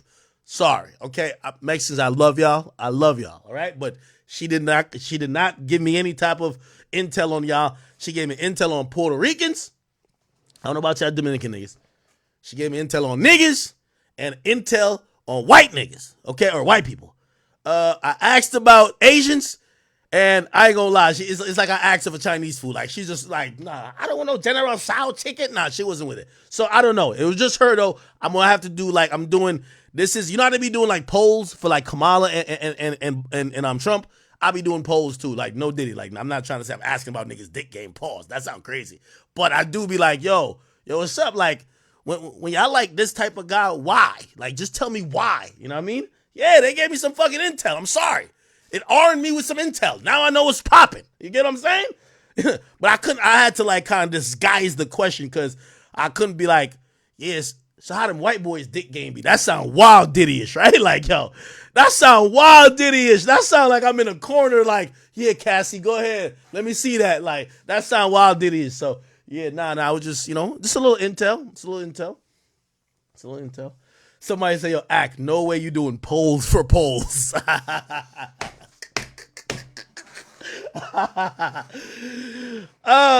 at these little Haitian niggas. Yo, ain't nobody talking about Haitian niggas specifically. Look at y'all. Haitian niggas always trying to act like y'all stick out, like y'all like the. Well, who y'all think y'all are? Hey, I love y'all Haitians. Sac passe, la boule. I love all y'all, but all y'all know, y'all are like, y'all the store-bought version of us Jamaicans. The fuck is y'all talking about? Get out of here. Get out of here, man. Fuck out of here, man. These niggas said, what they say about Haitians? Fuck out of here. They ain't say nothing about y'all niggas. They say we got better food. And everybody know a Jamaican really get to it. Jamaican, what I did hear from not that same girl, though. I've heard from multiple girls. Jamaicans are the horniest niggas on earth. It's like Jamaicans horniest niggas on earth. That's just what I've heard. I don't know if it's true. Okay? Somebody said the Haitians gonna turn me into a goat. Yo, we got voodoo too. I should call Obia. Yeah, we got. Yo, I ain't gonna say we could beat Haiti in a voodoo war, but we could hold it down. We could hold it down. We could hold it down. We could hold it down. Now I'm gonna keep it a bean with you. I don't know if the Haitians are sacrificing animals and chopping shit up. Y'all remember when Azalea Banks was she had a closet where she used to kill chickens to sacrifice. That shit was crazy. Now y'all Dominicans, I don't know about the Dominican niggas. Pause. K3, what's poppin' with you, boy? Obia in Trinidad? Yeah, no. Listen, I like to know about all races. I know what they say about I'm gonna say that for another time. I don't want to offend because women be like they be feeling like we have preferences. All men know what they say about Puerto Rican girls, white girls, black girls, Mexicans, and let me see. Oh yeah, I can't speak about my Canadian girls because I like Canada, and I will not have anything go viral of me talking about them in a disparaging way. I'll talk about you niggas though, but not Canadian women. I did hear some stuff about British women. Yeah, I'm just doing some research. Pause. All right. Anyway, let me keep going back to this. You know, I have been giving grace and she's a da-da-ba-da-ba-da-ta-da-wop-wop. No, baby. Don't do that. We have given grace to each other. And I married you after you ate somebody. Ooh, okay, anyway. My prayers goes to Tamar and her Caucasian conquistador. You know what I mean? Shout out to my boy. Feel me? If I was him, I would have just hit her with the bitch. I colonized that box. Shut the fuck up. Right? Anyway, speaking of which, I know y'all ain't see this shit. I know we kind of ran out of hip hop topics. We're doing some relationship shit. Just rock with me. We still having fun. Did y'all see what happened with Jeezy and Jeannie Mae? Boy, oh boy. Matter of fact, no. But I didn't hear this from women. I heard this from a nigga though. No, not from niggas, but like, a guy I know was Asian. I don't know what type of Asian, because like, you know what I mean? I don't want to be like, I am Filipino. I don't want that. I'd be like, I am Japanese. No, I don't want that. I don't know if y'all got the same culture type shit. I don't know if you're Chinese, Japanese, Korean. I am Korean. I don't want none of that. I don't want no sauce with nobody. So I don't know if all y'all have the same sentiment. I'm gonna keep it a bean with you. But I did have an Asian homie, this back in my college days, not gonna lie, back in my college days. And this is what he told me, because he was with an Asian woman. And this is when I seen the Jeezy shit. I said, this shit ain't finna go work. Because there's a lot of black men running around this bitch thinking that, unfortunately, we have been, indoctrinated to believe that the black woman tend to, these days, not always. Back in the day, they were, oh my God, brilliant. Back in your mama days, my mama days, our grandmama days. They were strong but submissive. They know how to code switch and do different roles. These days, a lot of these black women are coming off like uncouth swines. They're moving like Krishan Rock. That's what we're being indoctrinated to think. This is why we're seeing a lot of athletes. You ever see a goddamn NFL combine or NFL draft? Nigga. Just look at the NFL draft, nigga. NFL draft wives. Like, nigga. It does be snowing up in that bitch. Like, nigga, you won't see a black chick for 10 miles, right? Now, I'm going to be honest with you. Okay, I think we're being indoctrinated with that. I think black women are getting a bad rep. I love my black queens. I love them. Love them to the ground and up. But I'm going to be honest with you, right? A lot of black men.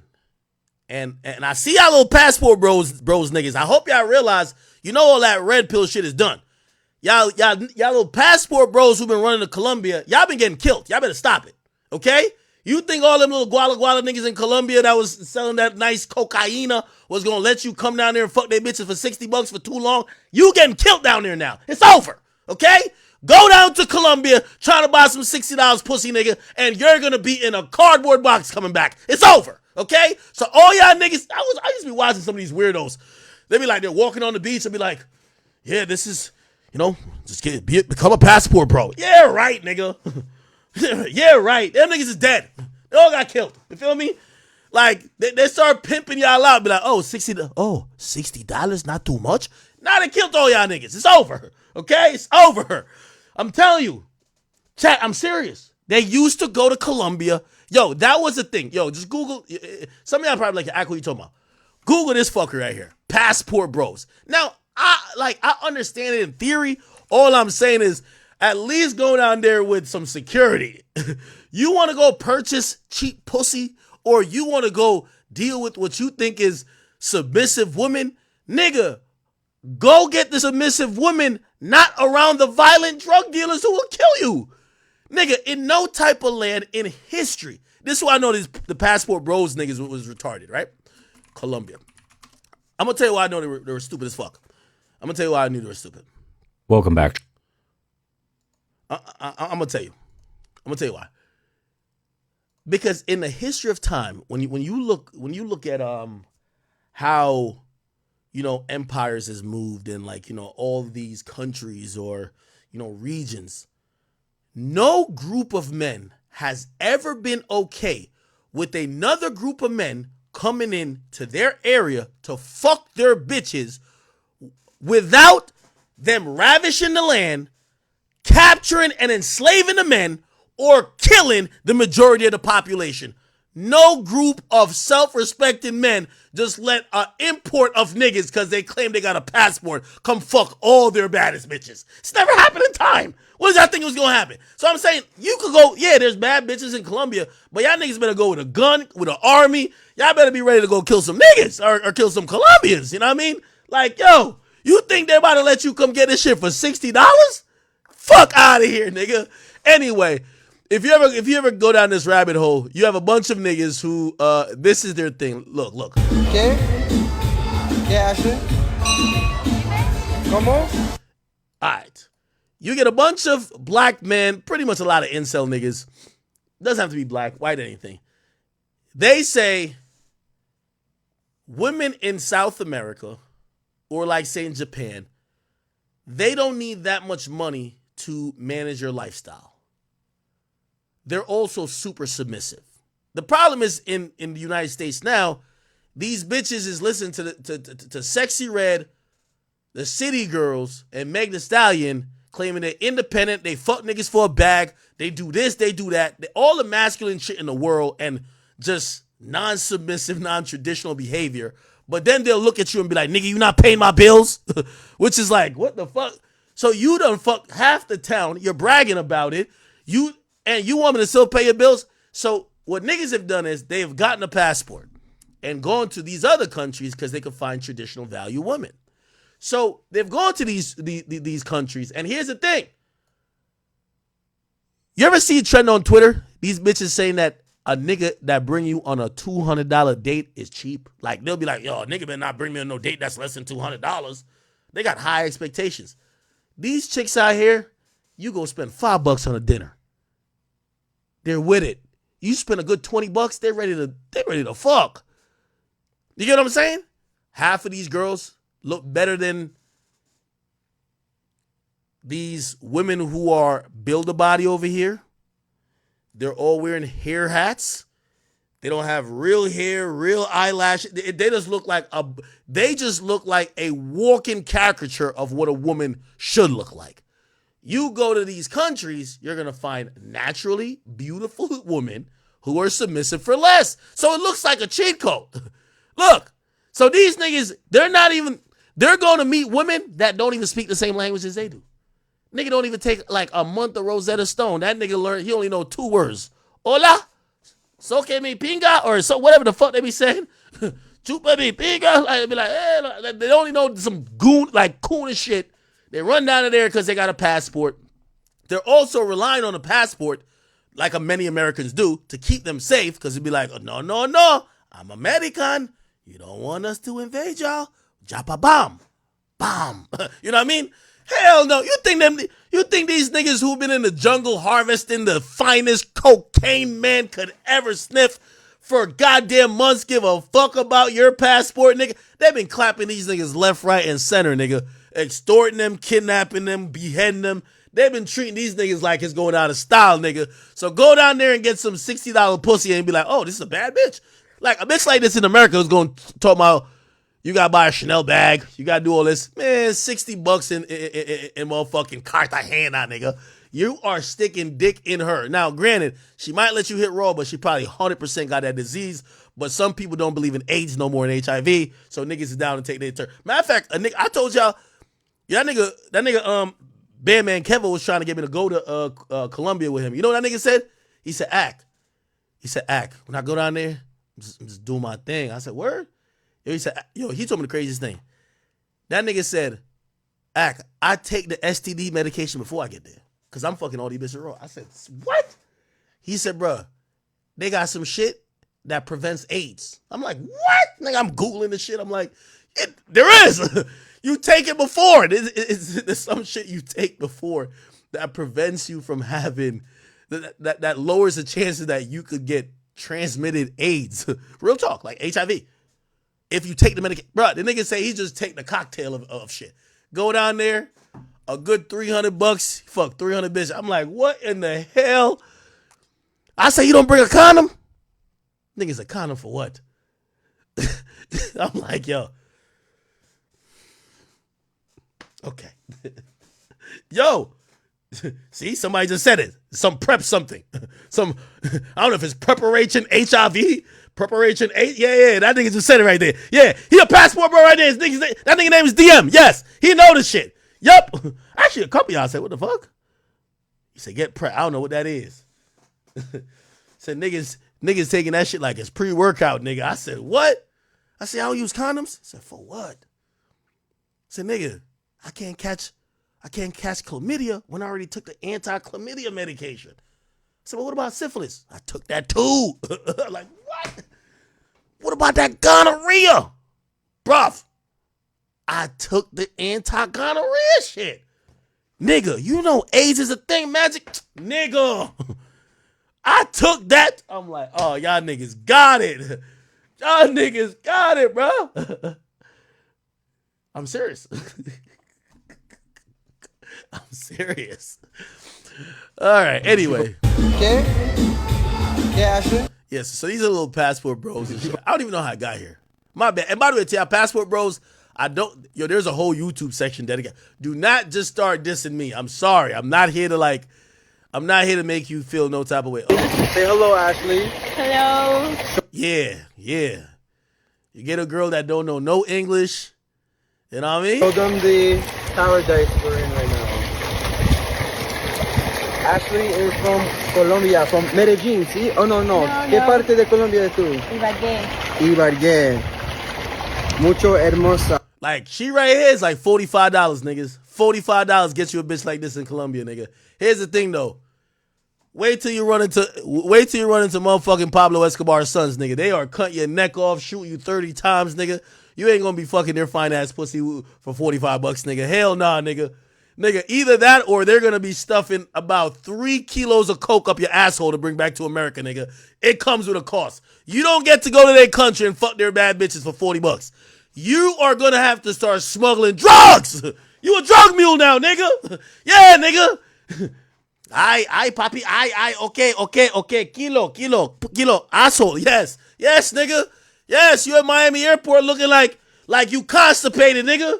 Them niggas is telling you better not fart. You fart on the goddamn package in a kilo of coke. That shit might disintegrate, and that shit gonna poison you from the inside. Yeah. I'm telling you, I keep fucking around. I keep fucking around, bro. I keep fucking around. But yeah, $45 gets you this right here. I ain't gonna lie, I kind of understand it though. Cause these days, yo, you ever look on Instagram, bro? Bro, I be seeing some of the ugliest whores, period. Just be like, they be talking the most shit. Yo, I need a nigga to pay all my bills, period. Like, and I'm looking at this bitch, I'm like, yo, bro. Yo, is this a trend? Like, yo, they be talking so reckless.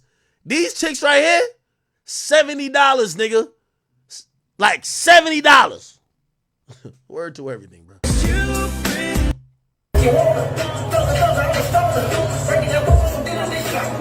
Gracias. See? That's another reason these niggas go down there.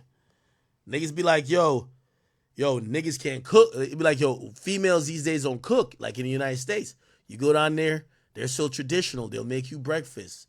They'll make you this. They'll do some traditional shit. Here's the thing, though. I ain't gonna lie, man.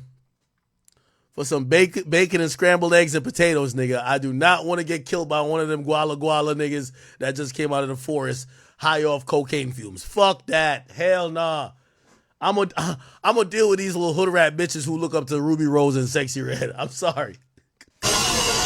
Yeah, like, see? Yeah, you walking down the street, it's probably like, might be a good, let me see, $63. Oh my God. That girl just grabbed me. Damn. He said that girl just grabbed him. You just grabbed my stomach. This is madness. Half of these niggas be stupid as hell, man. They don't realize, like, these women didn't invent sex when these girls started having sex. These girls was having sex with the killers and the drug dealers and the broke niggas there. So they just waiting for your rich ass or your ass that got some money to spend, that they gonna line your ass up. Have I still got my stuff? Oh yeah, I got it. Okay. Oh my God. That girl just grabbed me. Crazy shit. Oh, anyway. All right. Now, I said this to say, okay, let's get back to Jeezy. Black men, we got to keep it a beam, bro. And this is what I heard from an Asian individual who's in a relationship with, so basically, let's just say American Asian, right? The theory is that Asian women are submissive while black women are not submissive on a majority. So we're generalizing. What I've realized, and this is what my Asian friend, a male, he told me. He said, bro, when Asian women, or I don't know if it's probably by country, I know I keep saying Asian, at least wherever that nigga was from, the relationship he was in with his girl, a few things stood out to me when he explained it to me. And I'm sorry I keep calling her Asian woman or Asian woman rather than just saying what type of woman, right? Like what country. But Asian women are heavy into family, which means if you get in a relationship with her, you got to be around their family a lot. Also, the more serious you get with them, a lot of times they'll invite the family to live with y'all or y'all go live with them. So as a man, which I don't think is normal in many cultures, you moving into your girlfriend's parents' house or having your girlfriend's parents moving into your house doesn't seem too lit. But that's a thing you should know. Secondly, in a lot of households, again, I don't know what country this is. I got to ask homie what country he come from. The relationship is actually, like, they are submissive a bit, like, by nature, but they run the relationship. And usually the men are docile, really docile. So the guys ain't acting like you're a macho rapper who got bitches on your dick. You're acting docile. You get what I'm saying? And that's another difference. So again, the thought of a lot of people when they seen Jeezy and Jeannie Mae is like, oh shit, yeah, these black chicks that he was meeting up in the trap when he was wearing a snowman shirt, they probably don't know how to act. He found one that know how to act. Man, these Asian chicks don't know how to act either. That's what I'm trying to tell you. A lot of them, when they get to marriage and they get to family, they move very differently. They want their family involved in what y'all got going on, right? They want their family involved in what they got going on. And a lot of times when it comes to familial house things, from what I've heard, the female, again, I don't know if it's every country. I got to figure out what country from. A lot of times the female runs the household and makes all the rules. And the male is more of a docile element in that.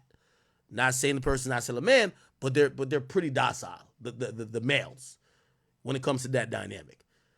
Anyway, I don't know if this got nothing to do with how Jeezy and Jeannie Mae's relationship was. But one thing for sure and two things for certain is that Jeezy wasn't fucking with that shit. Jeezy, and you know something's up when a nigga randomly files a divorce. On average, men rarely initiate divorces, breakups, and shit like that. But this nigga Jeezy said, I'm the fuck out of here. Now, They were married. They have a child. I believe one child, not two. And they went through, obviously she started throwing some dirt at him through the media. She said he was walking around with guns and that would make it unsafe for a child. Jeezy was a gangster rapper. Like, damn, Jeezy was sending niggas to get Gucci robbed. Like, of course Jeezy got to keep a gun around still, no matter where you live at, Calabasas or what. But she painted him to be a high-tempered person who was around guns, which would make it unsuitable for him to have custody of a kid full-time. Okay, eventually they supposedly went to an agreement on their, they got to an agreement on the divorce and child support settlements, okay? Now, this was supposedly required, and let me actually go to TMZ.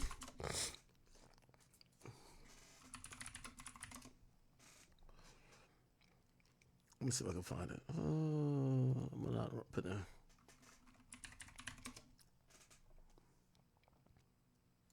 Okay. So in the divorce settlement, it says Jeezy has to pay for the daycare costs of their child. Okay? And pay for the school and tuition for the kid. And also deposit at least $500,000 in an interest-bearing account for the kid. He has to transfer the title for 2 cars and cover 4 months' rent.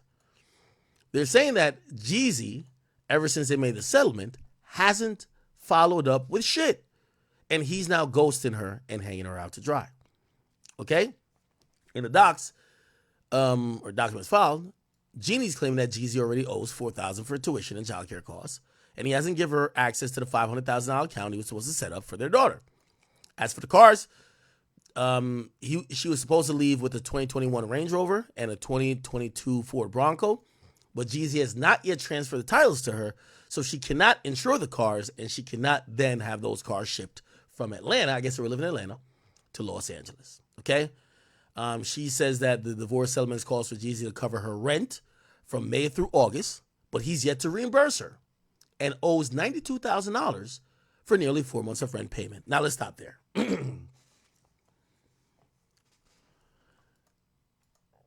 She says Jeezy has to reimburse her for 4 months of rent. What's 4 months of rent? $92,000. If you do the math, people, it's over $22,000, $23,000. Actually, $23,000 to $24,000 that she's paying a month in rent.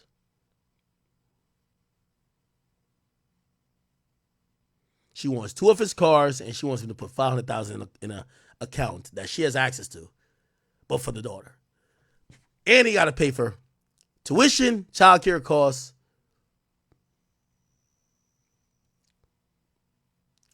She wants him held in contempt and is going after what she says he owes plus interest. Oh, man.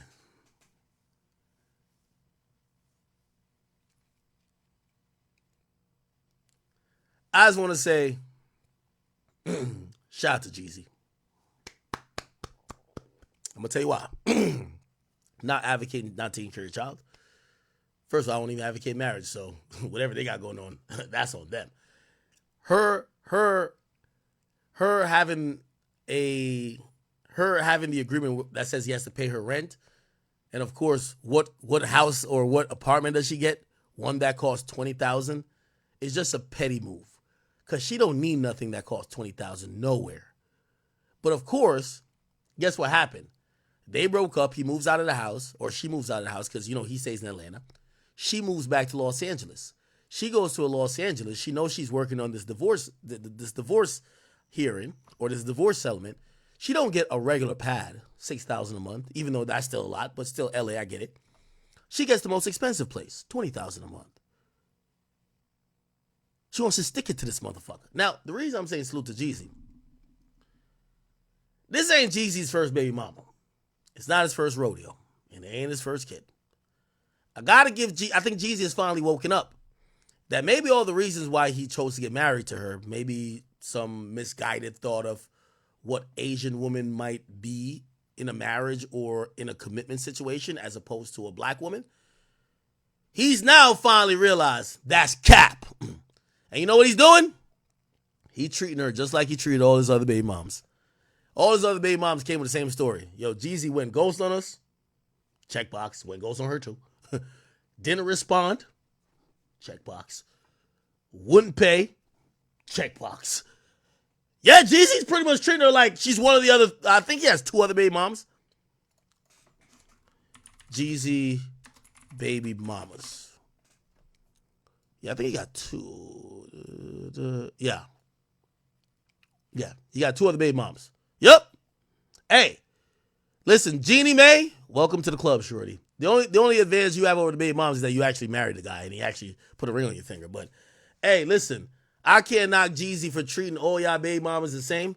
I keep saying if y'all women lay down with a nigga who got multiple baby mamas, or a nigga who has shown that he don't give a fuck about taking care of his kids or prioritizing his kids, or he's not paying, or it's a hassle for his other baby mamas to get up with him to get money or to get whatever to take care of the kids, I hope you get treated the same way. You ain't no exception. It ain't because you Asian. You ain't getting no special treatment. You know what I mean? Like, I love when, you know, the women get with the nigga with mad kids and he treat them like one of the bunch. That's what you signed up for. You didn't sign up to be special. You know what I mean? Like, I just seen this shit. They said NBA YoungBoy welcome his 12 kids. I couldn't even believe this shit. I'm like, I feel like this nigga been locked up for 9 months. How the fuck he fathered a kid? Did y'all see this? NBA YoungBoy, 12 child reveal as alleged baby mama speaks out. Nigga, what? YoungBoy been married for 2 years. How come he got 2 kids after the marriage? YoungBoy the only nigga get a bitch pregnant from 5 years ago and she just giving birth today. Like, what the hell? Didn't I know you in like 2018? What the fuck? How does this work? How the hell? Niggas thought that that Nick Cannon was gonna beat this nigga. Hell nah, nigga. Fuck no. YoungBoy 24 with 12 kids. If I got 12 kids, I'm not saying I want that much. Even though the idea of not thinking about the headache portion of it, the dope shit we could do, 12 kids, that's a full basketball team. That's a full basketball roster. At least until we get to playoffs, we got to cut it down to like 9, right? Yeah. 12.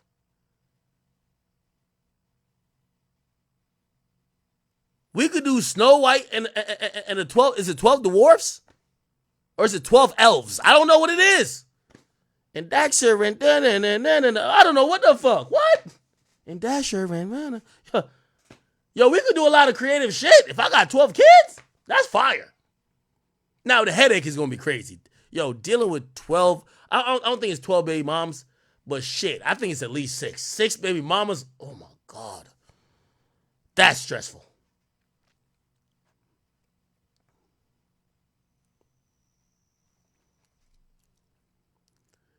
I was looking up this shit today. Apparently, some of the stupid motherfuckers I was seeing respond to this under the Gossip in the City Instagram page. It was like, oh, I think he keeps having kids because there's a rule that says after 10 kids, you don't pay no child support. I'm like, what? Like, shit. If that was an actual rule that said after 10 kids, you don't pay no child support, nigga, I'd probably, if I'm YoungBoy or one of these niggas, I would have 50. Now, where that came from, after 10 kids, no child support. That dumb shit came from, guess who, chat? One of Nick Cannon baby mamas. Yo, you know these chicks gotta like try to brainwash themselves and being okay with that nigga having like 30 kids, right? And exclusive people, oh no, here we go. On season 6 of a Netflix show, Bree Teesey, 32, was quoted saying that Nick Cannon does not have to pay child support after having 10 kids. The reality TV star and the Masked Singer host, 42, share a son, legendary Love, 11 months old. Now, this is cap, you know what I mean? Like, obviously, you get to a point of diminishing returns if you're broke, but a rich man having 10 kids, you still got to pay for all the bitches, you know what I mean? Or not bitches, but you got to pay for all your responsibilities, no matter how much you have. Holy shit. But let's read a little bit more about this. NBA YoungBoy may be going through some tough legal bonds right now, but he must now add some gossip to the equation. News broke on September 5th that he apparently welcomed his 12 kids with a 9th. Oh my God. With a 9th baby mama. A woman who's named Haley that seems to have confirmed this on social media reported the Baton Rouge rapper's new child is a daughter named Kiori, who apparently came to world last year. Oh, it was born last year. Let me see. What's her Instagram? Oh, this is her Instagram right here. Jesus. Oh, here we go. She says, loud and wrong, but carry on. Def not looking for sympathy. Yo, what you thinking when she... I ain't gonna lie to you. All my chat queens in here, I want y'all to answer this. How many of y'all would sign up to be the 9th baby mama if you realize that young boy made, reportedly in 2023, $100 million? He made $100 million in 2023, reportedly. If a nigga make $100 million and you're going to be the 12th, the 9th baby mama with your child being the 12th kid, are you signing up, yes or no?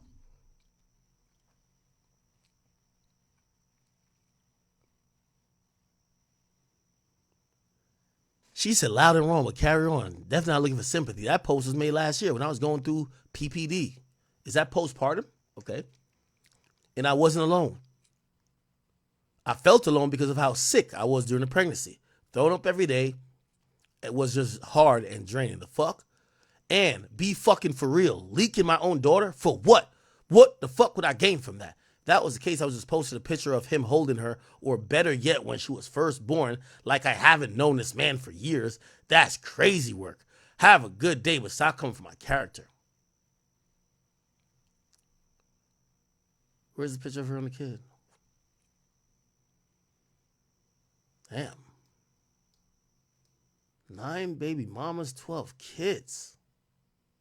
Fuck. Oh, this is the picture right here? I ain't gonna lie to you. One thing for sure, two things for certain. Maury don't got nothing for nothing for young boy. His kids come out the womb looking like him. Ain't that? You don't even need no paternity test with it right here. This young boy child.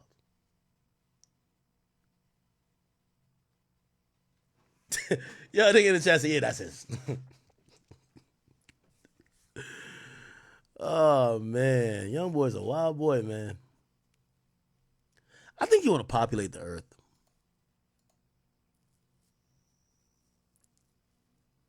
I think you want to populate the earth, man.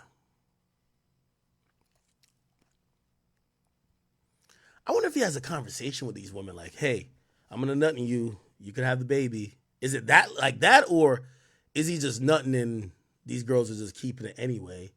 Or is he telling them like, nah, I want to have a baby by you? I don't know. You know what's crazy?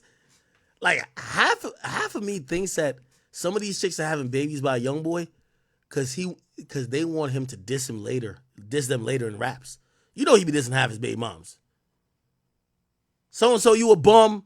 So-and-so, go suck a dick and die. Like, yo, young boy be wilding on his baby moms. Let's Google that. NBA young boy diss baby moms. I gotta think they want a shout out or something. Y'all remember this? My motherfucking house stay full of cheering, man. Hey, I'm just out of that fake. I'm out of that stage of posting it, you pussy bitch. You want me to show every time I'm with him? You want me to show every time I'm with him? It don't matter. Hey, it don't matter if a house full of hoes in this bitch. Hey, man, I got children running around this bitch. Six of them running around this bitch. And a couple of them out of the with me. Man, I know you can't. Hey, I know you can't play me like that, Bo. Watch what you say. That camera on, man. Them dick sucking bitches. Hey, what up? They gonna play this line like that. Then, hey, hold on, no, bro. Hey, I ain't gonna go out this morning, but bitch, I'm gonna. Hey, I be putting the blame on myself, man. Man,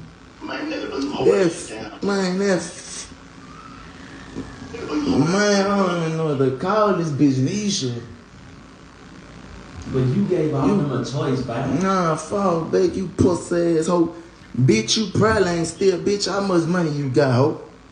That hoe probably blew her money, man. That hoe probably blew all them churn money on them pussy ass niggas. Stupid, ugly ass bitch. Now you wanna comment on everything go on with a nigga. Yo dog ass don't send them churn on a nigga. And Janelle oversized chest ass bitch. You know what that's about, ho. The fuck wrong with you, bitch? Yo, the way he talk about his baby mamas, man. I think the girls having kids by him know eventually you gonna get one of these, and they're like, nah, it's young boy. It's young boy. It's young boy. And Dre know what up too, man. But I ain't got no problem with that. Well, and she shouldn't have no problem with me. Hey, other than that, who else? Yo, you know you got too many baby mamas when you cussed out like 5 of them, and you gotta look at your mans and say, who else? Yo, he's asking his mans, yo, who else I had a kid with that I gotta cuss out? I want to speak on one, but that was the police. That bitch the police, man. Stop playing. Stop playing with me. Nah, hey, y'all stupid, disgusting, stick by the ass. That bitch. She don't want to let that man come unless she come. Bitch, we ain't going for that. We ain't going. I think, is that Janelle you talking about? You say, oh, she said she only gonna come. I guess he's telling her, I want to see my kid. And she said, oh, I could only come if he come. Ain't she with that nigga DeJounte Murray? You imagine DeJounte Murray sitting there in the other room just watching the TV while a young boy play with his kid. I think it's this nigga. For that, man. Other than that, say all the rest stay in this bitch. All the rest always in this bitch. I ain't got a post on, man. Eat my dick, man. And they got pussy ass grown men on that bitch playing with a nigga, man. That nigga need a stick across their head, man. Pussy ass nigga. Pussy broke ass niggas. Everything I said, they go flip it up. Like what I just said. I said they gonna need a stick across the head. They go swear to God, I said, but hit somebody with a stick, man. I can't be doing this pussy ass shit, man. I don't give no fuck with nobody. Think about me, man. Eat my dick, nigga. Pussy bitches can't beat me, man. My mind poison, man. Hey, if I ain't spending time, man, I'm 4 hours. Anyway. Somebody, they sent me a video.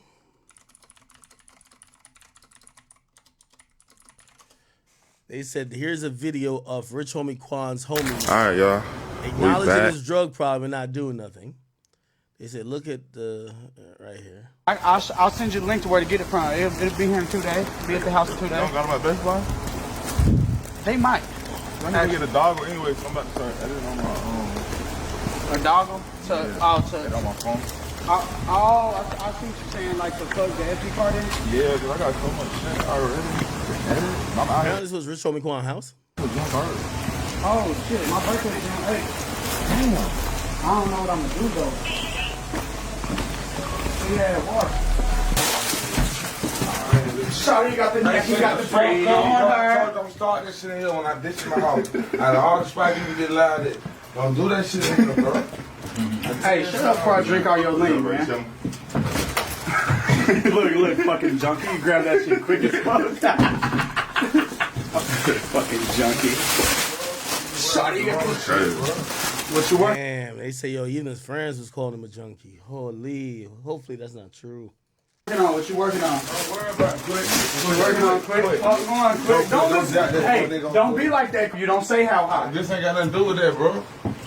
Man, quit. I'm recording the game on the Go in the other room, bro. You kicking me out? Go in the other room, bro. Seriously? Yeah. Say on God. On G.O.D. The big one. Okay. Anyway. All right.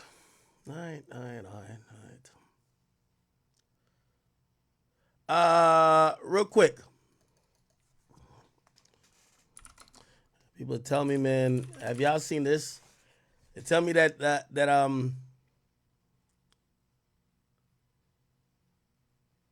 cancel culture is a myth. If you guys don't know, Dr. Disrespect, a popular streamer on YouTube, was essentially canceled because of his past on Twitch. A couple years ago, he was accused of using a function on Twitch called the Whisper feature to speak to somebody who was underage. Apparently, the person was either 17 or maybe a little bit younger, but I don't know the exact details, but it was someone underage. Apparently, he knew how old the person was. I think some people kind of say he didn't know, but regardless, it was super inappropriate. And apparently, he was trying to meet up with them at a Twitch event. Twitch got word of it. Twitch had a contract with him at that time. Twitch canceled the contract, suspended him, and prevented the meetup from happening. When people found out the nature of why he was suspended, because he was suspended and they didn't give a reason for a while, but it was found out in the last couple of months. When people found out why he was suspended, people said that he was canceled. Anyway, he came back to streaming today after taking a couple of months off, and he had over 260,000 people watching him, which, there you go for cancel culture.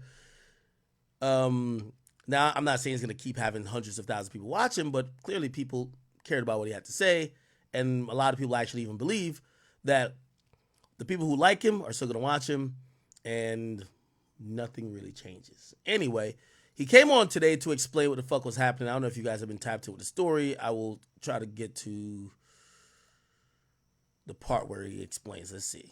Info. Remember, I got to guess this word within the first 3 in order to get some points. Guys, you're not going to be streaming ever again, or you're... Do I... Now that you're not getting monetized, you're not going to be streaming ever again, or you're on YouTube, are you?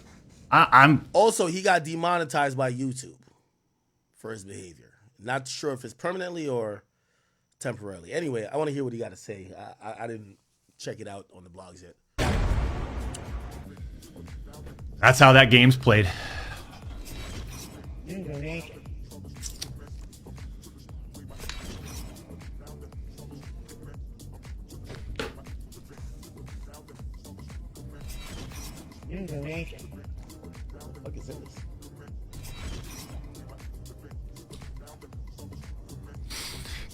Yeah, just keep ignoring the issue and putting up this act. God, I'm so concerned and worried about everyone else's problems except mine because I'm dealing with a deeper depression and I like to project.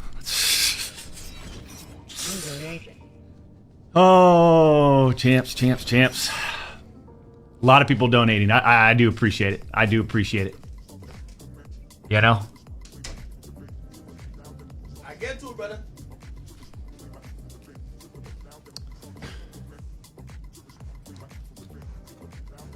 Are you nervous to be back? After what's transpired over the last couple months, am I excited to be back to this type of world? God.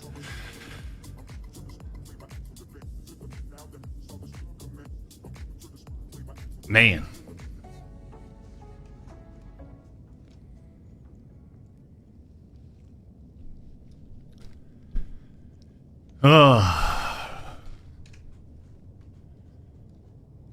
So glad you're back. Hey, I appreciate it, Shane. It's good to be back to a certain degree. Right? We got to figure out this monetization thing. So September 25th is basically when we can reapply for partnership on YouTube. You know? People ask, do I... Now that you're not getting monetized, you're not going to be streaming ever again, or you're on YouTube, are you? There's an opportunity to reapply, right? September 25th is the date. So in the meantime, we'll do what we need to do. Oh, so he got demonetized. I ain't gonna lie to you, bro. That's the new way, like YouTube and these other places are like getting rid of the people who they don't want to associate with. Like they demonetize Fresh and Fit. It's my homies. Like I feel bad about that because shit, they had a really entertaining program that was on YouTube. They demonetized the dudes, and it almost like puts their whole program in like jeopardy because you're either gonna do it for free or you got to now start taxing your viewers, right? And nobody wants to tax the viewers. Now I think Fresh and Fit's been demonetized for like a year about now, bro. Like, and honestly, I don't think YouTube might get up off of that, just off of the fact that, bro, the Fresh and Fit shit is so crazy, dog. Like, I think because they were seen as the number 2 to Andrew Tate, bro, I try to get them boys back on Instagram. I was using my reps, everything, but like, it would always just hit a point where like, I would just kind of get told from like many different sources, like, yo, bruv, like, yo, these niggas right here, just based on what they represent, like, it's not even like they're doing nothing crazy now. It's just like, they're like, we don't want to be the first. It's like 6ix9ine when he came back after he snitched, right? The DSPs would tell me, we don't want to be the first one to like fuck with him because it's going to make news and make us look bad. That's kind of where they're at, I think, with Fresh and Fit a bit. And I think they keep trying to like get remonetized. It's just, it hasn't worked yet. That's what I'm saying with this Dr. Disrespect thing. He's expecting to get remonetized like later this month, but they might look at him and be like, hell nah, nigga, like for all that bad press, we don't want to have to answer the people of why we did what we did. I enjoy my time here on YouTube. We've built a nice, strong community. Somebody said I'm compromising saying that. Nigga, what the fuck? Nigga, Fresh and Fit are my friends. I tried to get them back on Instagram. What's the problem? I have reps that work at Meta. Yes, I said, hey, I inquired about their account. What's the fucking problem? Like, if you wouldn't at least inquire, they don't have connects like that. I have a connect. Like, I'm gonna inquire about my friend's account. Hey, what's up? Yo, could you check this out for me? Whatever. I ain't gonna lie, they came back with some other shit. Like, they basically told me, like, this was what I got officially back from them. They were like, yo, bro, we double and triple check. They're saying they made the right decision. I said, okay, so what was the actual problem? Like, they've never done it on Instagram. It was just like, bro, it's just, they basically would tell me above our pay grade and above yours. So just yeah. Which I was like, damn, that's an Andrew Tate block, bro. You get what I'm saying? And I'm gonna be honest with you, I think everything that happened to Andrew Tate was like I believe him with that Matrix shit. They got that nigga the fuck out of here. You remember how lit Andrew Tate was, my nigga? They erased that nigga like it was a virus, my nigga. Now, granted, he's still popular, but like these platforms make it hard for him to go viral.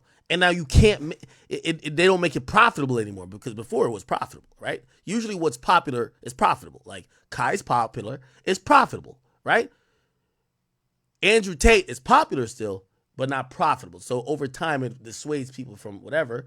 And then also, it's like they did the same thing to Fresh and Fit, which I thought was crazy. And I think Sneeko too. For years. This is where we started. 16 years ago? 2008, I think. I like my time here. And I like the community. We've got the best, realest gaming community, right? The Champions Club. And we've built it on this platform, and if there's an opportunity to reapply for partnership, and there's a date that's been presented to us, then I'm going to take it. In the meantime, like we always done, we've always stayed in our lane. We'll stay in our lane and continue to just put on a show.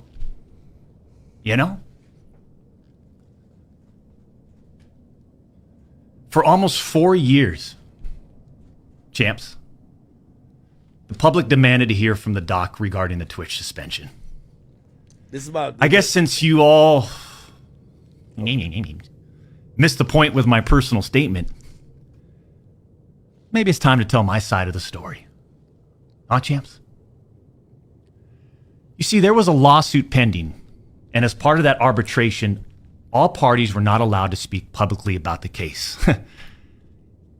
I respected those rules.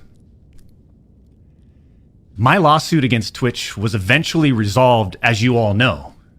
But even then, as part of the settlement, all parties were still prohibited from speaking publicly about the case or the settlement. However, if one Now let me chime in. Now this is speculation here. I've had one deal with Twitch. I think I ain't in no deal with Twitch now, so I could fucking snitch all I want. When I was in a deal with Twitch, I think it was like $500,000 they paid me. It was just hours I had to do. I personally believe Kai Cenat has a deal with Twitch because it makes no sense why he wouldn't. He got offered like $40 million, and I'm not giving it business. This is just industry rumors. He got offered like $40 million on Kick. Like Twitch got to give you some type of incentive to stay. You get what I'm saying? So I think he got a deal with Twitch now. And what that deal might just be is that, hey, listen, we'll give you better rates, this and third, and maybe like some guarantee, right? Like some guarantee money, right? Now, I told you, like, I've never been that big on Twitch. I've been on Twitch a long time. I've never been that big. Have I been, like, maybe one of the more popular music people? Yes. But overall, these guys are like, yo, this guy gets a lot of fucking views. So I give you the number that I got from them to say this. Motherfucker. Dr. Disrespect's deal with them was probably between $8 and $10 million. You get what I'm saying? So he was getting some bread, bro. You get what I'm saying? So now they suspended him after they found out he's messaging a kid, and they said they're terminating the contract. Well, if I'm owed $8 million, no, you ain't. Nigga, we finna go to court. So I guess they go to court. They figure it out. Twitch actually pays out. I don't know if they pay out all of it, but they pay out a good amount. By the way, I'm speculating on the amount of money, but I only gave you the amount I got because this guy gets 10 times the amount of, 20 times the amount of views I get on Twitch. You know what I'm saying? Bet. So you could just put a number to that. I'm saying 10 million. So they probably owed him like 8. Fuck no, you're not canceling my contract, nigga. Who would know 8 million? I don't care what you said I did. They figured out, apparently, it wasn't contracted, and this is what I've heard from some legal people. It wasn't contracted that what he did, because him messaging a minor is weird. Yes, absolutely.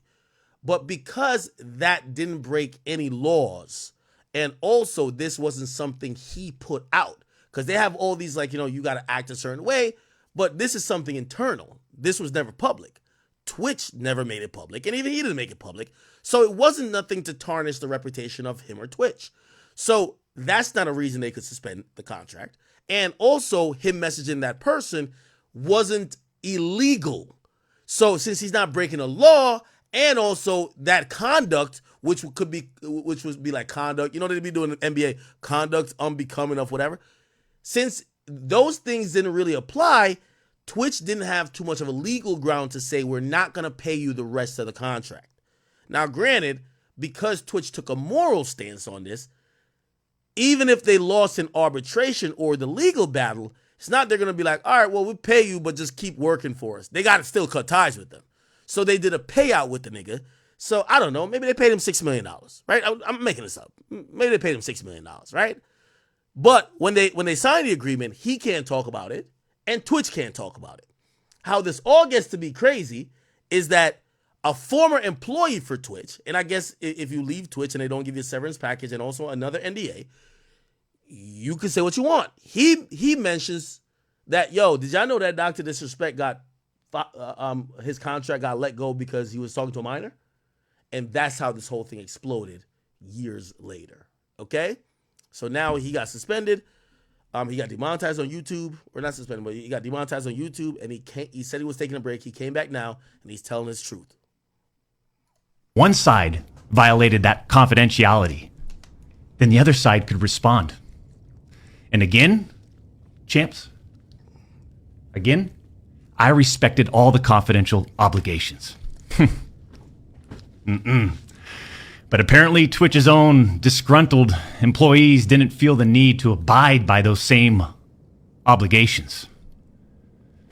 Cody Connors, ex-Twitch employee, wasn't even involved, leaks Twitch's reported reason.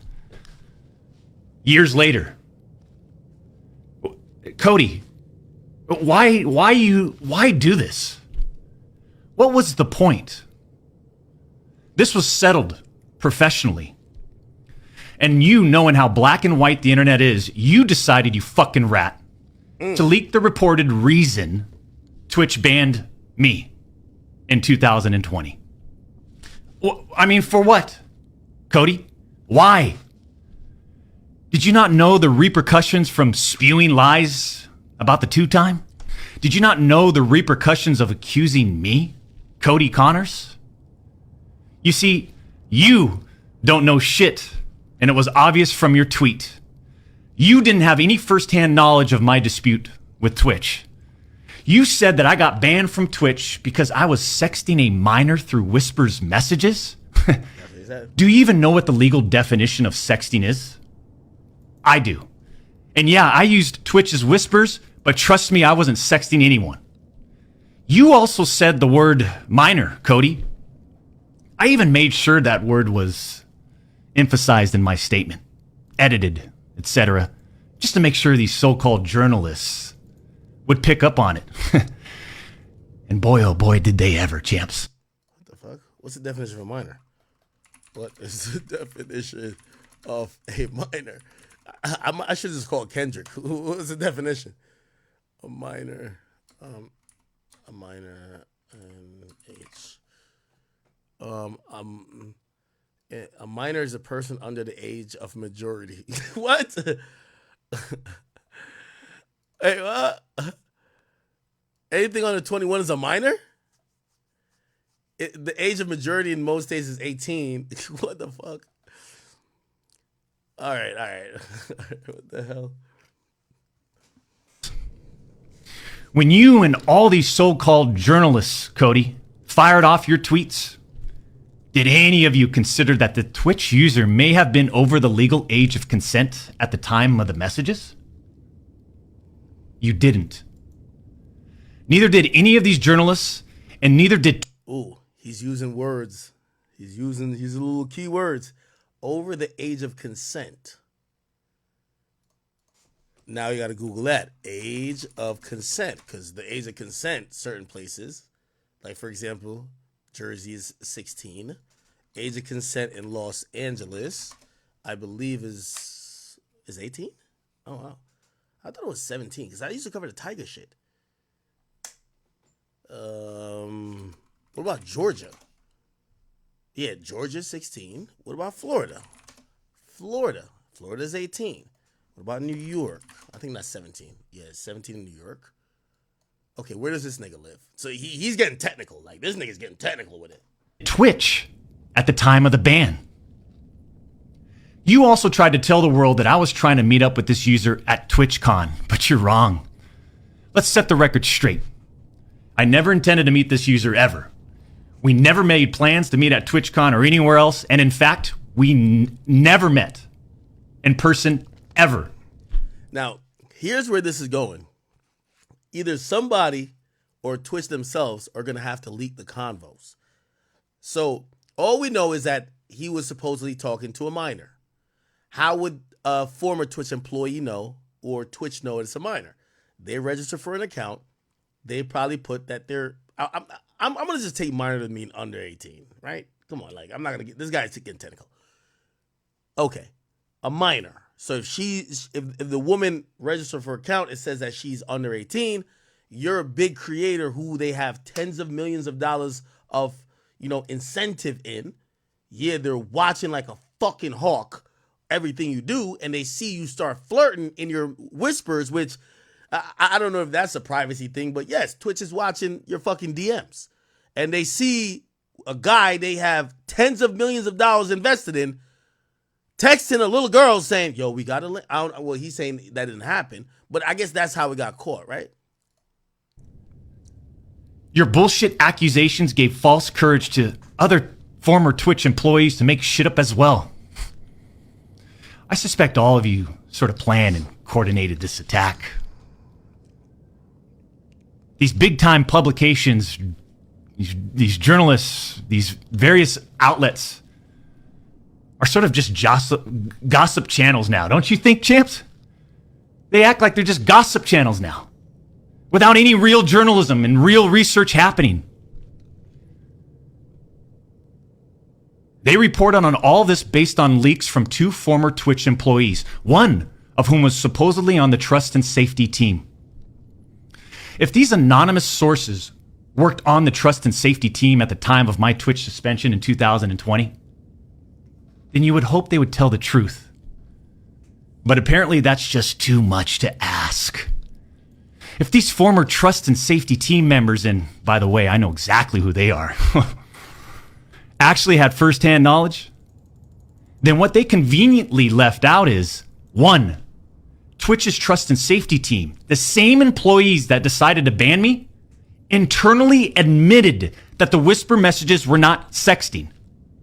And 2, Twitch's trust and safety team, the same employees that decided to ban me, internally acknowledged that the whispers did not constitute child sexual abuse material CSAM. I'll say it again. Neither I nor the Twitch user exchanged any sexual graphic messages or images. Cody Connors and these other anonymous sources. Yeah, he's not, obviously, you know, he made a video where this is not live, but he's very intentional in his wording, right? He says, me and this person did not exchange any graphic sexual images or whatever that would constitute sexting. From my understanding, I don't think you could even send images on the Twitch, whisper tool. I don't think you could send pictures. So if they did send pictures, it would have to be off platform. So I don't know if he didn't. I wish he would have addressed. Have you ever spoke to the person off platform? Did you plan to? Did you set up to? And did you ever talk about meeting up, or did you talk about any conversation that be construed sexual in nature? Are trying to paint a picture that I was exchanging sexually explicit messages and photos with this Twitch user. That never happened. I even used the word inappropriate purposely. And look at how it was defined by everyone, champs. Huh? Including these defaming articles. I'm sorry, but mutual bantering with inappropriate jokes taken out of context should have never led to me getting banned from Twitch in the first place. I mean, how would each of you look if all of your private DMs, your text messages, your chats were looked at, dissected, and taken out of context by someone who's deliberately trying to find something inappropriate in those words? And this is not a situation where a victim publicly accuses someone of wrongdoing. That never happened here. We're talking about allegations that Twitch made against me as a half-baked reason for justifying their actions of suspending and shutting down my channel. Allegations that Twitch made without even a legal analysis of whether the whisper messages were legal. You see, I engage with my community. I engage with other streamers. And through Twitch Whispers, I communicate with Twitch users. Conversations that consisted of a variety of playing games and gaming politics, content creation, random stuff. This was the extent of my whispers with this Twitch user. On June 21st, 2020, my ex-Twitch partner manager learns that I exchanged whispers with the Twitch user. And I say ex-partner manager because for years, this guy didn't do anything for me, my community, or my channel. For years. I'm talking no front page love. You're talking about the face of the platform, right? Literally. The face of the platform. And I know Champions Club remembers this. We got zero front page love on the website. He was never on my channel. He didn't follow me on Twitter. He wouldn't even inform us about Twitch rival tournaments. We're talking about the 2-time Twitch rival tournament. Oh, I'm sorry. Would you want to play in it? We got zero support from this guy. And it was just so obvious that he carried a grudge against the 2-time. So after we signed with Twitch in 2019, we asked for a new partner manager. And just a few months later, that ex-Twitch partner manager is directly involved with getting me banned. Coincidence?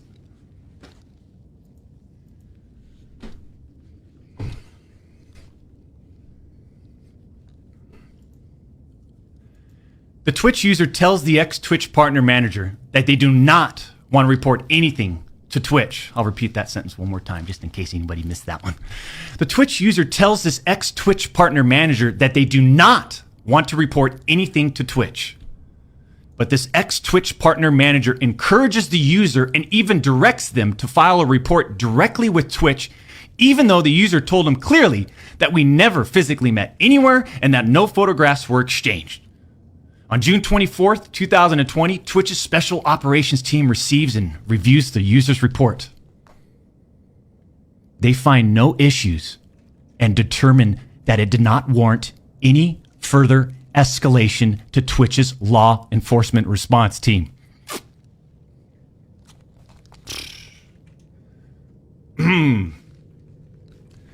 That would have been the end. That should have been the end.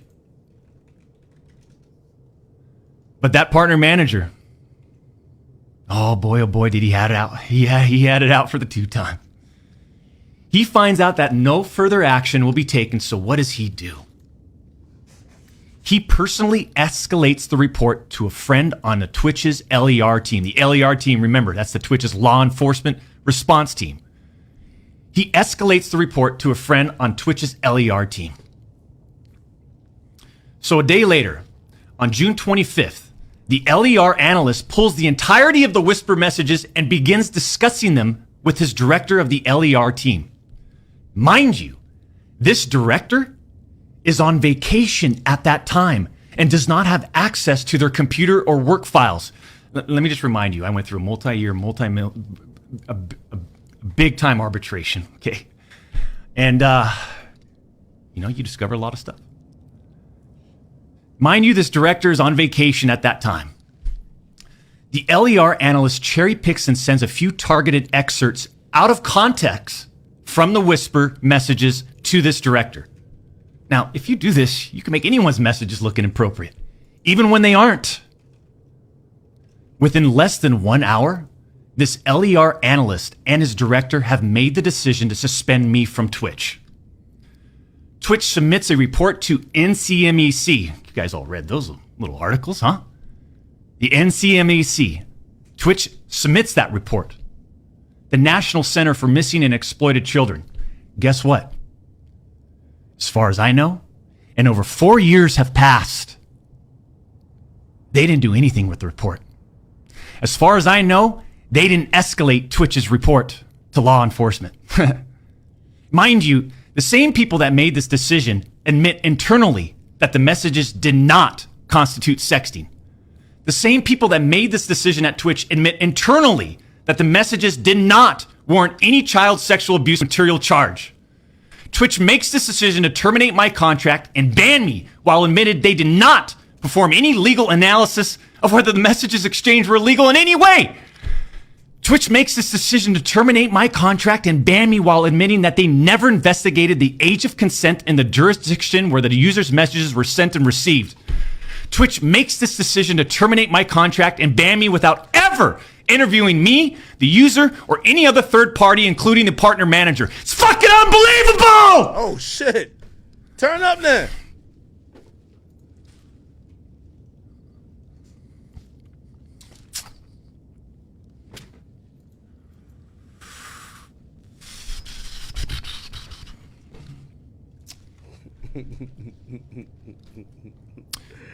I'm not going to get into every detail regarding my legal case, but these former Twitch employees that claim to have firsthand knowledge, they just don't have a clue. They didn't report any facts. The judge in the case determined that the whispers were not illegal. So then why did Twitch use these messages against me? Why did Twitch treat the doc so differently from their other streamers? I mean, outside of the obvious. I mean, just take a look at me. Right? Unfiltered.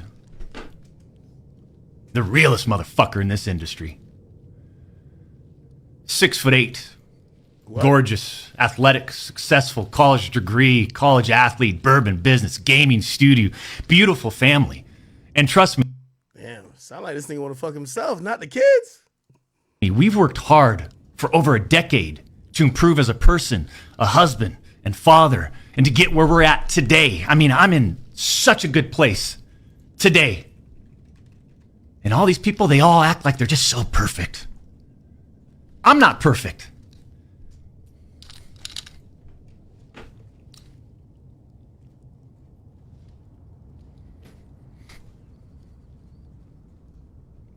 I don't claim to be perfect. Sometimes I do. But I also didn't do all this shit that they're saying I did. But then that doesn't make a story, right? They wanted media attention. The media wants controversy. And by sensationalizing all this with big, inaccurate headlines like sexting and sexually explicit, you all got what you wanted at the expense of the tube time. The reality is, they wanted to cut down the doc. Plain and simple. Take a look at some of these horrendous acts of Twitch streamers that were never banned. I've got some examples. Oh, shit. My boy finna snitch. Ha! Yo, sometimes when... Yo. My nigga, pull your Charleston White. Fuck it. Examples right here. Example number 1. A streamer that frequently used the N-word while publicly streaming, which constitutes a violation of Twitch's policies if accompanied by hateful intent. Hey, brother. I don't know what you're getting into, but us niggas can say niggas, okay? You're white. You can't say it. So that rule is not really a rule. That rule is for white boys. We niggas can say niggas. I'm going to keep it a bean with you. If any platform tell me I can't say nigga, I'm off of that. That's facts. Yeah. Yo, he's saying the N-word. What? No, us black people can say it. I don't know. Nigga, I'm on Twitch right now, nigga. I'm gonna stop saying. Wait, who said the N-word? There was a white person? Maybe I'm on the side. It might be a white person. Hold on. Twitch scheduled a meeting with the streamer to ascertain his intent to determine whether his contact was a violation of Twitch's policies. Who? Ultimately determining it was not a breach of Twitch's policies. What's the name? Why wasn't I called into a meeting? Why wasn't my intent taken into consideration, champs? Example number 2. Streamer was reported for discussing doing things with deceased animals and discussing pedophilia, all while live streaming. Never suspended, but instead given a multi-million-dollar contract. Example number 3. Streamer was reported for a sexually explicit stream involving children and telling children to send Snapchats of them playing with themselves. Never suspended, but instead, given a multi-million-dollar contract. Who are you talking about? Oh, he's not naming names. He's just naming behavior. Okay. It's so obvious that certain Twitch executives, employees involved had personal biases against the doc and used all of this as an opportunity to terminate my contract. Go back and look at the timing of all this, too. The doc's termination lines up with 2 preferable, profitable, and expensive streamers leaving Mixer. As soon as Twitch knew that Mixer had failed, and go look at the timing. These other expensive streamers needed a new streaming platform. So Twitch rushed through its decision to terminate the tube time. I'm going to be honest with y'all though, chat. Yo, with all due respect to Dr. Disrespect, brother, if you defending yourself from PDF file allegations, bruv, for the one time, please take that goofy ass wig off. Please take your sunglasses off, bro. Please make it seem like you're not playing a character, bro. Like, for once, be like, yo, hey, I play a character to entertain my audience, but here I am as a man. What y'all have accused me of is false. And I want to be, like, come on, for one time, bro. Like, this wig gotta go, bro. You gotta get the wig off, bro. You feel what I'm saying? You see, I shouldn't even be banned from Twitch.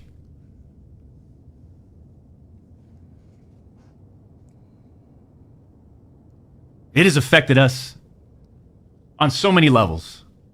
Back in 2020 and now in 2024.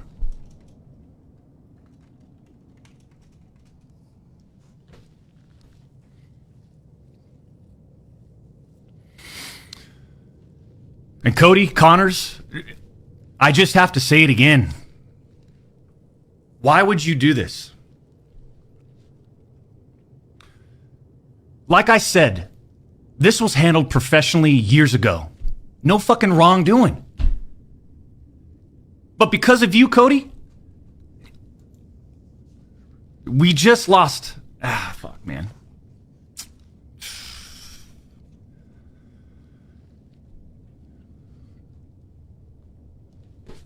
Unfortunately, we have to lay off people from Midnight Society. Right? Because of you, Cody.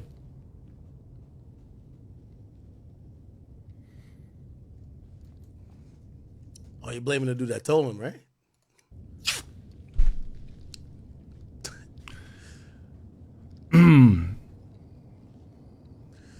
You know, through all this,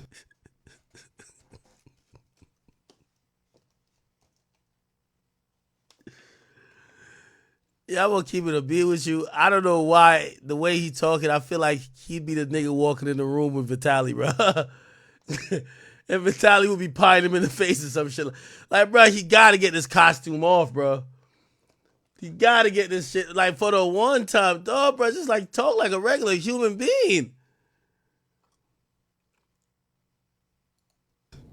we are where we are. And like a fucking man, I'll accept it. What I don't accept is sitting quietly by and let these idiots attack me with false accusations. No. For all these doc haters out there too, oh man. The ones that project and project and project and project and worry about everyone else's problems, right? I can't understand that mindset. I could care less. We've always stayed in our lane. But somehow, some way, these people, they just get in our lane. For all you doc haters, I'm sure you'll dissect all of this and still find a way to publicly criticize me. Do what you need to do. I'll say this isn't for you. This was for my team today, my community, my friends, la familia that have supported me. And I'm not denying the exchange of whispers, champs. I'm not denying that to all of you out there. It looks bad. I have no way of knowing if the Twitch user thought our exchange of whispers was inappropriate. If it was, I apologize. All I know is that I never did what Twitch, Cody Connors, or the public is claiming that I did.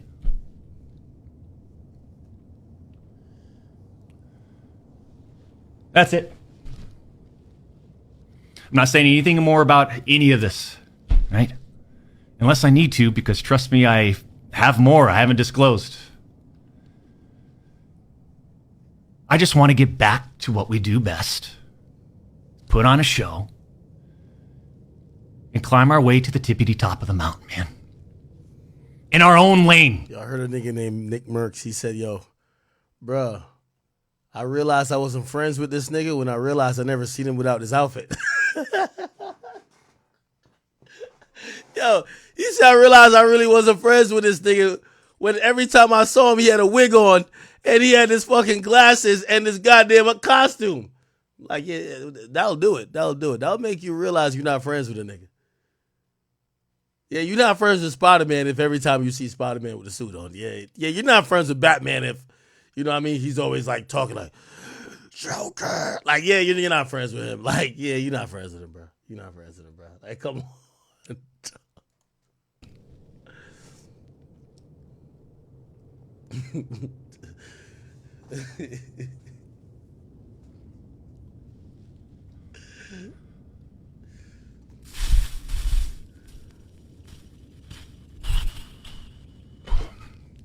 That's it.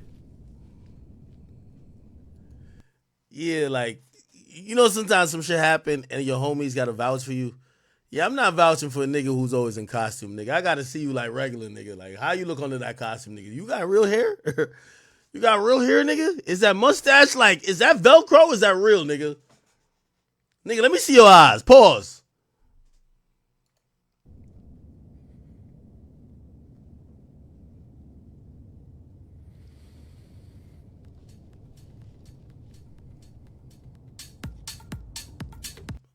Bet. Anyway, he went on to have a 2-hour stream or a 5-hour stream. He was lit. He had 232,000 people watching, and pretty safe to say, in 8 hours, 2.1 million viewers. Don't know if he'll keep that up, but that's good. Anyway, chat. Unfortunately, we're here to report that Big Sean has sold 22,000 records first week. Destroy Lonely has sold 35,000 records first week. This is a rather embarrassing number for Big Sean. I feel incredibly bad that this is the number that he's having to wear as a representative of this album. I've listened to a little bit more of the album, but not fully and complete, and I haven't spun it back a bunch of times. I'll be honest, and I'll keep it real. But I don't think that album is 22,000 first week type of album. I think Big Sean is a particular lyricist of high caliber, someone who has made a lot of great songs historically, and I do think there's some pretty good songs on here. I don't want to even give a critique because it's just not fair with me. I haven't even played the album too much to give it a full critique, and I know he took some time on it. If I listened to him while he was going through some of the rants, or not rants, but like through some of the Instagram lives, he said he took a while and he really crafted this carefully. So I just feel weird just giving an opinion on it 6 days after. So I'm going to let it sit a little bit more. However, the sales are the sales. Pretty much, I hope Big Sean takes this as encouragement. While you're one of the best rappers in the game, while you're one of the most prolific artists in the game, I don't believe that people are checking for you anymore. The time you took off, the lack of focus, effort, and sometimes not stepping up to the plate or even capitalize when the iron is hot, when you should have struck, has led to people not consuming your product currently in the landscape. You got to put some work in. Got to go do some features. Go do some collabs. You got to put work in.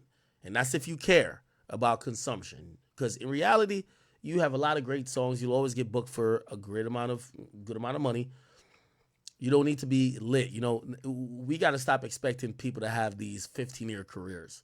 I keep telling you that rappers are like running backs. If you have a 3-year career, that's about average. 5 years, you're like you were pretty good.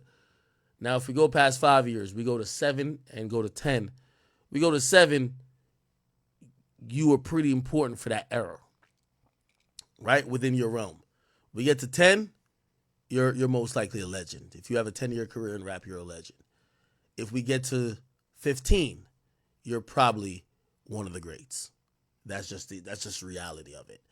So when you think about Big Sean has had a 10-year career. I just don't think he's on the upside of that career anymore. And again, he has a skill to be in that great, bucket. But I don't think we should, shit on him or just be like, oh, whatever, just because he's not selling a lot anymore. Us fans got to appreciate rappers for what they gave us while they were hot, right? Meek Mill, 10-year career. Big Sean, 10-year career. Wale, I think about 8-year career. And when I'm saying career, I'm not saying these guys are completely done. I'm saying that they were no longer in the mix of what was current and relevant, right? Meek, 8-year career. No, Meek, 10-year. Wale, about 8. ASAP Rocky. It's kind of hard to judge Rocky because Rocky didn't really drop a lot. But yeah, obviously we get to the futures. Futures approaching 15. I think he's on like 13 years right now. 13 years. 13 years of Future. Right? 13 or 14. Yeah, 13. 13 for Future. Drake obviously got 15. Cole's like 15. Kendrick 15. Those are the greats. That's just what it is. Again, Big Sean is always going to have some audience, but not have the biggest audience. That's just what it is. Again, I don't want to criticize Sean because I like him and I want to really listen to the album, but I could tell you what people have been saying about him, and not just about this album. Sean, the people want to see you step in the ring.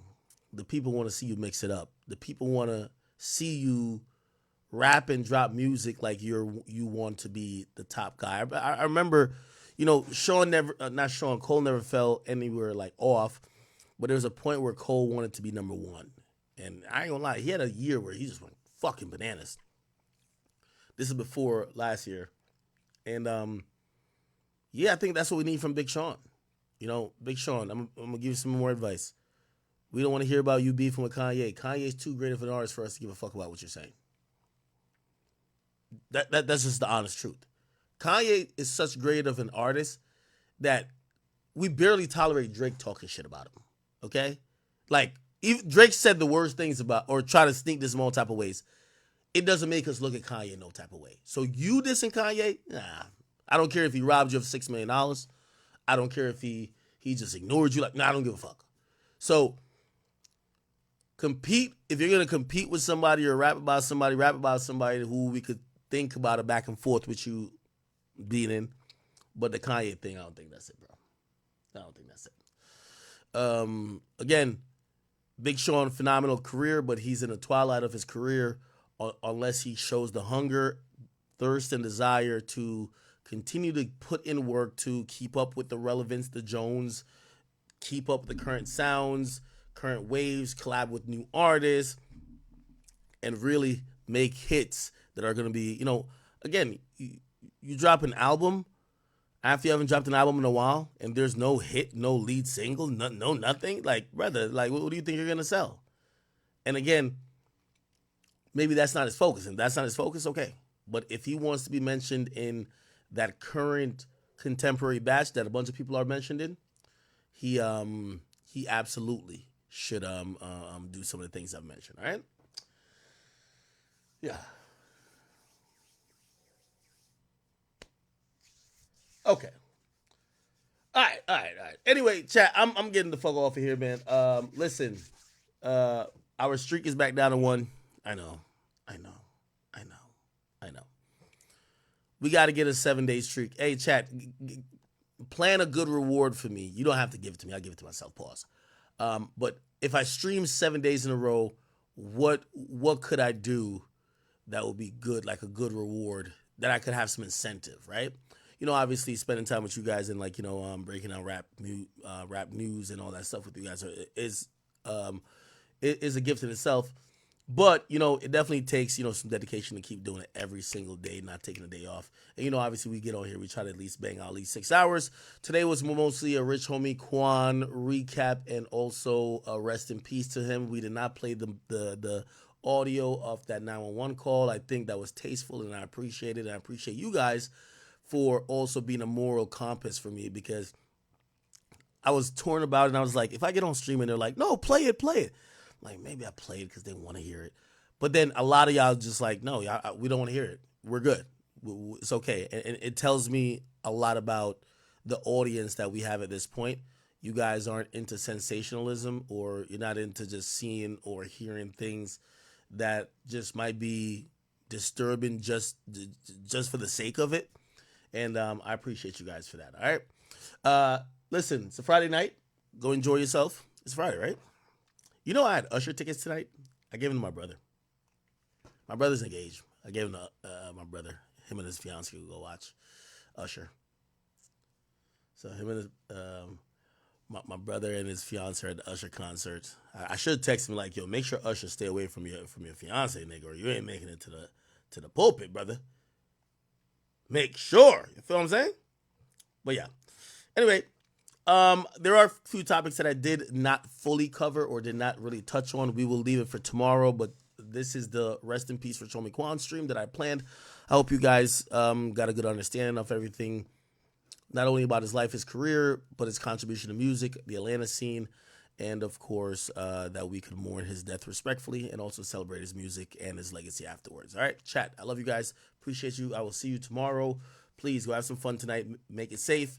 And yeah, see you at some point tomorrow. I'm going to try to do an earlier stream tomorrow, okay? Love y'all, chat. I'm out.